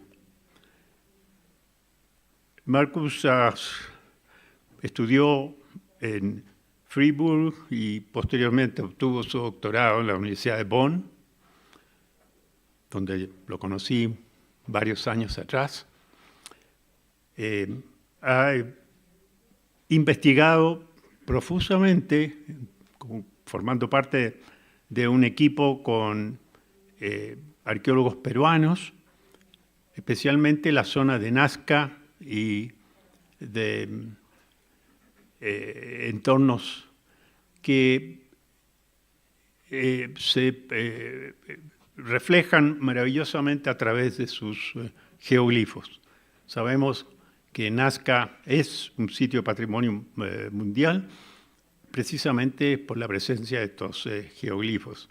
Y Marcus, a través de sus proyectos, no solamente en Nazca, sino que también en Palpa, han logrado rescatar investigar distintos ángulos sobre la presencia de estos maravillosos símbolos, íconos de la arqueología y de la cultura andina.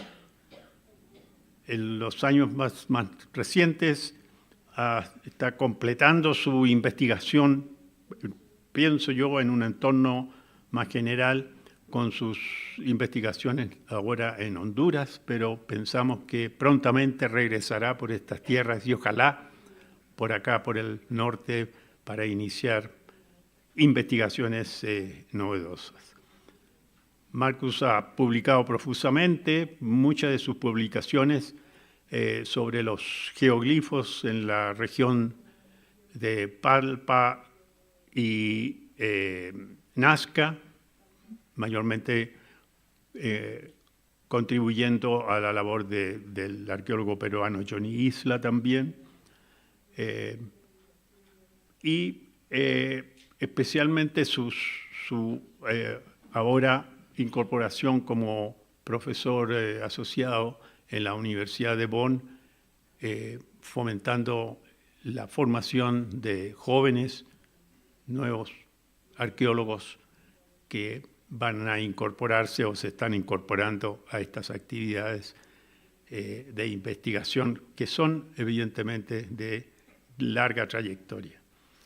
No quiero ahondar más ni perder más tiempo, prefiero escuchar las palabras de Marcus, así es que los dejo en la presencia de Marcus Reindl.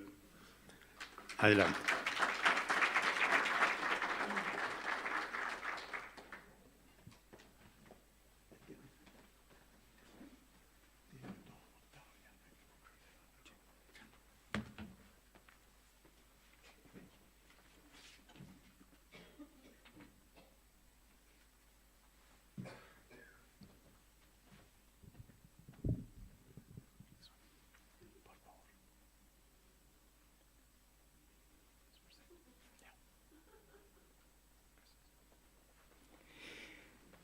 Bueno, estimados asistentes, muchas gracias por estar aquí y aguantando.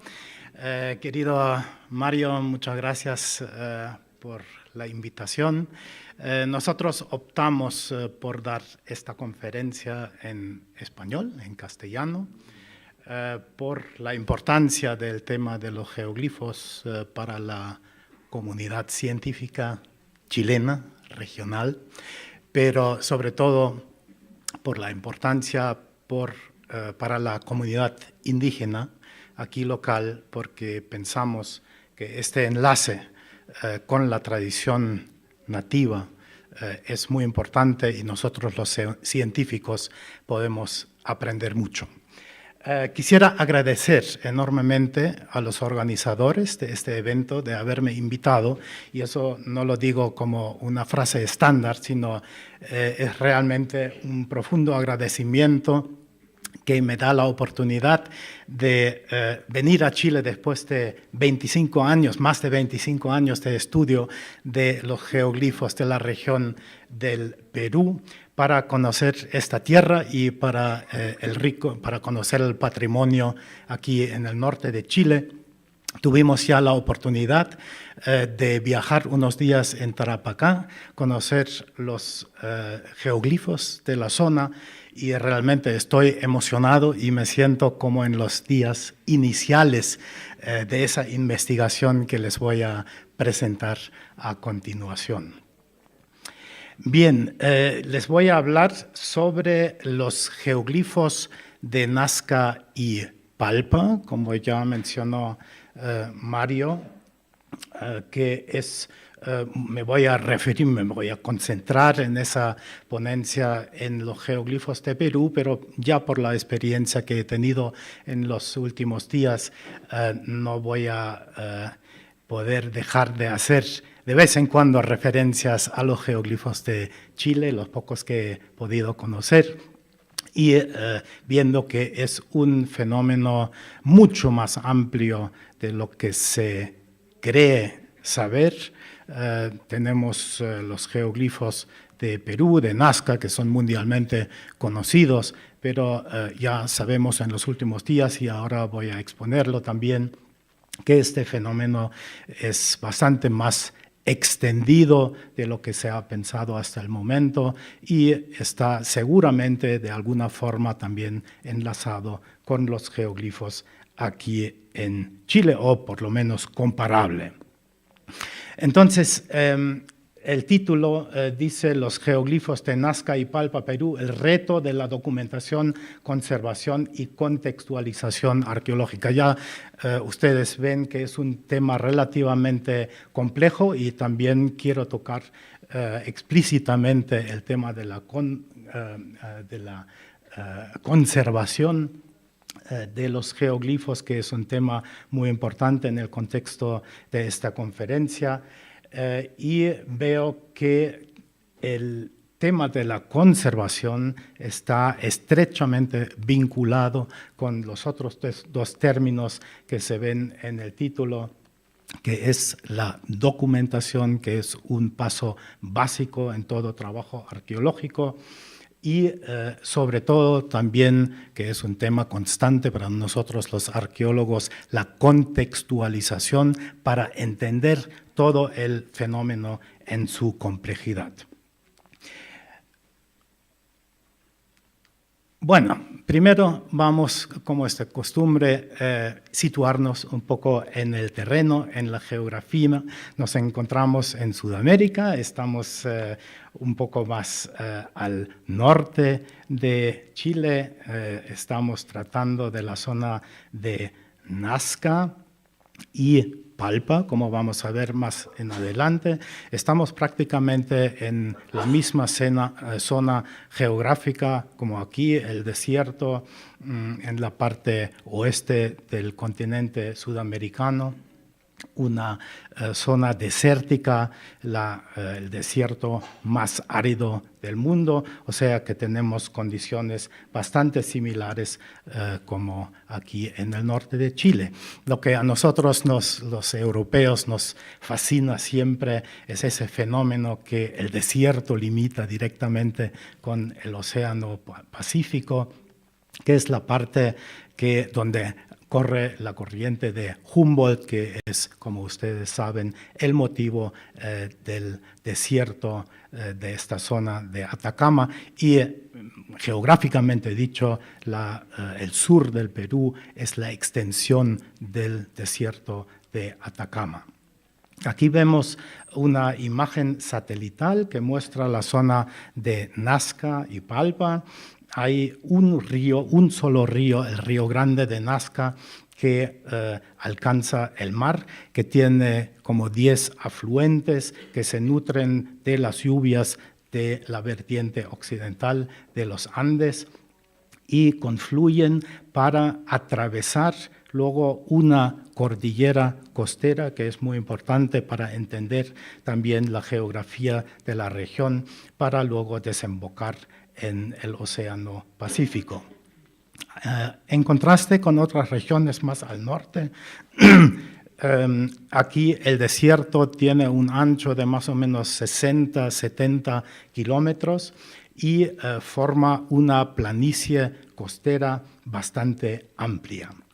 Aquí tenemos una vista un poco más adentro, o sea, hacia el este, hacia adentro del Valle de Palpa, y vemos la típica formación de un valle costero, un oasis en medio del desierto, nutrido por el río Palpa, que se utilizó para irrigar el fondo del valle, y esto es justamente lo que constituye la riqueza agrícola y la base de vida de todas las culturas que han vivido aquí, no solamente en el pasado, sino también hoy en día. Bien, aquí tenemos una vista sobre la pequeña ciudad de Palpa, y al fondo vemos esa estribación, esa pampa, como se llama en el Perú y aquí también, y lo que llama la atención es esa superficie extremadamente plana en la parte de arriba, con una ligera inclinación hacia el oeste, que en esta imagen estaría en el lado derecho, y esto es justamente lo que nos ocupa en el contexto de los geoglifos, porque esta planicie se ha formado millones de años atrás por el flujo de lodos de la sierra cuando había mucha precipitación. Se ha llenado una fosa geológica entre la cordillera costera y el pie de los Andes, y ha formado una planicie extensa por muchos kilómetros. En esa planicie se han cortado por la erosión luego los ríos que vienen de la vertiente occidental de los Andes y han formado aquí los valles.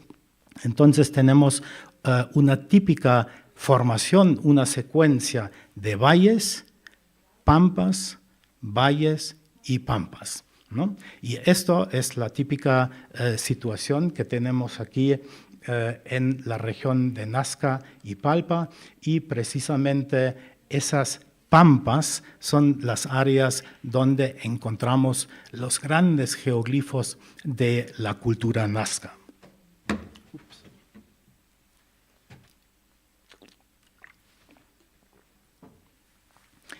Y quiero resaltar aquí que voy a hablar, por un lado, de los geoglifos de la cultura nazca, que son estos típicos que vemos aquí, y más en adelante vamos a ver que voy a hablar también sobre los geoglifos de la cultura paracas, que son anteriores a Nazca.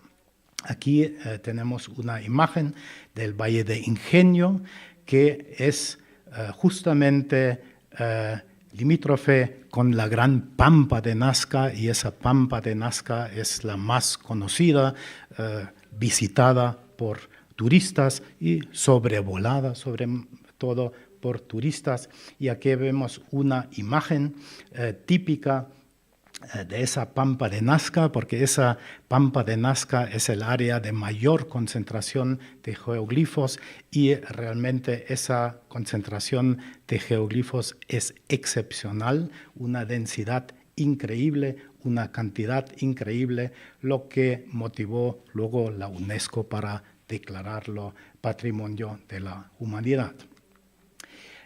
Aquí vemos un mapa de la National Geographic, uno de los muchos artículos que han sido publicados por la National Geographic Society, que es un reflejo del sentido común, digamos, de lo que conoce la gente sobre los geoglifos o las líneas de Nazca que se conocen. Esto da una idea de la complejidad y de la cantidad de geoglifos que acabo de mencionar, y vemos ya también un poco la variedad tipológica de geoglifos. Vemos muchísimas líneas, vemos trapecios, tenemos áreas barridas y vemos también varios geoglifos figurativos, y esos geoglifos figurativos son los que más han traído la atención del público en general. Pero ya en este punto hay que decir que los geoglifos figurativos en la zona de Nazca son solamente un porcentaje mínimo. Yo diría, para decir una cifra, menos de 1%. La mayoría de los geoglifos son geométricos, lineales o, pues, sobre todo los geoglifos que saltan a la vista. Se ha pensado hace, digamos, 50 años que la pampa de Nazca es el único área de concentración de los geoglifos, pero ahora sabemos con las nuevas investigaciones que los geoglifos se extienden en un área mucho más grande. Es un fenómeno mucho más extendido, especialmente en la parte norte, donde está la zona de Palpa, donde nosotros hemos trabajado, pero también hacia el este, hacia el sur. O sea, se puede decir con los conocimientos que tenemos ahora que los geoglifos de la cultura Nazca se encuentran en todas las partes donde se movía la gente Nazca, o sea, donde estaban los asentamientos de los Nazca, incluso cerca de la desembocadura del río Nazca, que no está en ese mapa, encontramos todavía geoglifos. Para registrar estos geoglifos nuevos, hay que decir, nos ayudan, por supuesto, las nuevas tecnologías, fotos satelitales, imágenes satelitales y pues otras investigaciones por varios autores. Como he mencionado, y lo que es también parte de este simposio, los geoglifos o como se llaman ahora, las líneas y geoglifos de Nazca y Palpa, había varias modificaciones de la denominación, se han declarado Patrimonio de la Humanidad en el año 1994.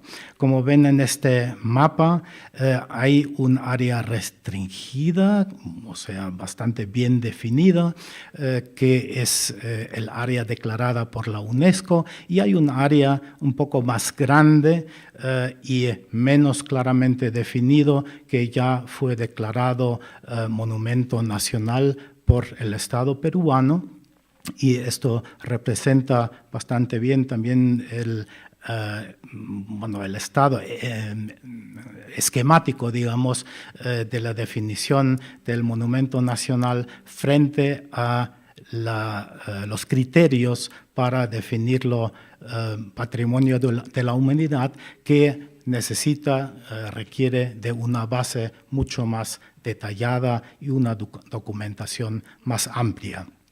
Y allí ya quiero hacer una pequeña referencia hacia Chile. Yo tengo la impresión de que el fenómeno de los geoglifos de Chile tiene seguramente la misma importancia cultural, y quizás en algún momento se pueden inscribir también los geoglifos de Chile como Patrimonio de la Humanidad, pero para esto se necesita todavía bastante trabajo de documentación sistemática. Pero volvamos a los geoglifos de Perú.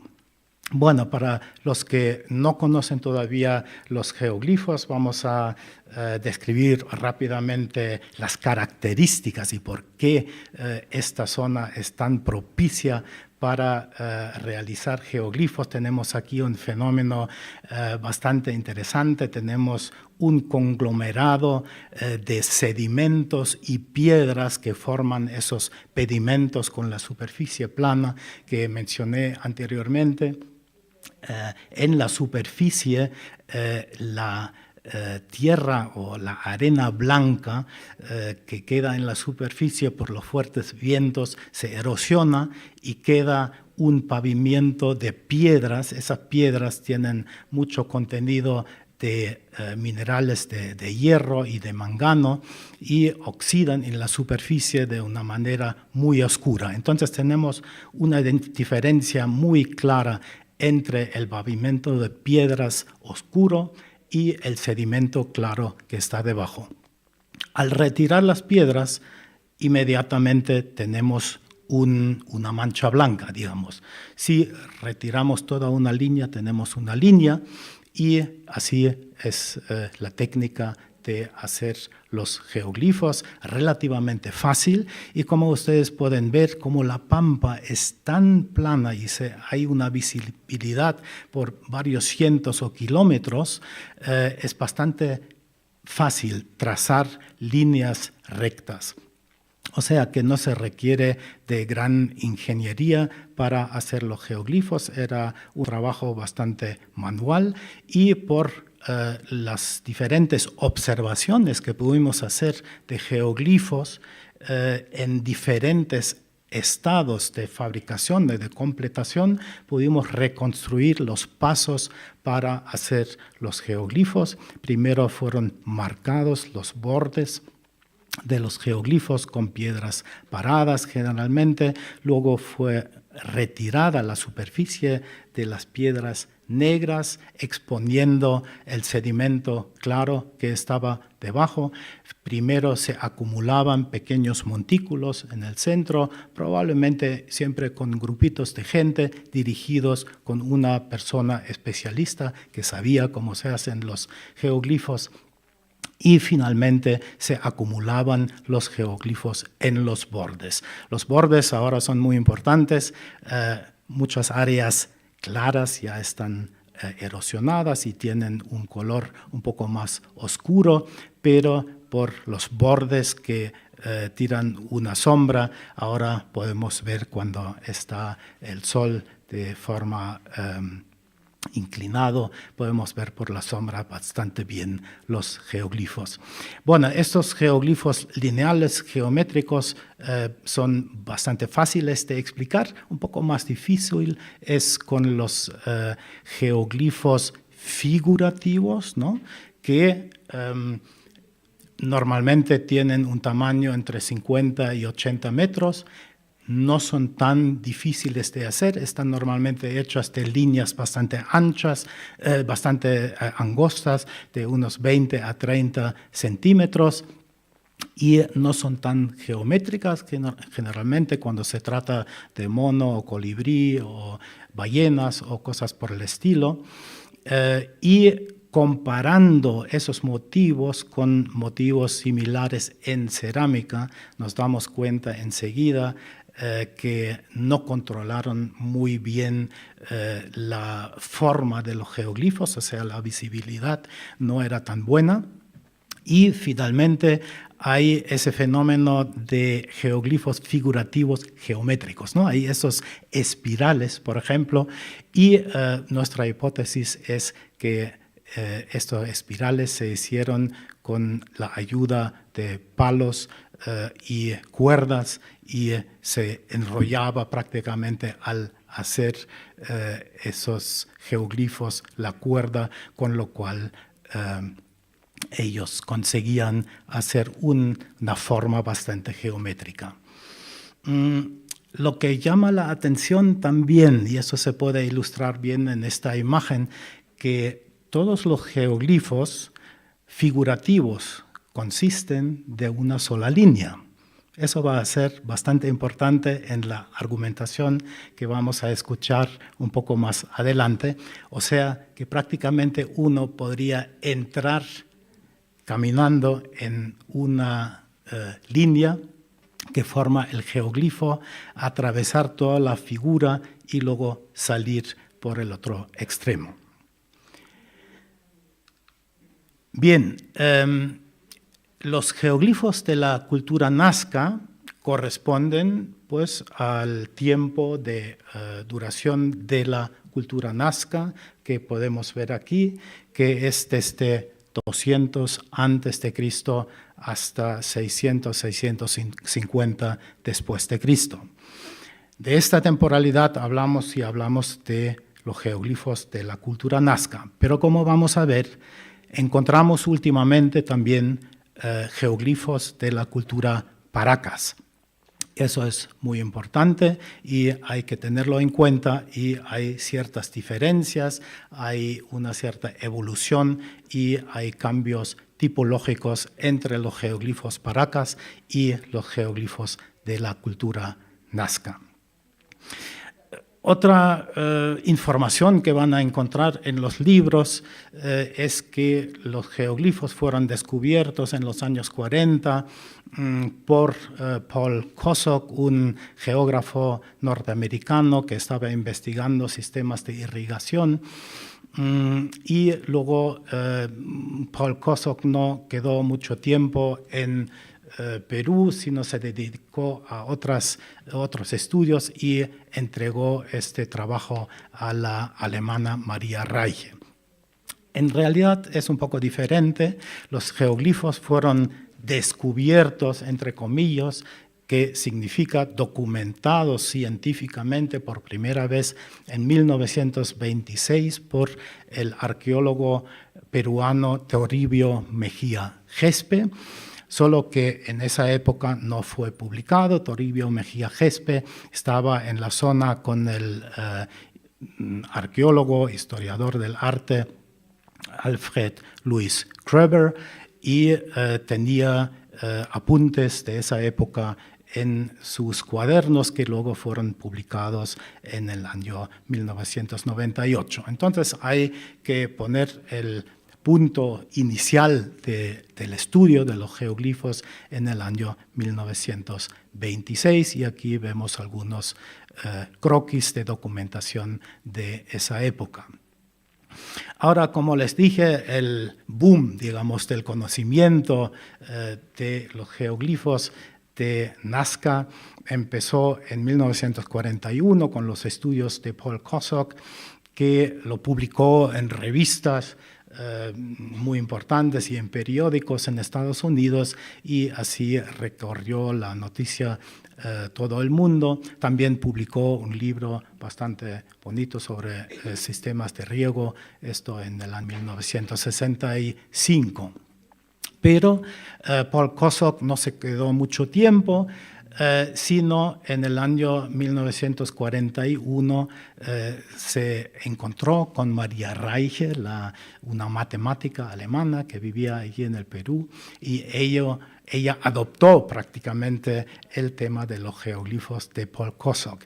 Y hay un hecho curioso, que justamente esa foto a la derecha muestra cómo es el 13 de junio de 1941, cuando Paul Kosok observó que el Sol se sentó más o menos en la dirección de una de las líneas, y entonces él pronunció la frase que esto debe ser un calendario astronómico gigantesco. Bueno, esa era la frase que luego prevaleció en todos los escritos y en las publicaciones, y era pues la hipótesis que adoptó Maria Reiche, y en los 50 años después que ella estuvo allí en la zona, trató de demostrar que los geoglifos, las líneas de Nazca, eran un gran calendario astronómico. Bueno, yo soy bastante distanciado con esta hipótesis y me veo soportado por algunos especialistas en el tema, como Gerald Hawkins, que ya en los años 60 hizo un estudio, un arqueoastrónomo, seleccionando un área de la Pampa de Nazca y probando las orientaciones de las líneas con referencia de fenómenos celestes, y no encontró ninguna acumulación de direcciones significativas de las líneas de Nazca, por lo cual él por el momento desechó esa hipótesis.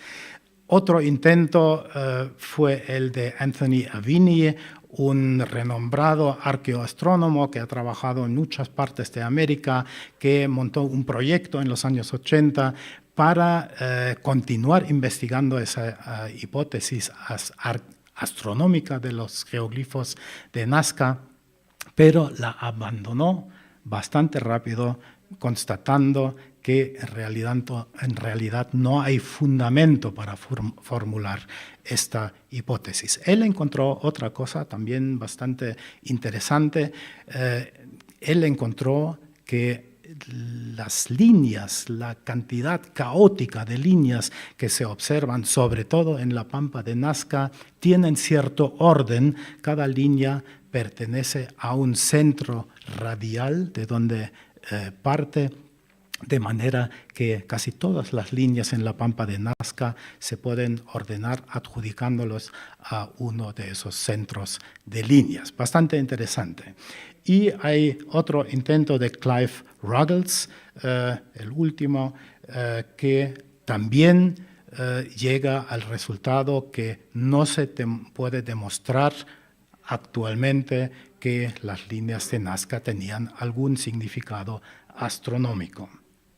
Tengo que hacer aquí un pequeño paréntesis, que yo estaba siempre muy crítico con esa hipótesis y siempre decía que ni siquiera se puede observar la salida o la puesta del sol en la Pampa de Nazca por la cantidad de polvo que hay en el horizonte, o sea que no se puede observar realmente el horizonte, pero como vamos a ver más adelante durante las excavaciones en los geoglifos, nosotros encontramos postes bastante grandes y que tenían que ser muy altos y que podrían haber servido como punto de observación de un horizonte elevado. De esta manera tendría que decir ahora la cuestión de la hipótesis astronómica está todavía o nuevamente abierta. Por supuesto, había muchísimas otras hipótesis para explicar el significado de los geoglifos de Nazca.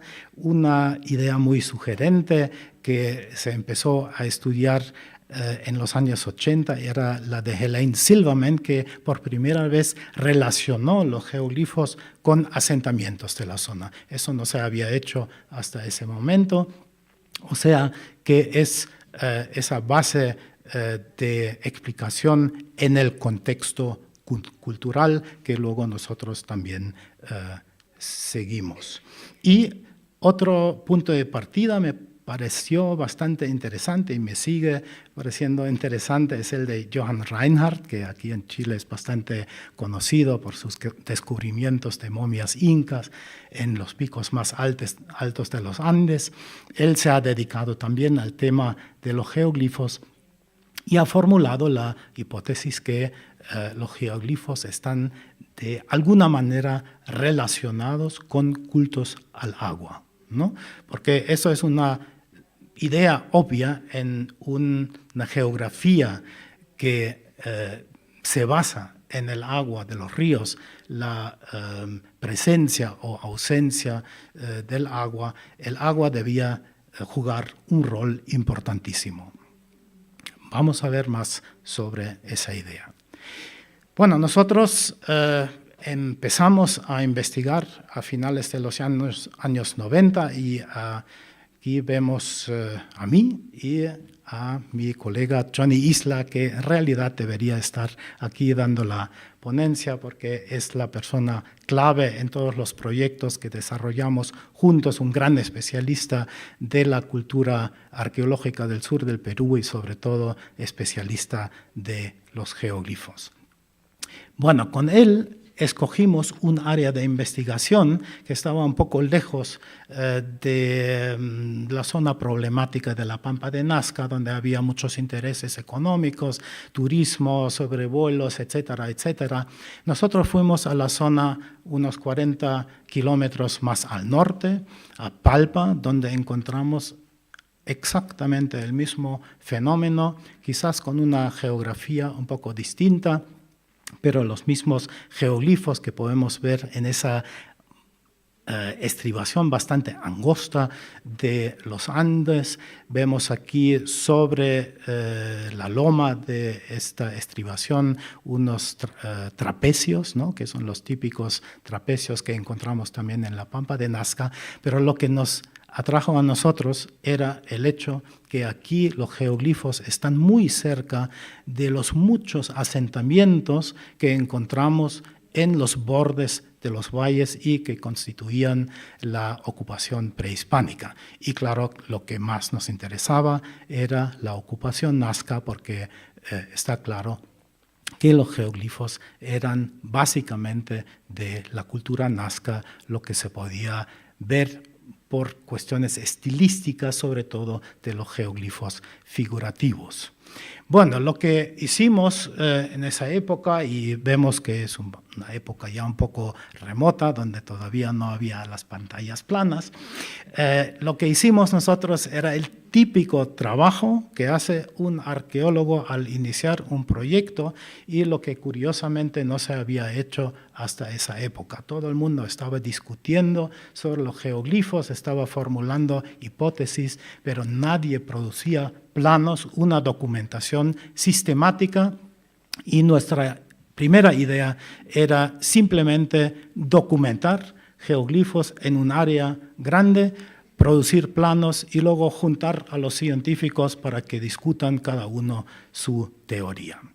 Bueno, esto, por supuesto, en contraste a María Raige, que contribuyó mucho a la conservación de los geoglifos de Nazca, pero al final casi hay que decir que bloqueaba un poco el avance de la ciencia.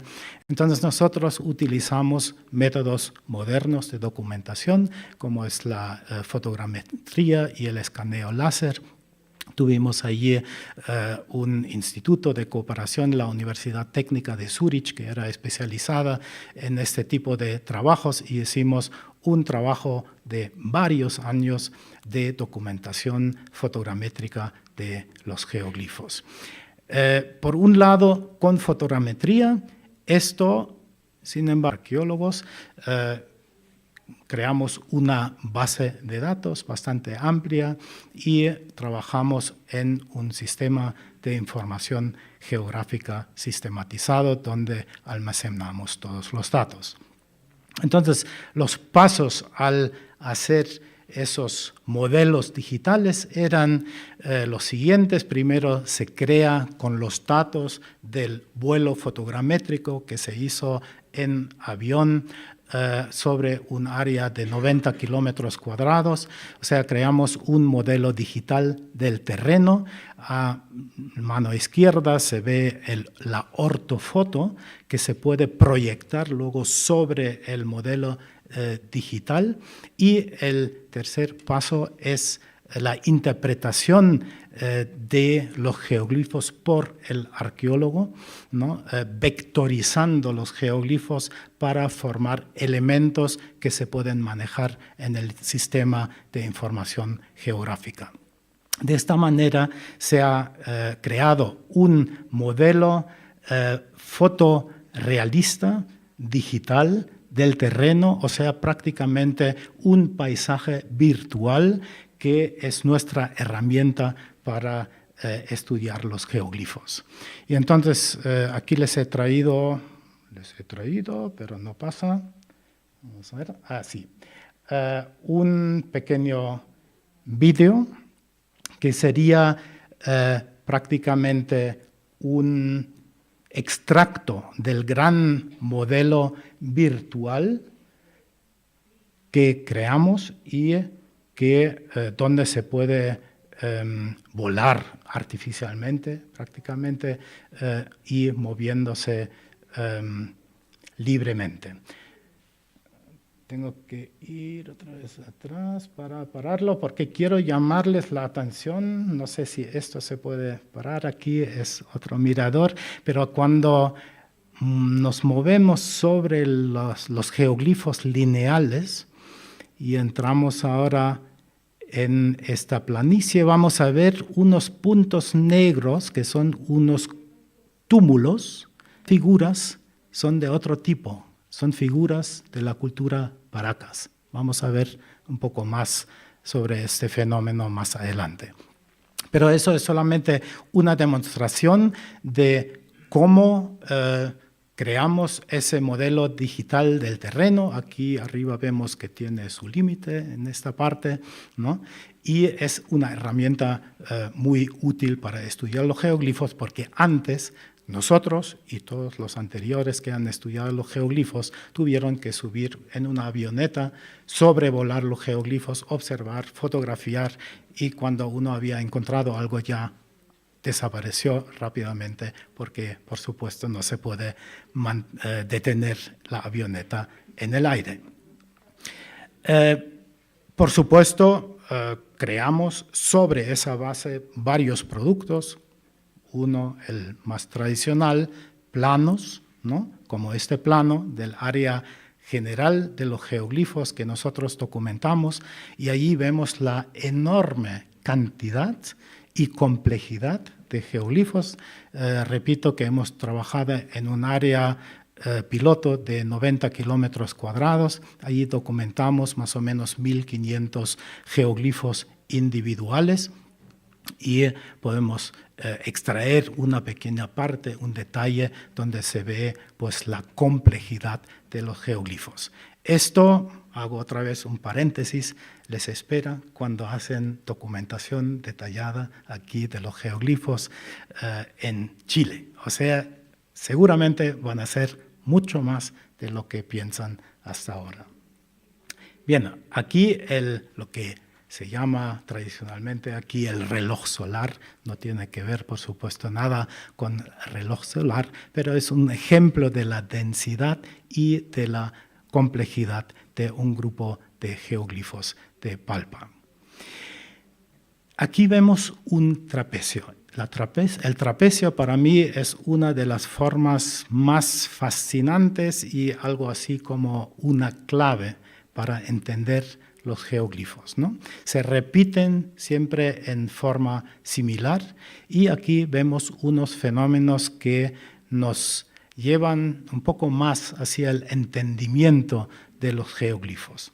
En casi todos los geoglifos de la zona de Nazca y Palpa encontramos restos arqueológicos. En este caso, cerámica polícroma de la época Nazca. Es decir, que aquí caminaba gente, la gente utilizaba de alguna forma los geoglifos.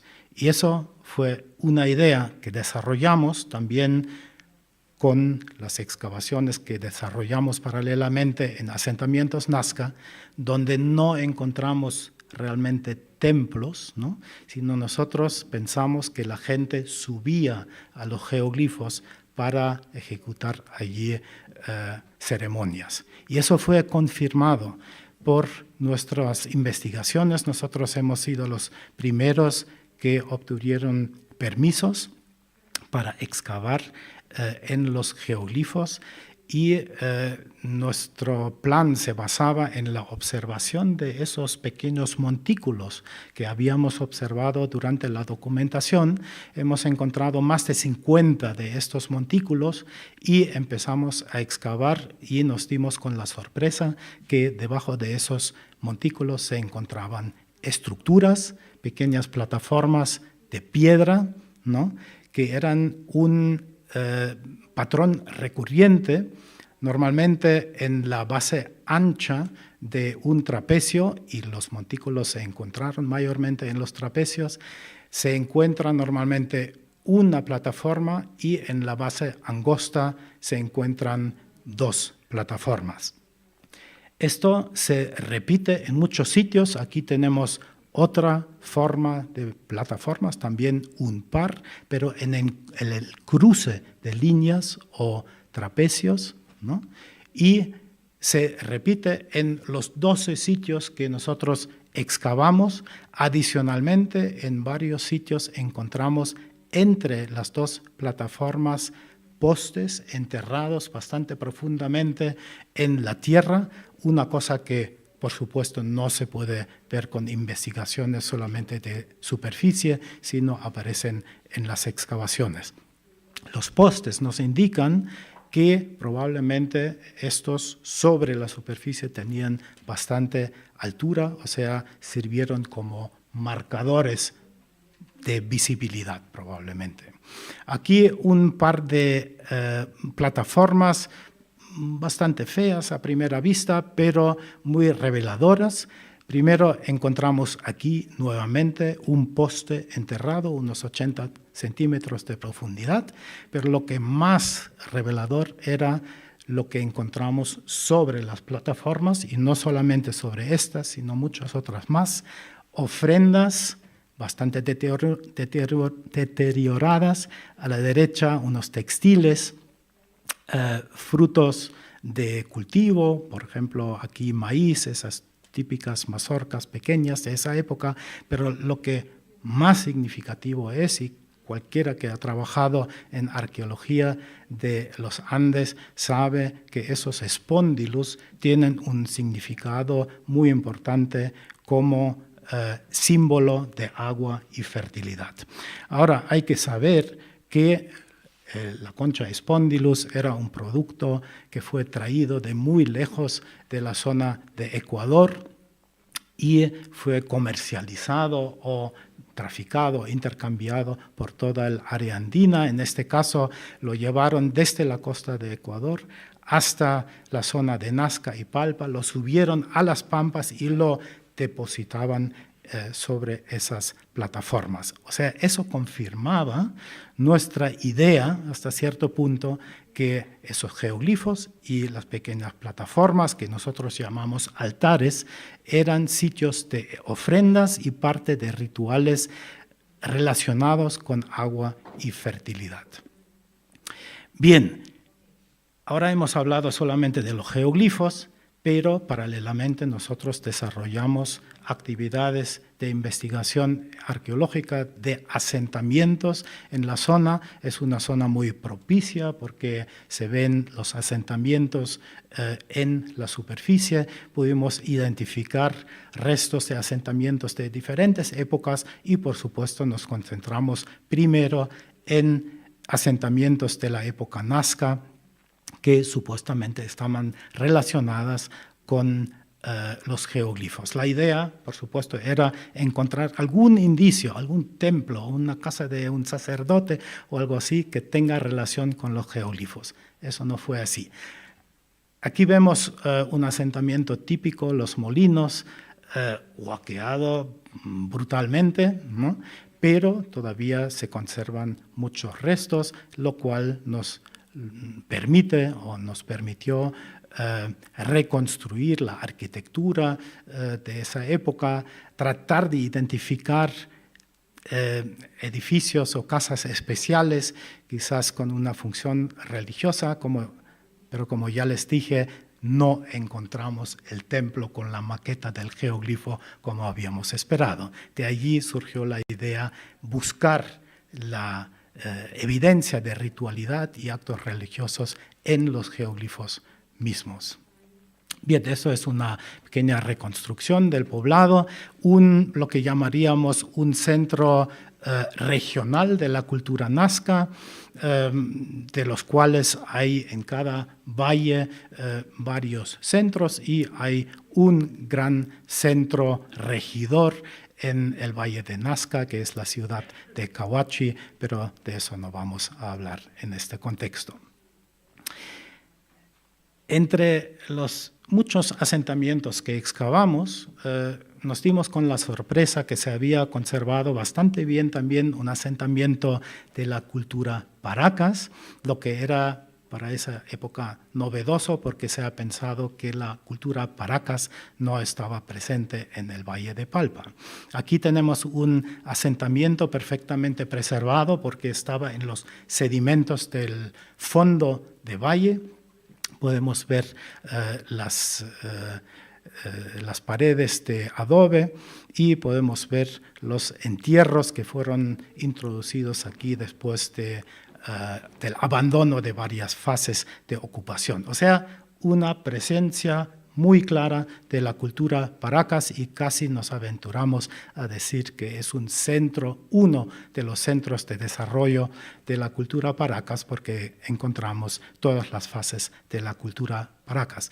Pero en el contexto de los geoglifos, eso nos explicaba una cosa muy importante, porque aparte de los geoglifos de la cultura nazca que se encontraban en las áreas planas sobre los pedimentos, encontramos otro tipo de geoglifos, como ya lo vimos en el video, siempre en las laderas, que eran geoglifos figurativos, más pequeños que los geoglifos de la cultura nazca y claramente asociados con iconografía Paracas.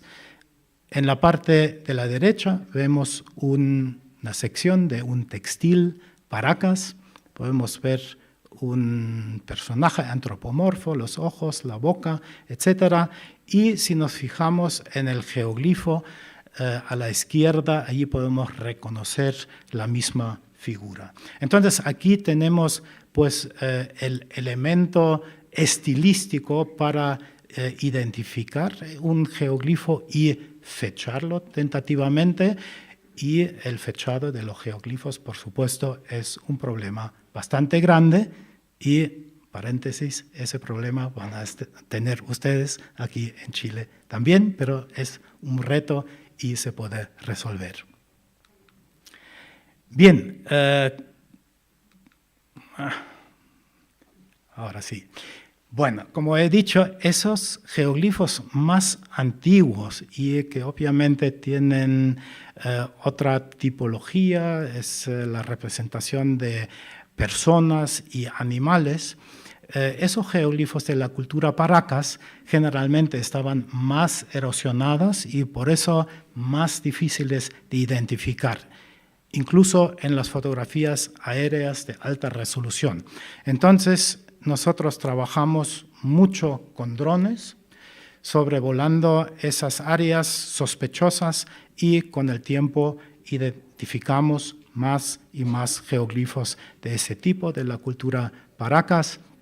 Y aquí tenemos un panel bastante grande de estas figuras y nuevamente aquí vemos la típica situación, figuras antropomorfas, zoomorfas en la ladera, relativamente pequeño y figurativos. Esto es un tipo de geoglifo que se asemeja más a la mayoría de los geoglifos aquí en Chile.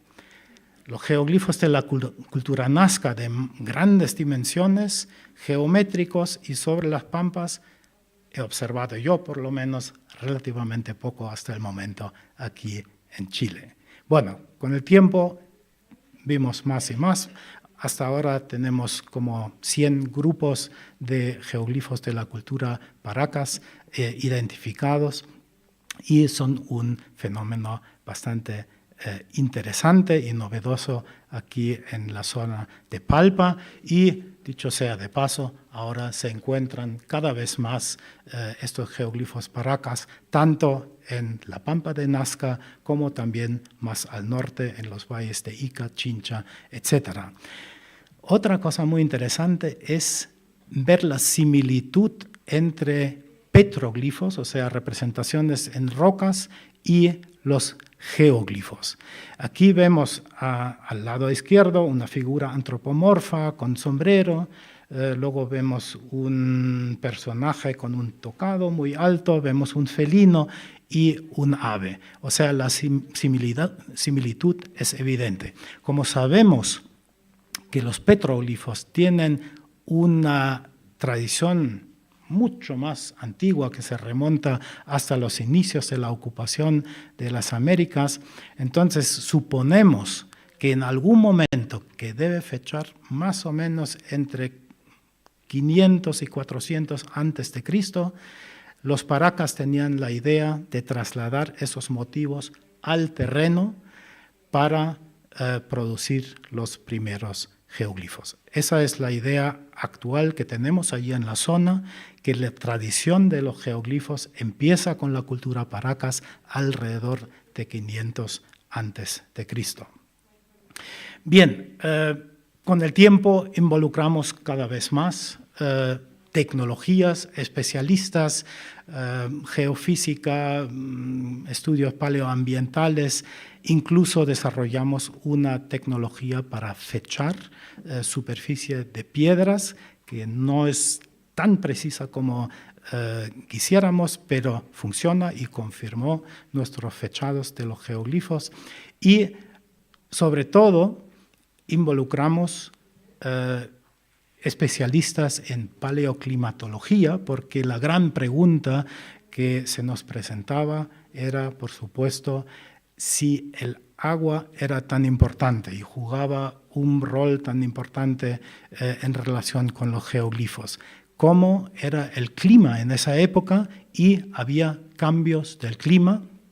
Lo que vemos aquí en esta transparencia es el primer cateo geomorfológico que hicimos para obtener una primera impresión de si había cambios o no, y se ve claramente que hay flujos en una quebrada de intensidad diferente, hay cascajo fuerte que indica una energía de agua bastante fuerte, y hay sedimentos muy finos que indican flujos de agua bastante liviano. O sea que sí había ciertos cambios en el clima, y eso lo profundizamos, y con especialistas es un tema muy complejo que ocuparía varias ponencias. Por eso les he traído solamente este gráfico que nos indica, nos muestra cómo el límite del desierto, está definido más o menos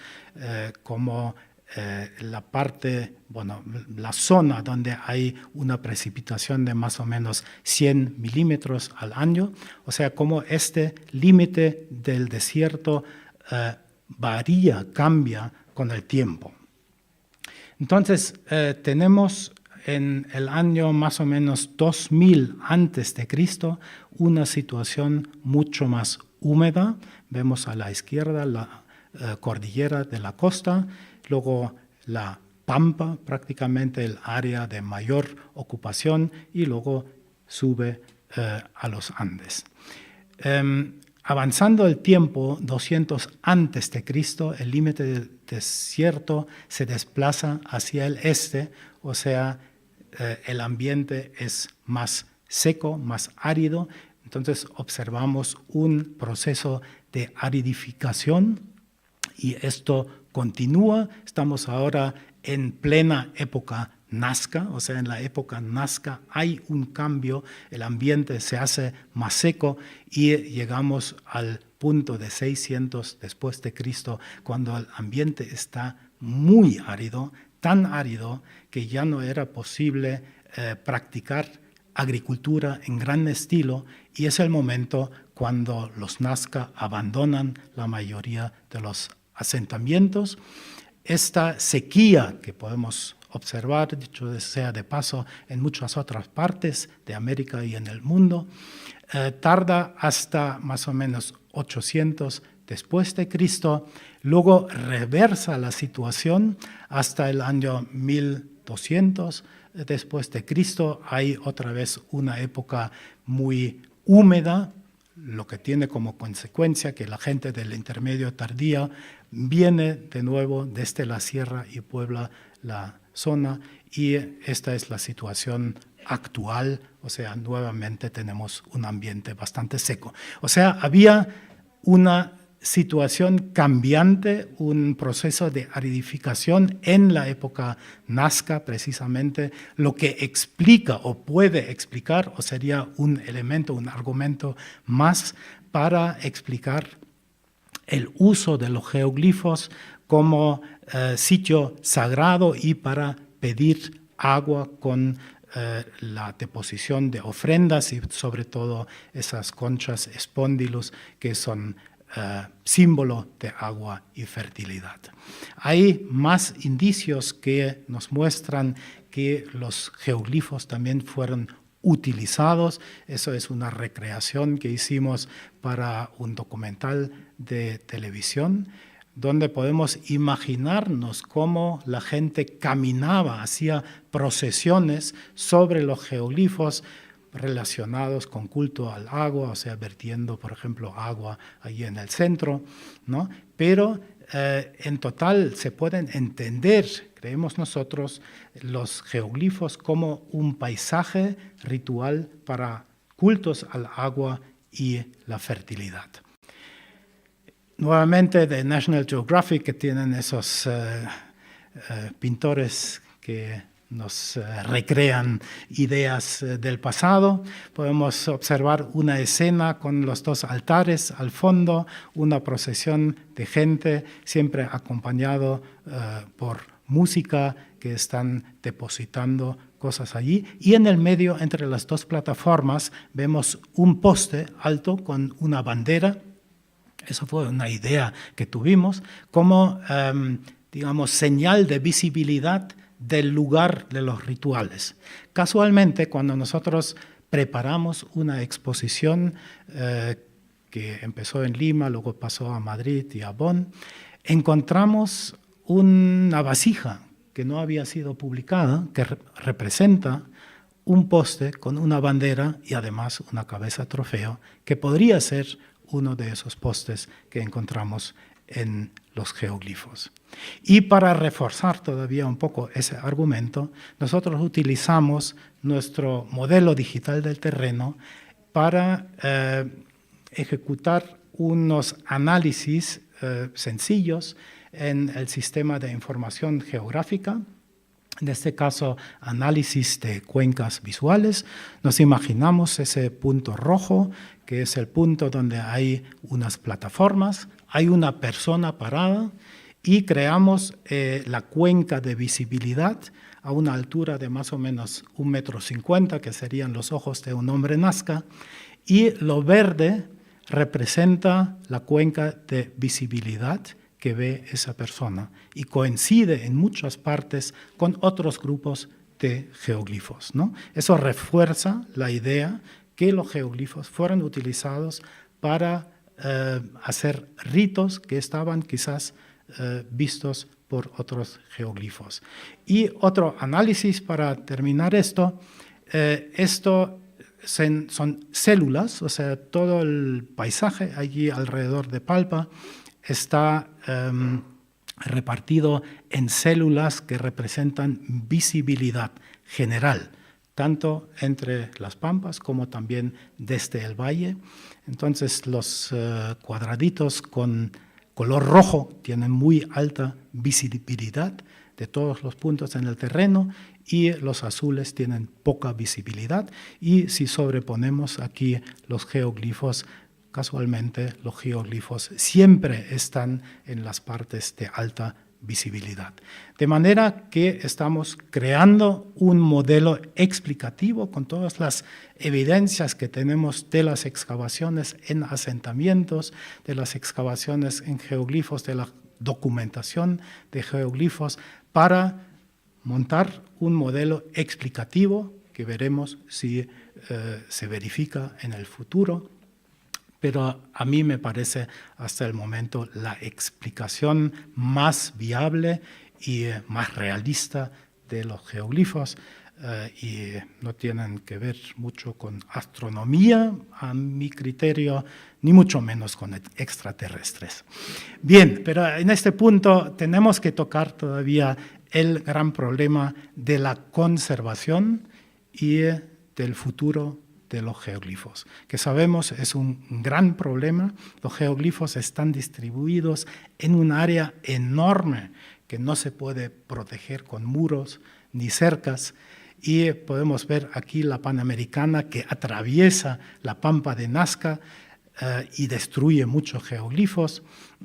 Hay que decir que la pampa de Nazca fue construida, la Panamericana fue construida en los años 30, cuando todavía no se tenía idea de los geoglifos, pero podemos ver ese fenómeno. Aquí a la derecha hay una foto donde está cortada una lagartija y vemos también las huellas de los carros, de las motos, de gente que atraviesa la pampa como deporte, y allí entró la acción de mi colega Johnny Isla, que obtuvo en 2015 el puesto de arqueólogo mayor, digamos, de Nazca, y emprendió actividades para proteger la pampa, restituir, y una de las primeras acciones era recoger basura. Eran como 80 camiones de basura que tenía que recoger para limpiar la pampa y para proteger los geoglifos.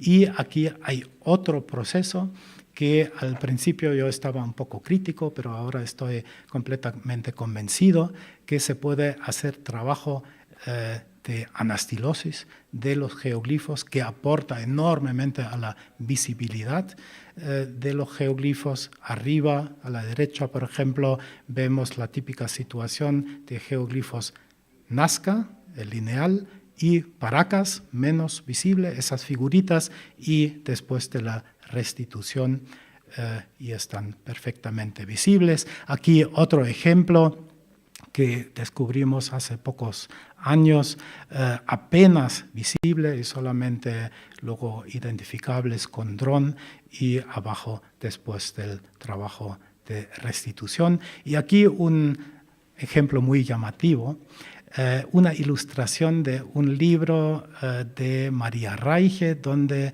se muestra una orca que se ha identificado desde la avioneta, o sea, fotografiado en los años 40, pero no se sabía exactamente dónde estaba.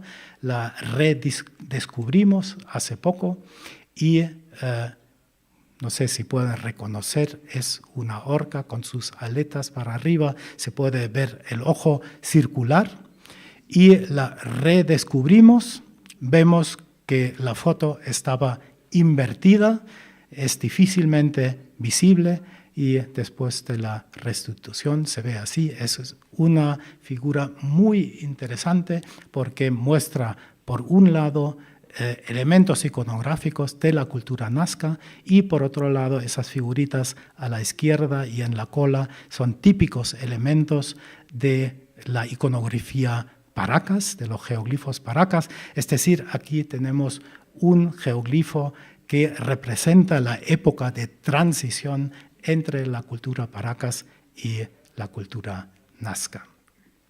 Bien, y para resumir y concluir, ¿qué podemos decir ahora sobre el patrimonio nazca? ¿Qué nuevos datos aporta la arqueología? Pudimos reconstruir la edad, el origen de los petroglifos y la evolución de los geoglifos, ¿no?, a través de los años, entre 500 a.C. y 600 después de Cristo. 600 después de Cristo, a propósito, es el final de los geoglifos en el área de Nazca. Hay gente que dice que hay también geoglifos posteriores, como aquí en Chile, pero a nuestro criterio, después de Nazca, termina la tradición de hacer geoglifos. Entonces, la interpretación que nosotros le damos al fenómeno de los geoglifos es de un paisaje ritual para cultos al agua y a la fertilidad. Y eso es muy importante y es prácticamente un cambio de paradigma. O sea, no se trata de imágenes que fueron dibujados en el desierto, sino son escenarios donde fueron llevados a cabo actividades rituales religiosos. Hemos visto también que los cambios climáticos que hemos escuchado hoy y ayer en este simposio jugaron un rol muy importante y son un elemento más para entender el fenómeno de los geoglifos, de los Nazca. Y finalmente es muy importante, a mi criterio, para proteger y para asegurar el futuro de los geoglifos en la zona de Nazca y también aquí en Chile, por supuesto, crear una infraestructura y, sobre todo, conciencia entre la población para la protección y conservación de geoglifos, porque los agentes locales son los que tienen que ser los protagonistas para proteger los geoglifos, para conservarlos, por supuesto, con apoyo de afuera. Y tenemos que constatar que la conservación de los geoglifos sigue siendo un reto para el futuro. Aquí hay algunas personas de una temporada de campo que han trabajado en el proyecto. Había muchísimas personas a través de los años. Quiero agradecerles a esas personas. Quiero, por supuesto, también agradecer a las 3 grandes fundaciones que han apoyado el proyecto, la Fundación Suiza-Liechtenstein para investigaciones arqueológicas en el exterior, el Ministerio Federal de Alemania de Educación y Ciencia y la Fundación Alemana para Investigación. Y quiero agradecerles a ustedes su paciencia a esta hora tardía. Muchas gracias.